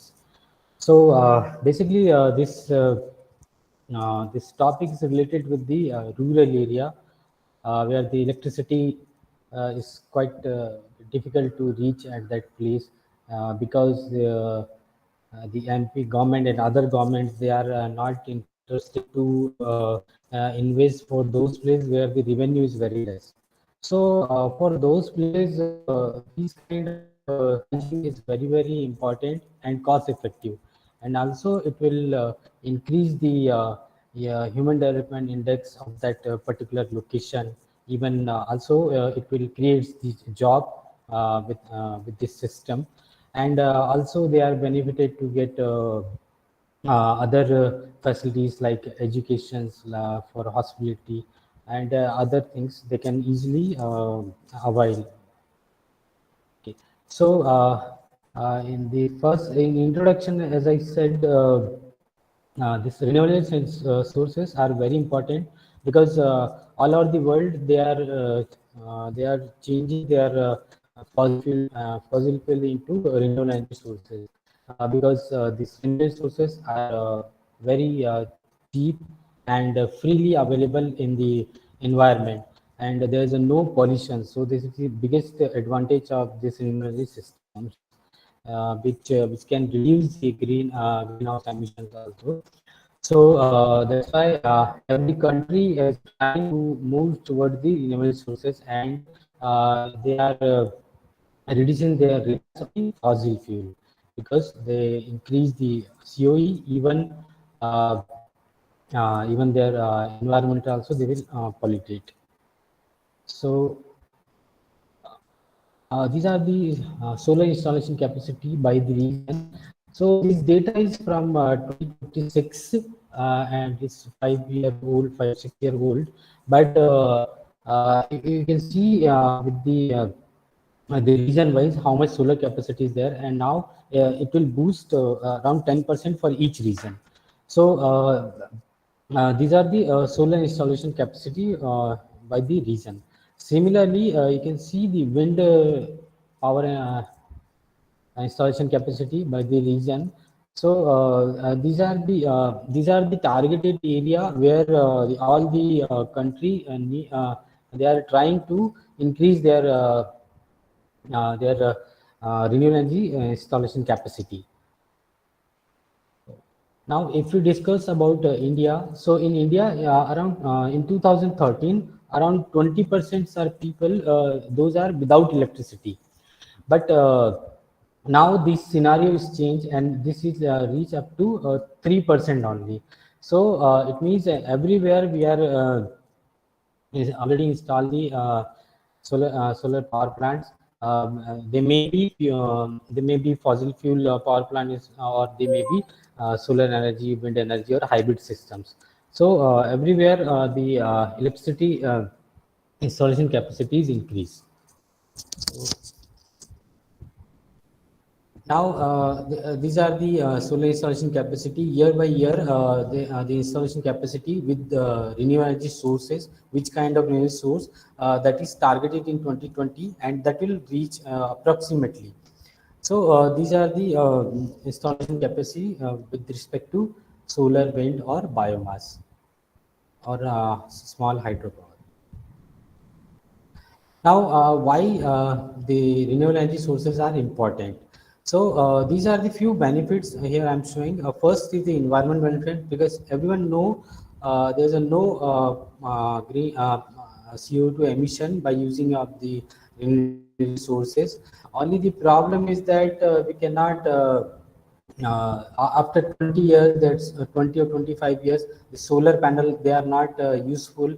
So that is the one cause. Another one, while manufacturing of the solar panel, that time also some CO2 is. So nowadays the research is going on in that they are including the emission production at the time of manufacturing of the solar panels also. So if you include that one, so you can pay the penalty cost for the emission, and you can make your system to more towards the green energy. Another one is improve the public health. So public health, it means because it will not produce any emissions, so automatically it will increase the uh, uh, the human health index, and it will not produce any harmful gases. Then a vast and inacceptable energy supply, it's available. Then, as I said, job creation is there when the substation is installed, and human development index, it means their living standard is also increased if the power supply is there. Then other economic benefits, like they can start their own small businesses and small manufacturing goods or something. So these are few benefit. Now it is more reliable. So and another one, the cost is not influenced by the fuel cost, because it is freely available in the environment, so there is no fuel cost also. And because this kind of power plant is installed near the load location, so ultimately we can reduce the transportation costs, even we can reduce the power losses, we can reduce the transmission line costing. So all these benefit with the off-grid system or standalone system. So these are the few advantage while using the renewable energy sources. Now, how many type of renewable sources system renewable energy configurations are available? So that may be DC coupled configuration. It means they produce the DC supply, such as solar power, and due to DC supply. Then AC coupled system, so we can utilize. Suppose if I show this pictures, it is for DC. We can generate power through the small hydro, wind turbine, solar. So solar is always generate DC, but through AC supply, so that we will convert from, and directly we can feed to DC load, or you can again convert by the current and due to AC load also, and charge the batteries also. So these kind of three configurations are available. One is the DC bus, another one is the AC bus, and third one with the hybrid system. So hybrid system, that is the more advantageable system as compared to AC, because in this we utilize power we can give to directly DC load, or AC power generator, that also we can give to DC AC load. And because in which the costing of converter and other component cost is also reduced. So this hybrid system is more advantageable as compared to AC and DC. So this I already discussed, and now these are some software which can be utilized for design of any PV system, wind system, biosystem, or you can utilize the hybrid system also. So these are the few software which are very good. They are giving the good result, and they are easy to operate. So some are based on the optimization technique, and some are based on the search space based method. So if I discuss about the optimized technique, there are 3 to 4 software are very good. They are very easy to use, and less data required to give the output. Suppose that if I discuss about the red screen and Homer and Soames. So these all 3 are very easy to use, and the researcher and the student, they can see the videos from YouTube, and they can easily learn, and they can usually design the system. Only you need to put the input data regarding the cost, load, regarding the interest rate. So that data you can usually opt from the any research paper. So many research papers they are for designing of hybrid system. Among all this software, one more software is PV-Solve. This is also new software, and it is available in 2D form and 3D form, and it is based on Excel platform.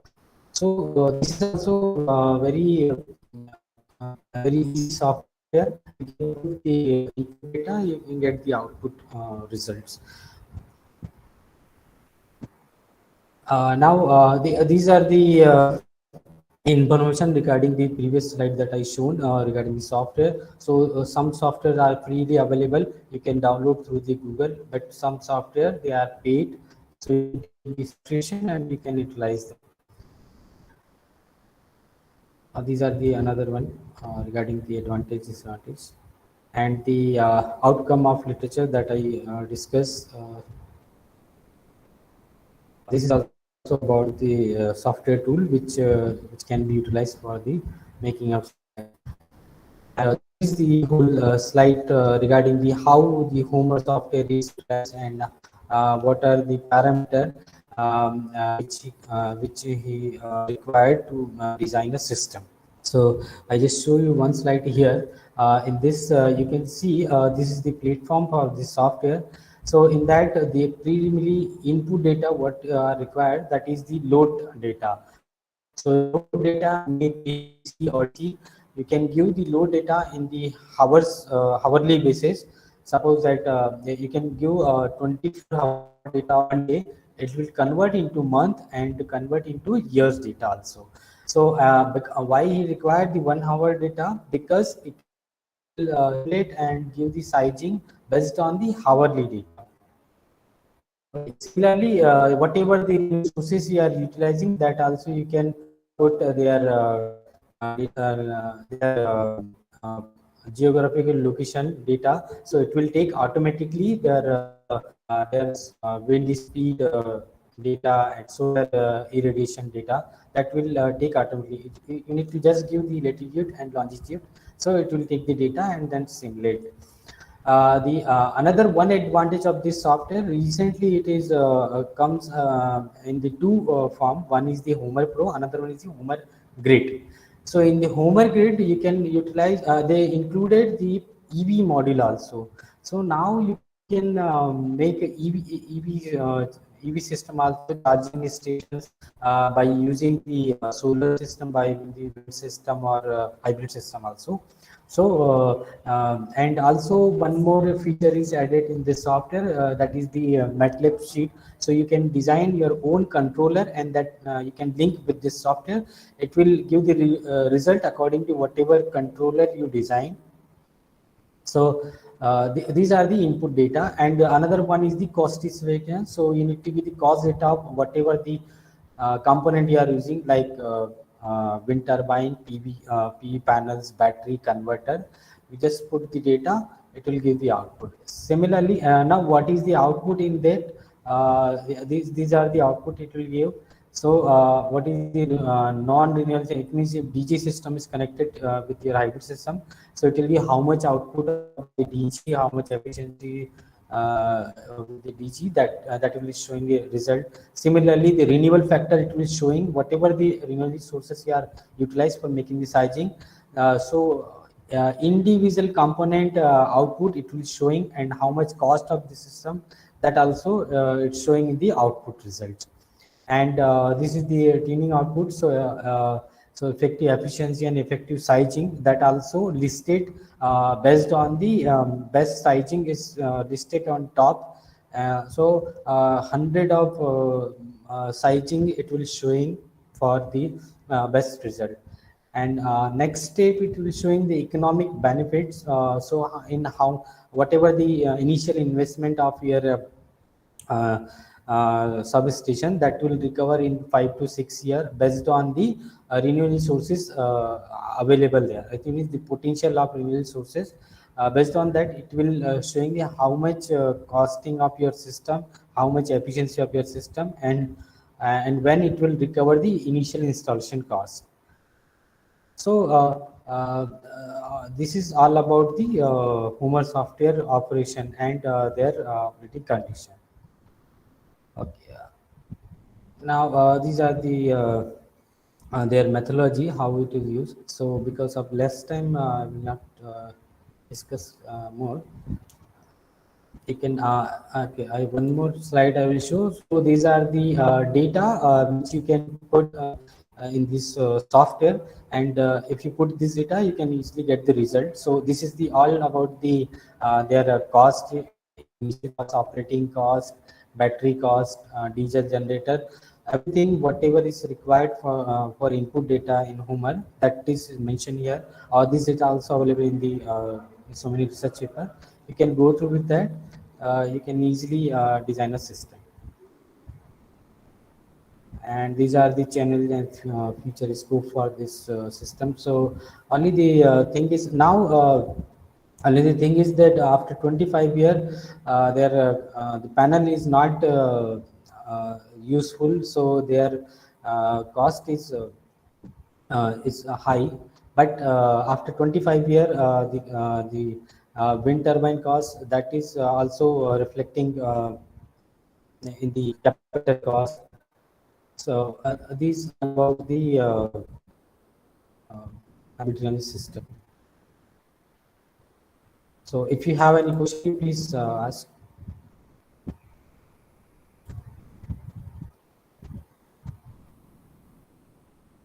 Am I audible?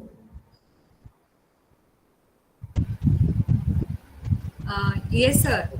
Thank you. Thank you so much, sir, for your nice presentation.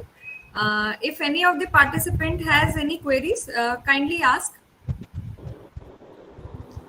If you are if you are having any query.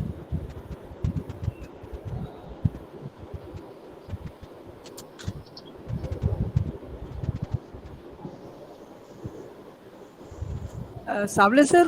Yes, ma'am. Sir, you have shown different softwares. Yes. For analysis of this hybrid system. Can we purchase it in the lab also, like for the research scholars? Yes, ma'am, sure. Presently, which software we are using most? Mostly now the Homer software is utilizing everywhere, because it is very good software for those are beginner for the making the optimal design. So for easily understanding and easily you can publish paper in conferences, even in the CI journals also you can publish paper through the Homer software. And another one is the rat screen. So both are available free also for 1 month, 1 month trial period. After that you can pay the money and you can subscribe for 6 months. Even 1 month subscription also they are providing with the less dollar, around $30 they will charge. And for a student, I think it is very less also. So $99, sir.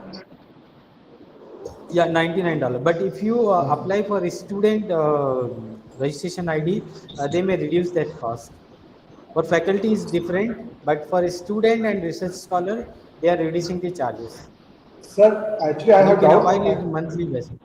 Yeah. Sir, So actually, I have put in my project also for the SCI publication. So they have given the Yes. comment that your Homer Pro is outdated software for any kind of analysis. So please Okay. something from your side, sir. No, the Homer software is not outdated. Only the problem is that once we go for SCI journal with this Homer software, nobody is entertained. Why? Because this very simple software, and for initial analysis and for initial understanding, it is good. If you go Okay, for sir. conferences, easily it will accept it. But if you are going for SCI journal, you should include Homer result with another simulation software. You can compare with Matlab or any other software. Then only they will entertain. So only the reason is that this software is easy and only few parameter we can analyze. But if you are doing a sensitive analysis with Homer software, definitely you have to go for the review process. So, thank you, I think sir, I Yashwant answered. sir. Yeah. Okay. Okay. Thank you so much, Thank you, sir. everyone. And dear participant, our valedictory function will Yeah. start soon. So I want that you please stay here for attending the valedictory function. So we are having 2 or 3 presentation only, and after that, Professor Chaube is coming from the RGPB. So please stay on the session, right? So now I would like to call Murali sir to Yes, kindly ma'am. share their PPT. Please share your PPT. Ma'am, shall I start presenting? Yeah, please.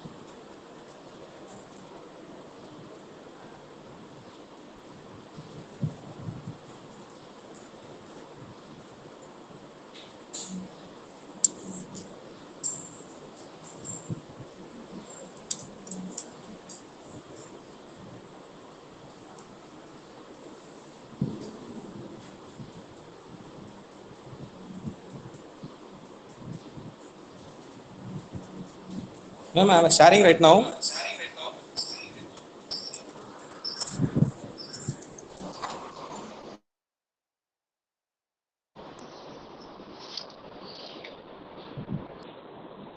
Yes, sir, your slide is visible. Slide is visible? Yes, sir. Okay, ma'am. I am not seeing, I am using my mobile phone also. So it's not showing in my mobile, that's why I called you. Okay, ma'am, shall I proceed? No, it's visible on the screen. Yes, please. Okay, ma'am. Okay. Good evening to one of them present. There will be innovation on sustainable and renewable energy. So I think most of them have presented their presentation on solar, and right now it's my presentation on wind flow analysis with respect to the wind farms. So I have here considered 3 locations. So I have put one is limited number of slides. So I have considered 3 regions. So one on the onshore, that is in my region, that is Tamil Nadu, in Tenkasi district of Kaitar. And second one, it is with Jafrasabad, Gujarat, near the shore. That is next to the seashore, near shore. So next to that, it is onshore. It is at the Gulf of Kumbat. So Gujarat. So 2 locations are from Gujarat, and 1 location from the south region. So here I have considered the 3 regions. So previously they have considered only any 2 regions. So either they will go with onshore or offshore, because most of them in the research work they have did only the onshore. right, or offshore only. But here I have considered the three regions: the onshore, offshore, and the seashore, near shore, right? So, so this is the corresponding thing that I have considered here. The wind turbine height, based upon the heights, you will have the speed of wind velocity that we will acquire from the blades of the wind turbine. And normally they will consider 60 meter, 80 meters, 100 meters, 120 meters. They can up to go up to 200 meters also. And here I have considered here with my friend Krishnamurthy, who is working in TNEB. We have shared the data, right? And we have considered the three analysis. So what is the wind speed level in 2014? What about in 2015? So from that analysis, we have started working on the research work. So we have considered for the entire year, right? So starting from January to the December. So normally we will consider this in four regions: winter, summer, northeast monsoon, and southwest monsoon. So you will know very well.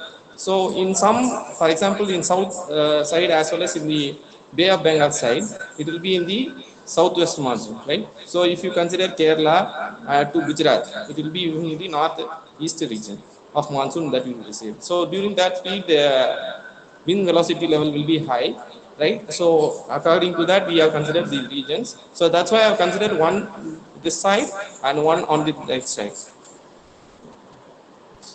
So this is the corresponding annual wind statistics for 100-meter height of wind turbine.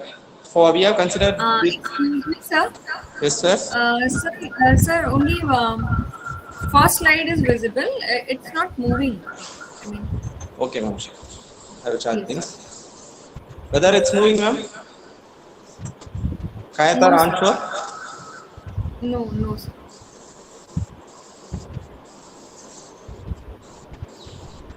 Whether it's moving, ma'am?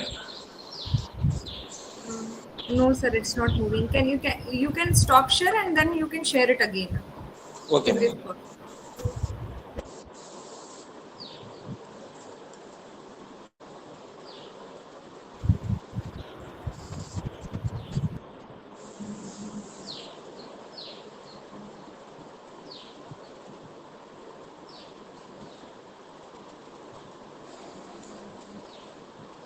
Right now, ma'am?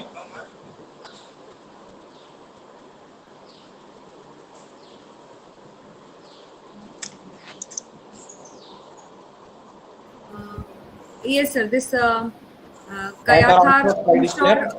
Yes, sir. Kayathar onshore. Yes. One is, I think due to net connectivity, it is showing slowly. Okay, fine. So this is the thing which we have taken in the Kayathar. So you can see that in the towards the Bay of Bengal region, and next to that, Jafrabad I already mentioned. Whether its slide is moving, ma'am? Jafrabad.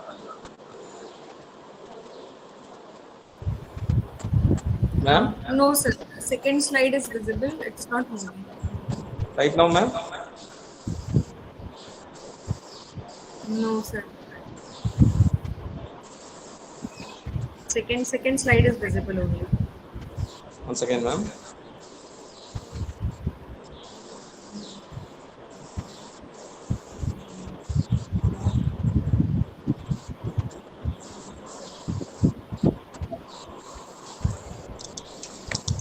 Once again, ma'am, I will come to have a better connectivity of network. Okay.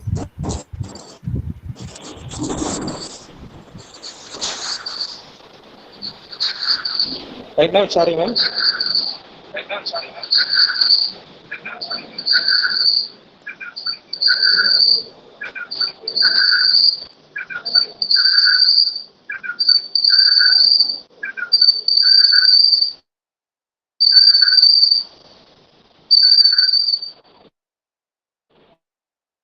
Whether it's ma'am?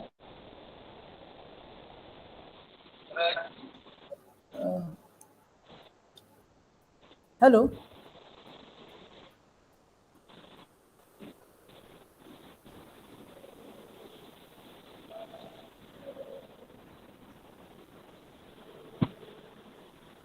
ಎಲ್ಲರ से बोलो sir.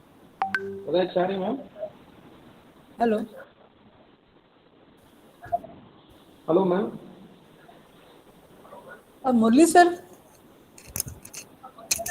Yes ma'am. Sir, your slide is visible, but it is not moving.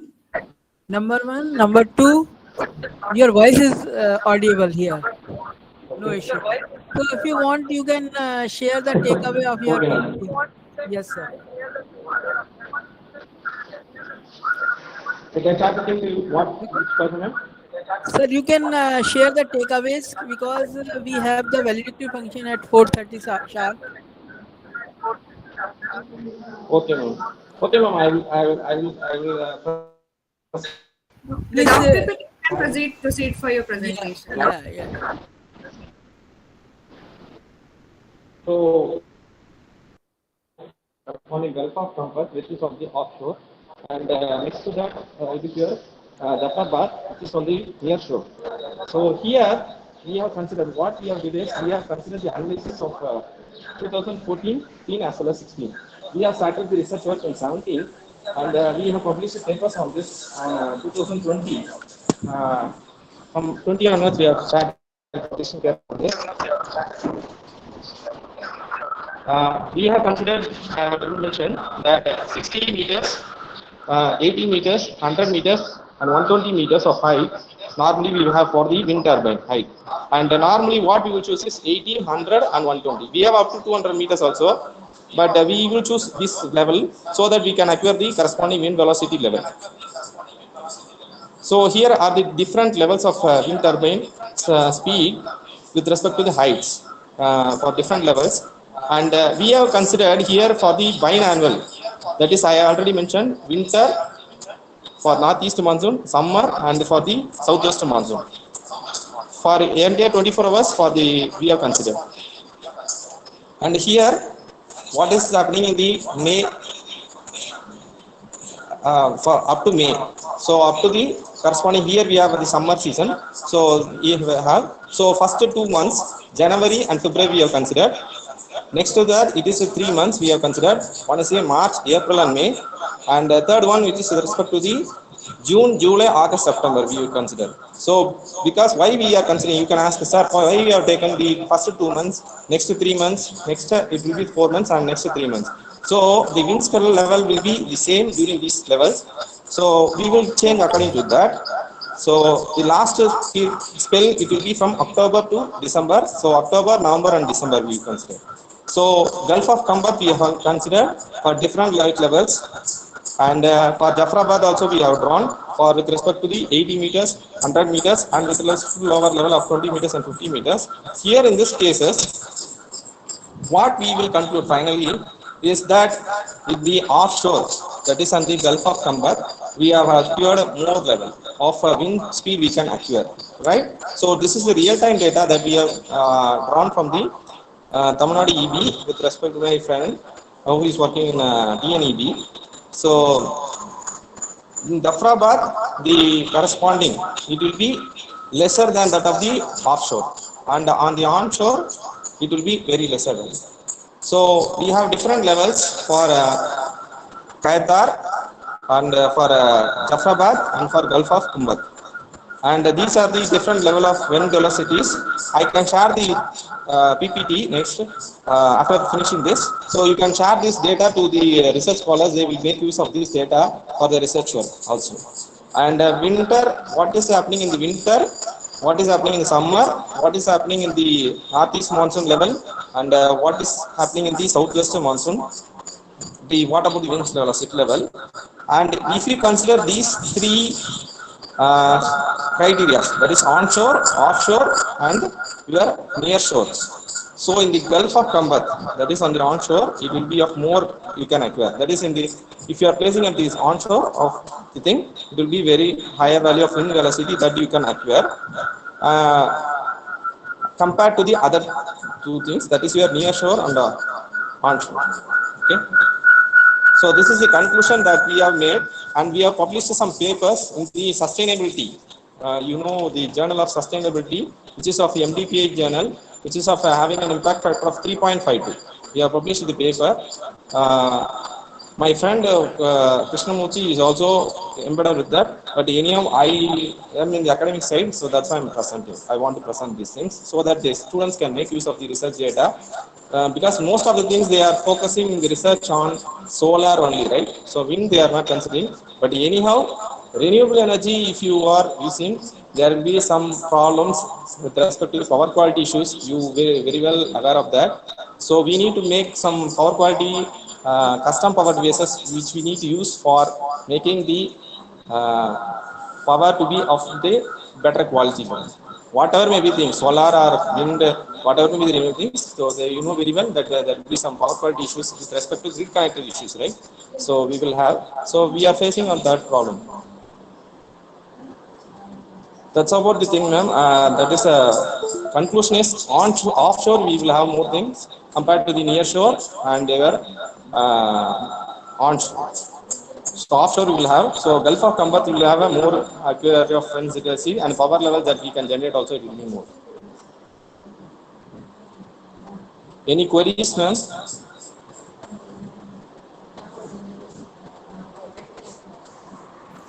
Any queries?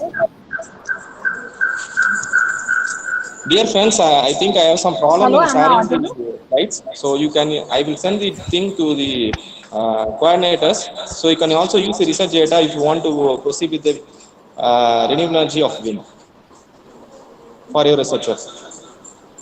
Okay, sir. Okay, thank you, sir. Thank you, ma'am. Okay, ma'am, start sharing. Any Next. queries from the researchers?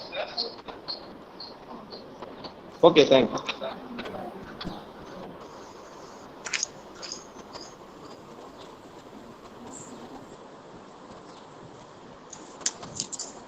Now, very good evening to all. Who will present next?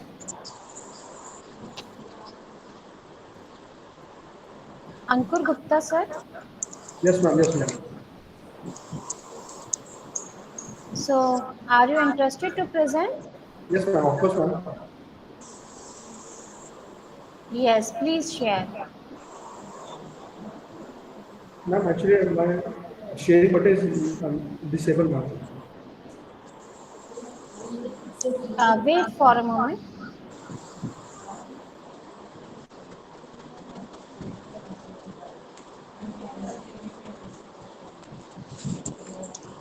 If you are having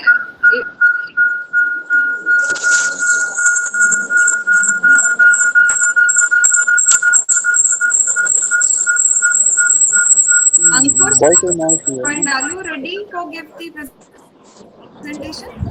Yes, ma'am. Yes, ma'am. Okay, okay. Please, kindly share. I have given you the right. Thank you.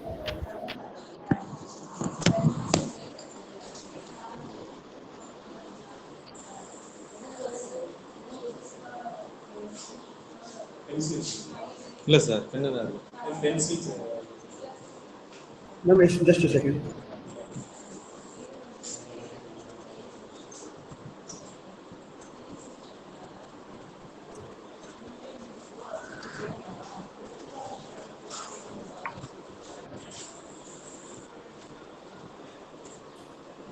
Yes, ma'am. It is visible, ma'am.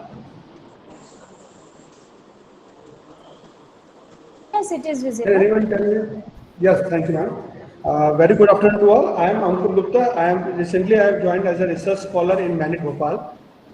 Before that, I am going to take the topic that is a very advanced topic, how the AI is going to be implemented and through which we are going to protect the power system through AI system, that is artificial intelligence technique.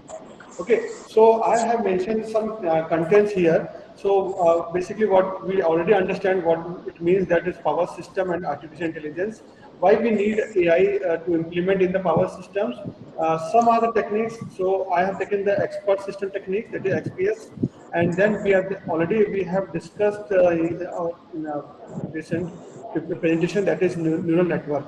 And so how it can be used, how it can be implemented. So as we're going to start, that is a power system. So already we know, as being as electrical engineering, we have the two norms, that is IEEE norm, and the second one, that is IEC norms, European code, and some are the American codes. So I have explained that is as per the IEEE norms, the network of electrical components which are going to be used, supply, transmit, and use the power in any kind of the mode, that is through IEEE. And if I'm talking about the IC code, that is subdivision of the electrical engineering, which can deal with the generation, transmission, distribution part. So the second part, that is artificial intelligence. So if I come in the mind that the computer or the system which can be able to do the performance by utilizing some kind of the human intelligence, that is the come under the artificial intelligence. If I'm talking about the machine learning, the algorithm which are going to be used, that's come under the machine learning. So the question always arises, why we need AI in the power system, why we are using the AI in the power system. So we are, if I'm talking about the past scenarios, we are facing so many difficulties. So somehow we have the complex and large amount of the information are going to be calculated, diagnosis and transformations techniques we are going to use. Even if we are using the algorithms, but we have to take the huge amount of time for calculation. So it will increase the computational time period. So this is I'm taking from the papers that we have the machine learning, experience systems, artificial intelligence, fuzzy logic. So I've mentioned here the techniques in the power system that already have done the work. Machine learning is there, deep learning is there, data science are going to be used for the cyber security of the power system. But I'm mentioning only the three, that is the basic, that already a lot of the work have done in this.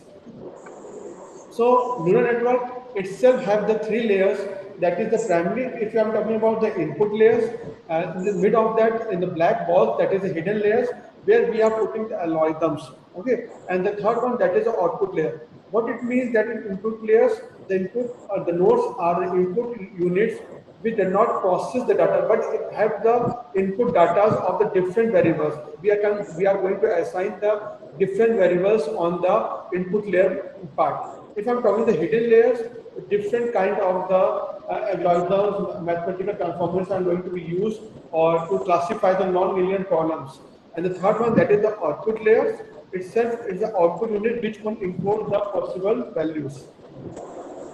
So the question will rise how the ANN can be used in the power system. So as I've done, ANN can be used for the different to rectify the different problems which are happening in the power system. I have taken the example. If a basic example I have mentioned here, if I want to calculate the value of inductance, capacitance, and the resistance in the transmission line, we have a lot of the works we have done through the PSCAD, Matlab programming. So I'm taking the basic so that we can understand how the ANN can be used. So if I'm talking about the numerical part, so we have influenced by the environmental factors and balancing conditions, etc. So the values of the resistance, capacitance, inductance of the transmission line, which are going to be as an input and combined, or it may be in the normalized value of the parameters which can be obtained. So what are the advantages? So if I'm talking about the advantages, the speed of the process is very high. They do not have any kind of the appropriate system model. The third one, that they have ability to handle the systems of incomplete data and the information data. And obvious, if I'm talking about the less computational time period, it is fast and the robust. Before that, we have the two parts. That is and if I'm talking about the NN part, we have the two parts, that is testing and the training data. So fuzzy logic already we are aware, and lot of the work carried out through the fuzzy logic system. So I'm not mentioning here, I just mentioned here the fuzzy logic system.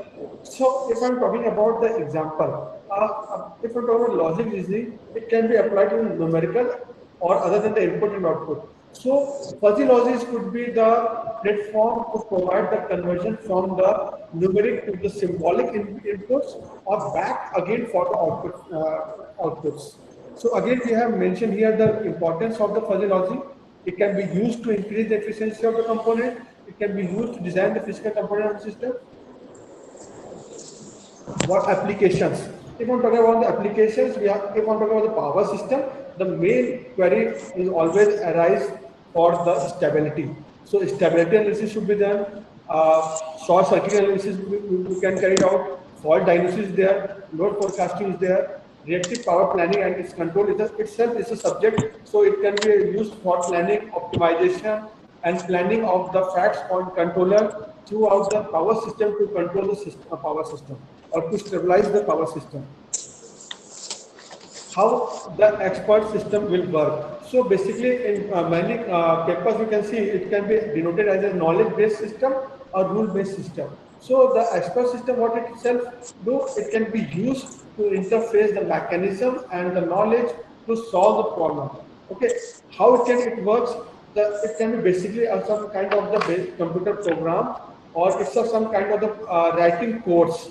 So it can be easy to write that and easy to calculate and estimating the value, different value parameters which are going to be used in generation, transmission, and distribution part.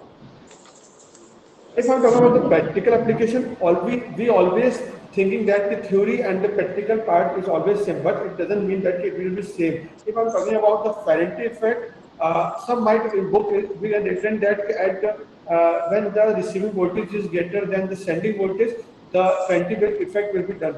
But if I'm talking about the practical exposure, what we done, we have to mention at least some small load. Without load, the system will get free. So when we are taking the experiments of the Faraday effect, if you are going to verify the Faraday effect, what we do? We have to put some smart or slight load, that is some kind of a single phase induction loader, so that we can carry out the experiment. So here, if I'm taking the condition that if the fault occurs in the transmission line, what will happen? The fault detector detects the fault, and it can be fed into the fuzzy system.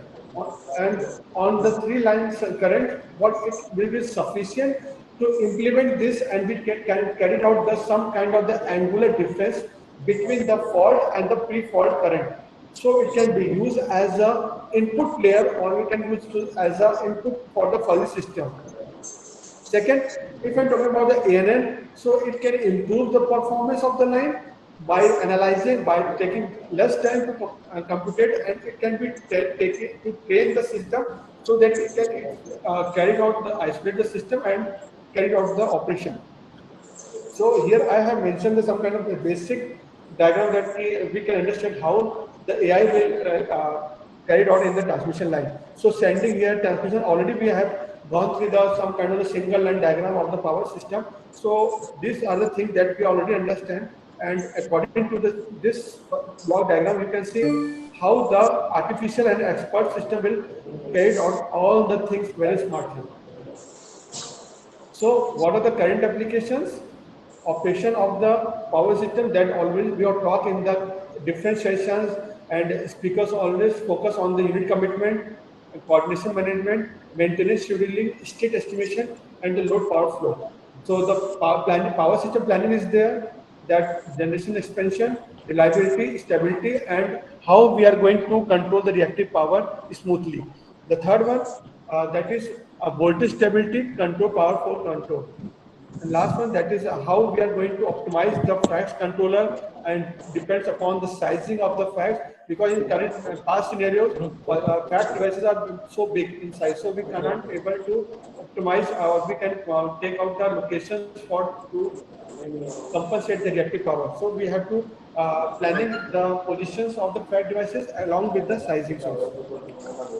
Conclusions is there. The main feature of the power system design is planning is reliability, conventional techniques. So it cannot be essence of the power system. This leads to increase in the operating and the maintenance cost. So research can be done. So we have different papers through AI, but if you are talking about the AI can be implemented in the Microgrid, so different papers are there and different papers will come out. So a lot of research is going to be performed, the full advantages of technology. So I am taking the optimization technique through AI and machine learning techniques in the PhD work.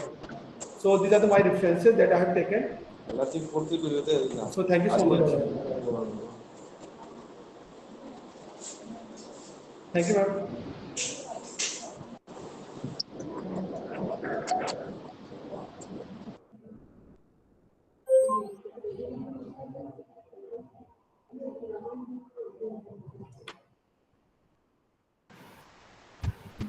Thank you, sir, for your very nice presentation. Now I would like to ask the participant whether you have any queries. You can ask.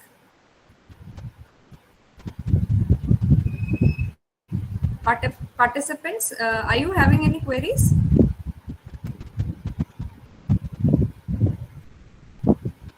Manju ma'am, would you like?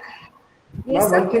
One thing I think I have to add that if you carried out your research work through machine learning, so through this you can use the Google Colab platform to carry out your experiment analysis. So before that you have some kind of data sets. So there are the different sites, that is GitHub, Kaggle is there, so you can download the different data sets and you do just the hands-on practice.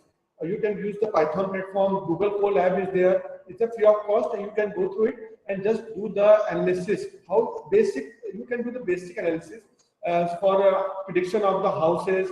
Sometimes you take this live examples to carry it out to understand how the machine learning can be used. You can't think that you do the simulation and just use the tool machine learning and your simulation will be done through the machine learning.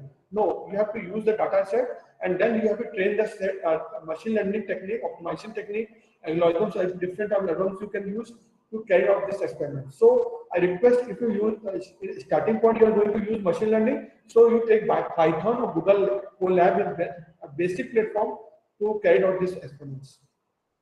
Thank you.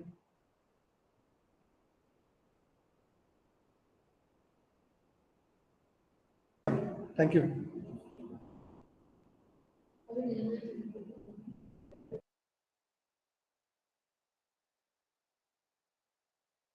Manju ma'am, your mic is mute. Kindly unmute yourself. So thank you, Ankur sir, for the nice presentation. Thank you, ma'am. And our valedictory function will start at 4:30 sharp. Meanwhile, if anybody is interested to share their research work in front of the common platform, they can come forward and they can interact with the other participants. Anybody? Ansari sir?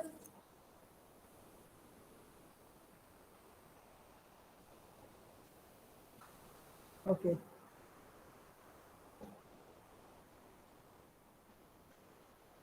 Otherwise, we have with us Neeti madam. She is presently head of department, and she will share the latest work what she has done. Okay, so she is sharing her PPT with you. Madam, please. Just a minute, I am sharing.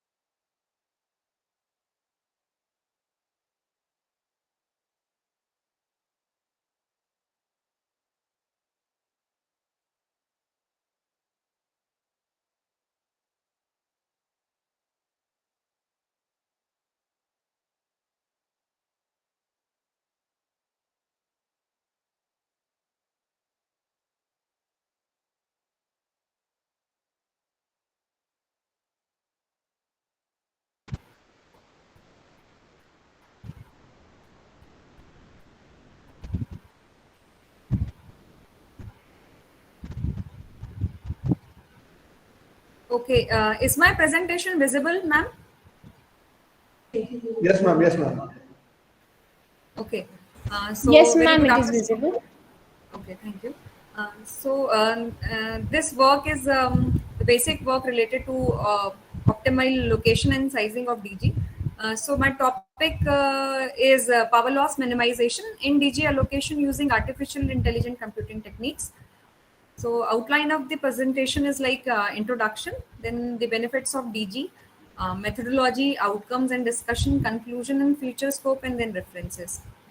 So as we are dealing with renewable energy sources, so we know that in distribution side, and when we talk about DG, load demand is very important. So load demand is continuously growing due to various factors in the current scenario and increasing load demands, which results in voltage loss problems in power system. The distributed generation is the key solution for meeting out the increasing load demand. As we already know, the population growth is there, industrialization is there.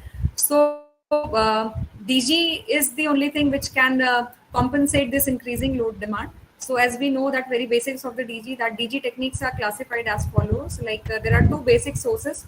First one is renewable energy sources and second one is petroleum based sources we are having currently.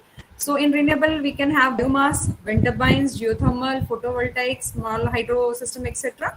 In petroleum-based sources, we are having thermal or coal-based systems, then petroleum, diesel-based systems, and fuel cells, ignition turbines, etc. So what are the benefits of DG? We should have a look. By using DGs, there is increased electric system reliability and power quality. While we connect DGs in distribution side, we are having increased, the system reliability could be improved and power quality could also be increased. Then the second one, the emergency supply of power could be delivered while we are connecting with the DGs. In case of the conventional power system fails, then we are having the alternative in the form of DGs. Then it helps to reduce the peak power requirements. As we already know that during summers, all the inductive loads has been increased due to the increased use of air conditions and other things, coolers, air conditions mainly. So inductive load increases. So the peak power requirement can be addressed by including the DGs in the system. And provision of ancillary services including reactor power also, it is able to manage the reactor powers. And once again, it is environmental friendly also while we are using renewable energy sources, and it is environmental friendly. So the problem DG placement is basically a combined optimization problem that needs simultaneous optimization for multiple objectives like minimization of real and hidden power losses, carbon giving of node voltage anomalies, line loading, as well as short circuit aptitude along with maximization of reliability. So where to locate this DG in order to have all the optimized parameters is a big concern. So the methodology, which the very basic optimization technique which a person can start with while applying any of the work is the GA and PSO these days in basic optimization. So GA is the one of the methodology which I have used. And GA, genetic algorithm, is a population-based meta-heuristic algorithm. It is faster and efficient as compared to the other traditional methods. So genetic algorithm is proven to have many parallel capabilities, like optimizing both the continuous and discrete functions and also the multi-objective problem. So genetic algorithm, while we are using, we are having the following benefits like larger set of solution space. Then it is providing global optimization and it requires less information, and it provides a multiple optimal solution, and it is probabilistic in nature. The another methodology which is there is a PSO, that is particle swarm optimization. It is also a population-based meta-heuristic algorithm, and it is an artificial intelligence technique that can be used to find approximate solution to the extremely difficult or impossible numerical maximization and minimization problem. So there are a few benefits of a PSO also, like the concept is very simple, the implementation is quite easy, and the robustness is the another benefit of it while we talk about the control parameters, and the computational efficiency is more when we compare with mathematical algorithm and other heuristic optimization technique. So this is the diagram which shows that a typical N-bus system in a radial distribution system is one system is having DG and another is not having DG. So one system is the figure 1 is with DG and figure 2 is without DG. Now the methodology in this particular thing, in this particular slide, if we talk about, there are parameters like IK represents the phase current of branch K, whereas ILK represents the phase current at given load associated with node K. Whenever any TG is positioned at any bus, likewise represented in the figure 2, This represents the current IDG to the circuit, and by this means we modify the currents of all branches connecting in between from bus K to substations. Now, this work has goal to regulate the optimum size DG for specific for a particular specified radial distribution system in order to minimize the voltage drop as well as the actual power loss. The distribution network chosen here is of radial type and is a balanced network. This is a typical line diagram for 22.6 kV 30 bus radial distribution system. And this I have taken, and the outcomes for the formulation is designed in Matlab environment, and same is executed for consider parameters and implementation at a test system for defining the optimal location of DGs. Then test system we have taken is having the rating of 22.66 kV 30 bus radial type distribution system. The entire active and reactive power loads in view of the system are 3.8 megawatt and 2.69 megawatt. And if we can see the result in the form of graph, then this is the total loss of DG 30 bus system, where DG is positioned with bus 5, 6 and 7 with PSO, and these are the outcome where while in GA when we apply it for same buses 5, 6 and 7, and these are the results of various voltages as well as buses. And here are the outcomes with 5 DG. The maximum voltage, minimum voltage, total losses, elapsed time in second has been shown in the table. With 5 DG, 6 DG and 7 DG system with a typical 30 bus system with the TSO and GA, and compared the result. Now, the work provides the comparative analysis of AI-based techniques, PSO and genetic algorithm for best capacity of DG. So this is a very basic work as we started with only 30 bus system. So these methods are easily implementable and are quicker as per the given correctness. It validates that the G algorithm method have saved enormous power and attained noteworthy enhancement in voltage levels. So the future scope is of this work can include that we can implement it on higher bus system also. This is a typical 30 bus system. We can implement on it on higher bus system, and any of the working real-time system we can also implement it, and it can also provide the economic analysis of DG in terms of economic parameters. And then sighting of electric vehicle with DG and its impact can also be analyzed. That EV these days are in demand, and we already know that petroleum and other resources like those who are the conventional sources, these are depleting day by day. So the only option when we talk about transportation, electric vehicle is the key. So PEVs, EVs, hybrid electric vehicle system, these systems would be in transportation for next 5 to 10 years. Our speaker Asim sir already have make us aware about the many schemes government of India is taking, and recently I got to know that IOCL has also prepared their the whole framework for where linking where they are linking all their petrol pumps. They make it an electric vehicle charging station at the same station also. So these this work in 1 or 2 decade the transportation scenario will be totally changed. So sighting of DG or DG charging station is also a very big issue, while we are implementing like in peak loads, likewise the charging pattern of EVs, the most probably people will charge from once they have electric vehicles, they'll start charging it once they go to office, before they go to office, and or after coming from the office. Or things could be then that the major corporate offices, they can also make their charging stations at their premises also, so that in daytimes or office hours they can also place it. But when this sudden amount of load will connect it to the grid, the challenges would be there. So impact of EV charging station would be a major concern in future. So this could be a future scope of this work also. It could be linked. So these are the few of the references which I have taken. Thank you.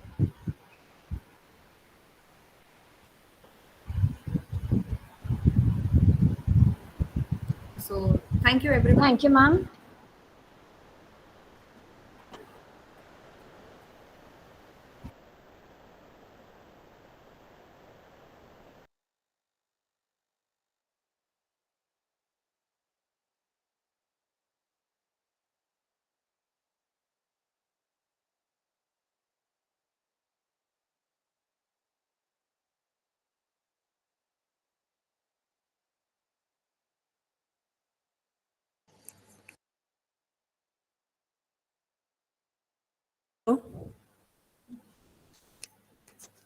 So we will start.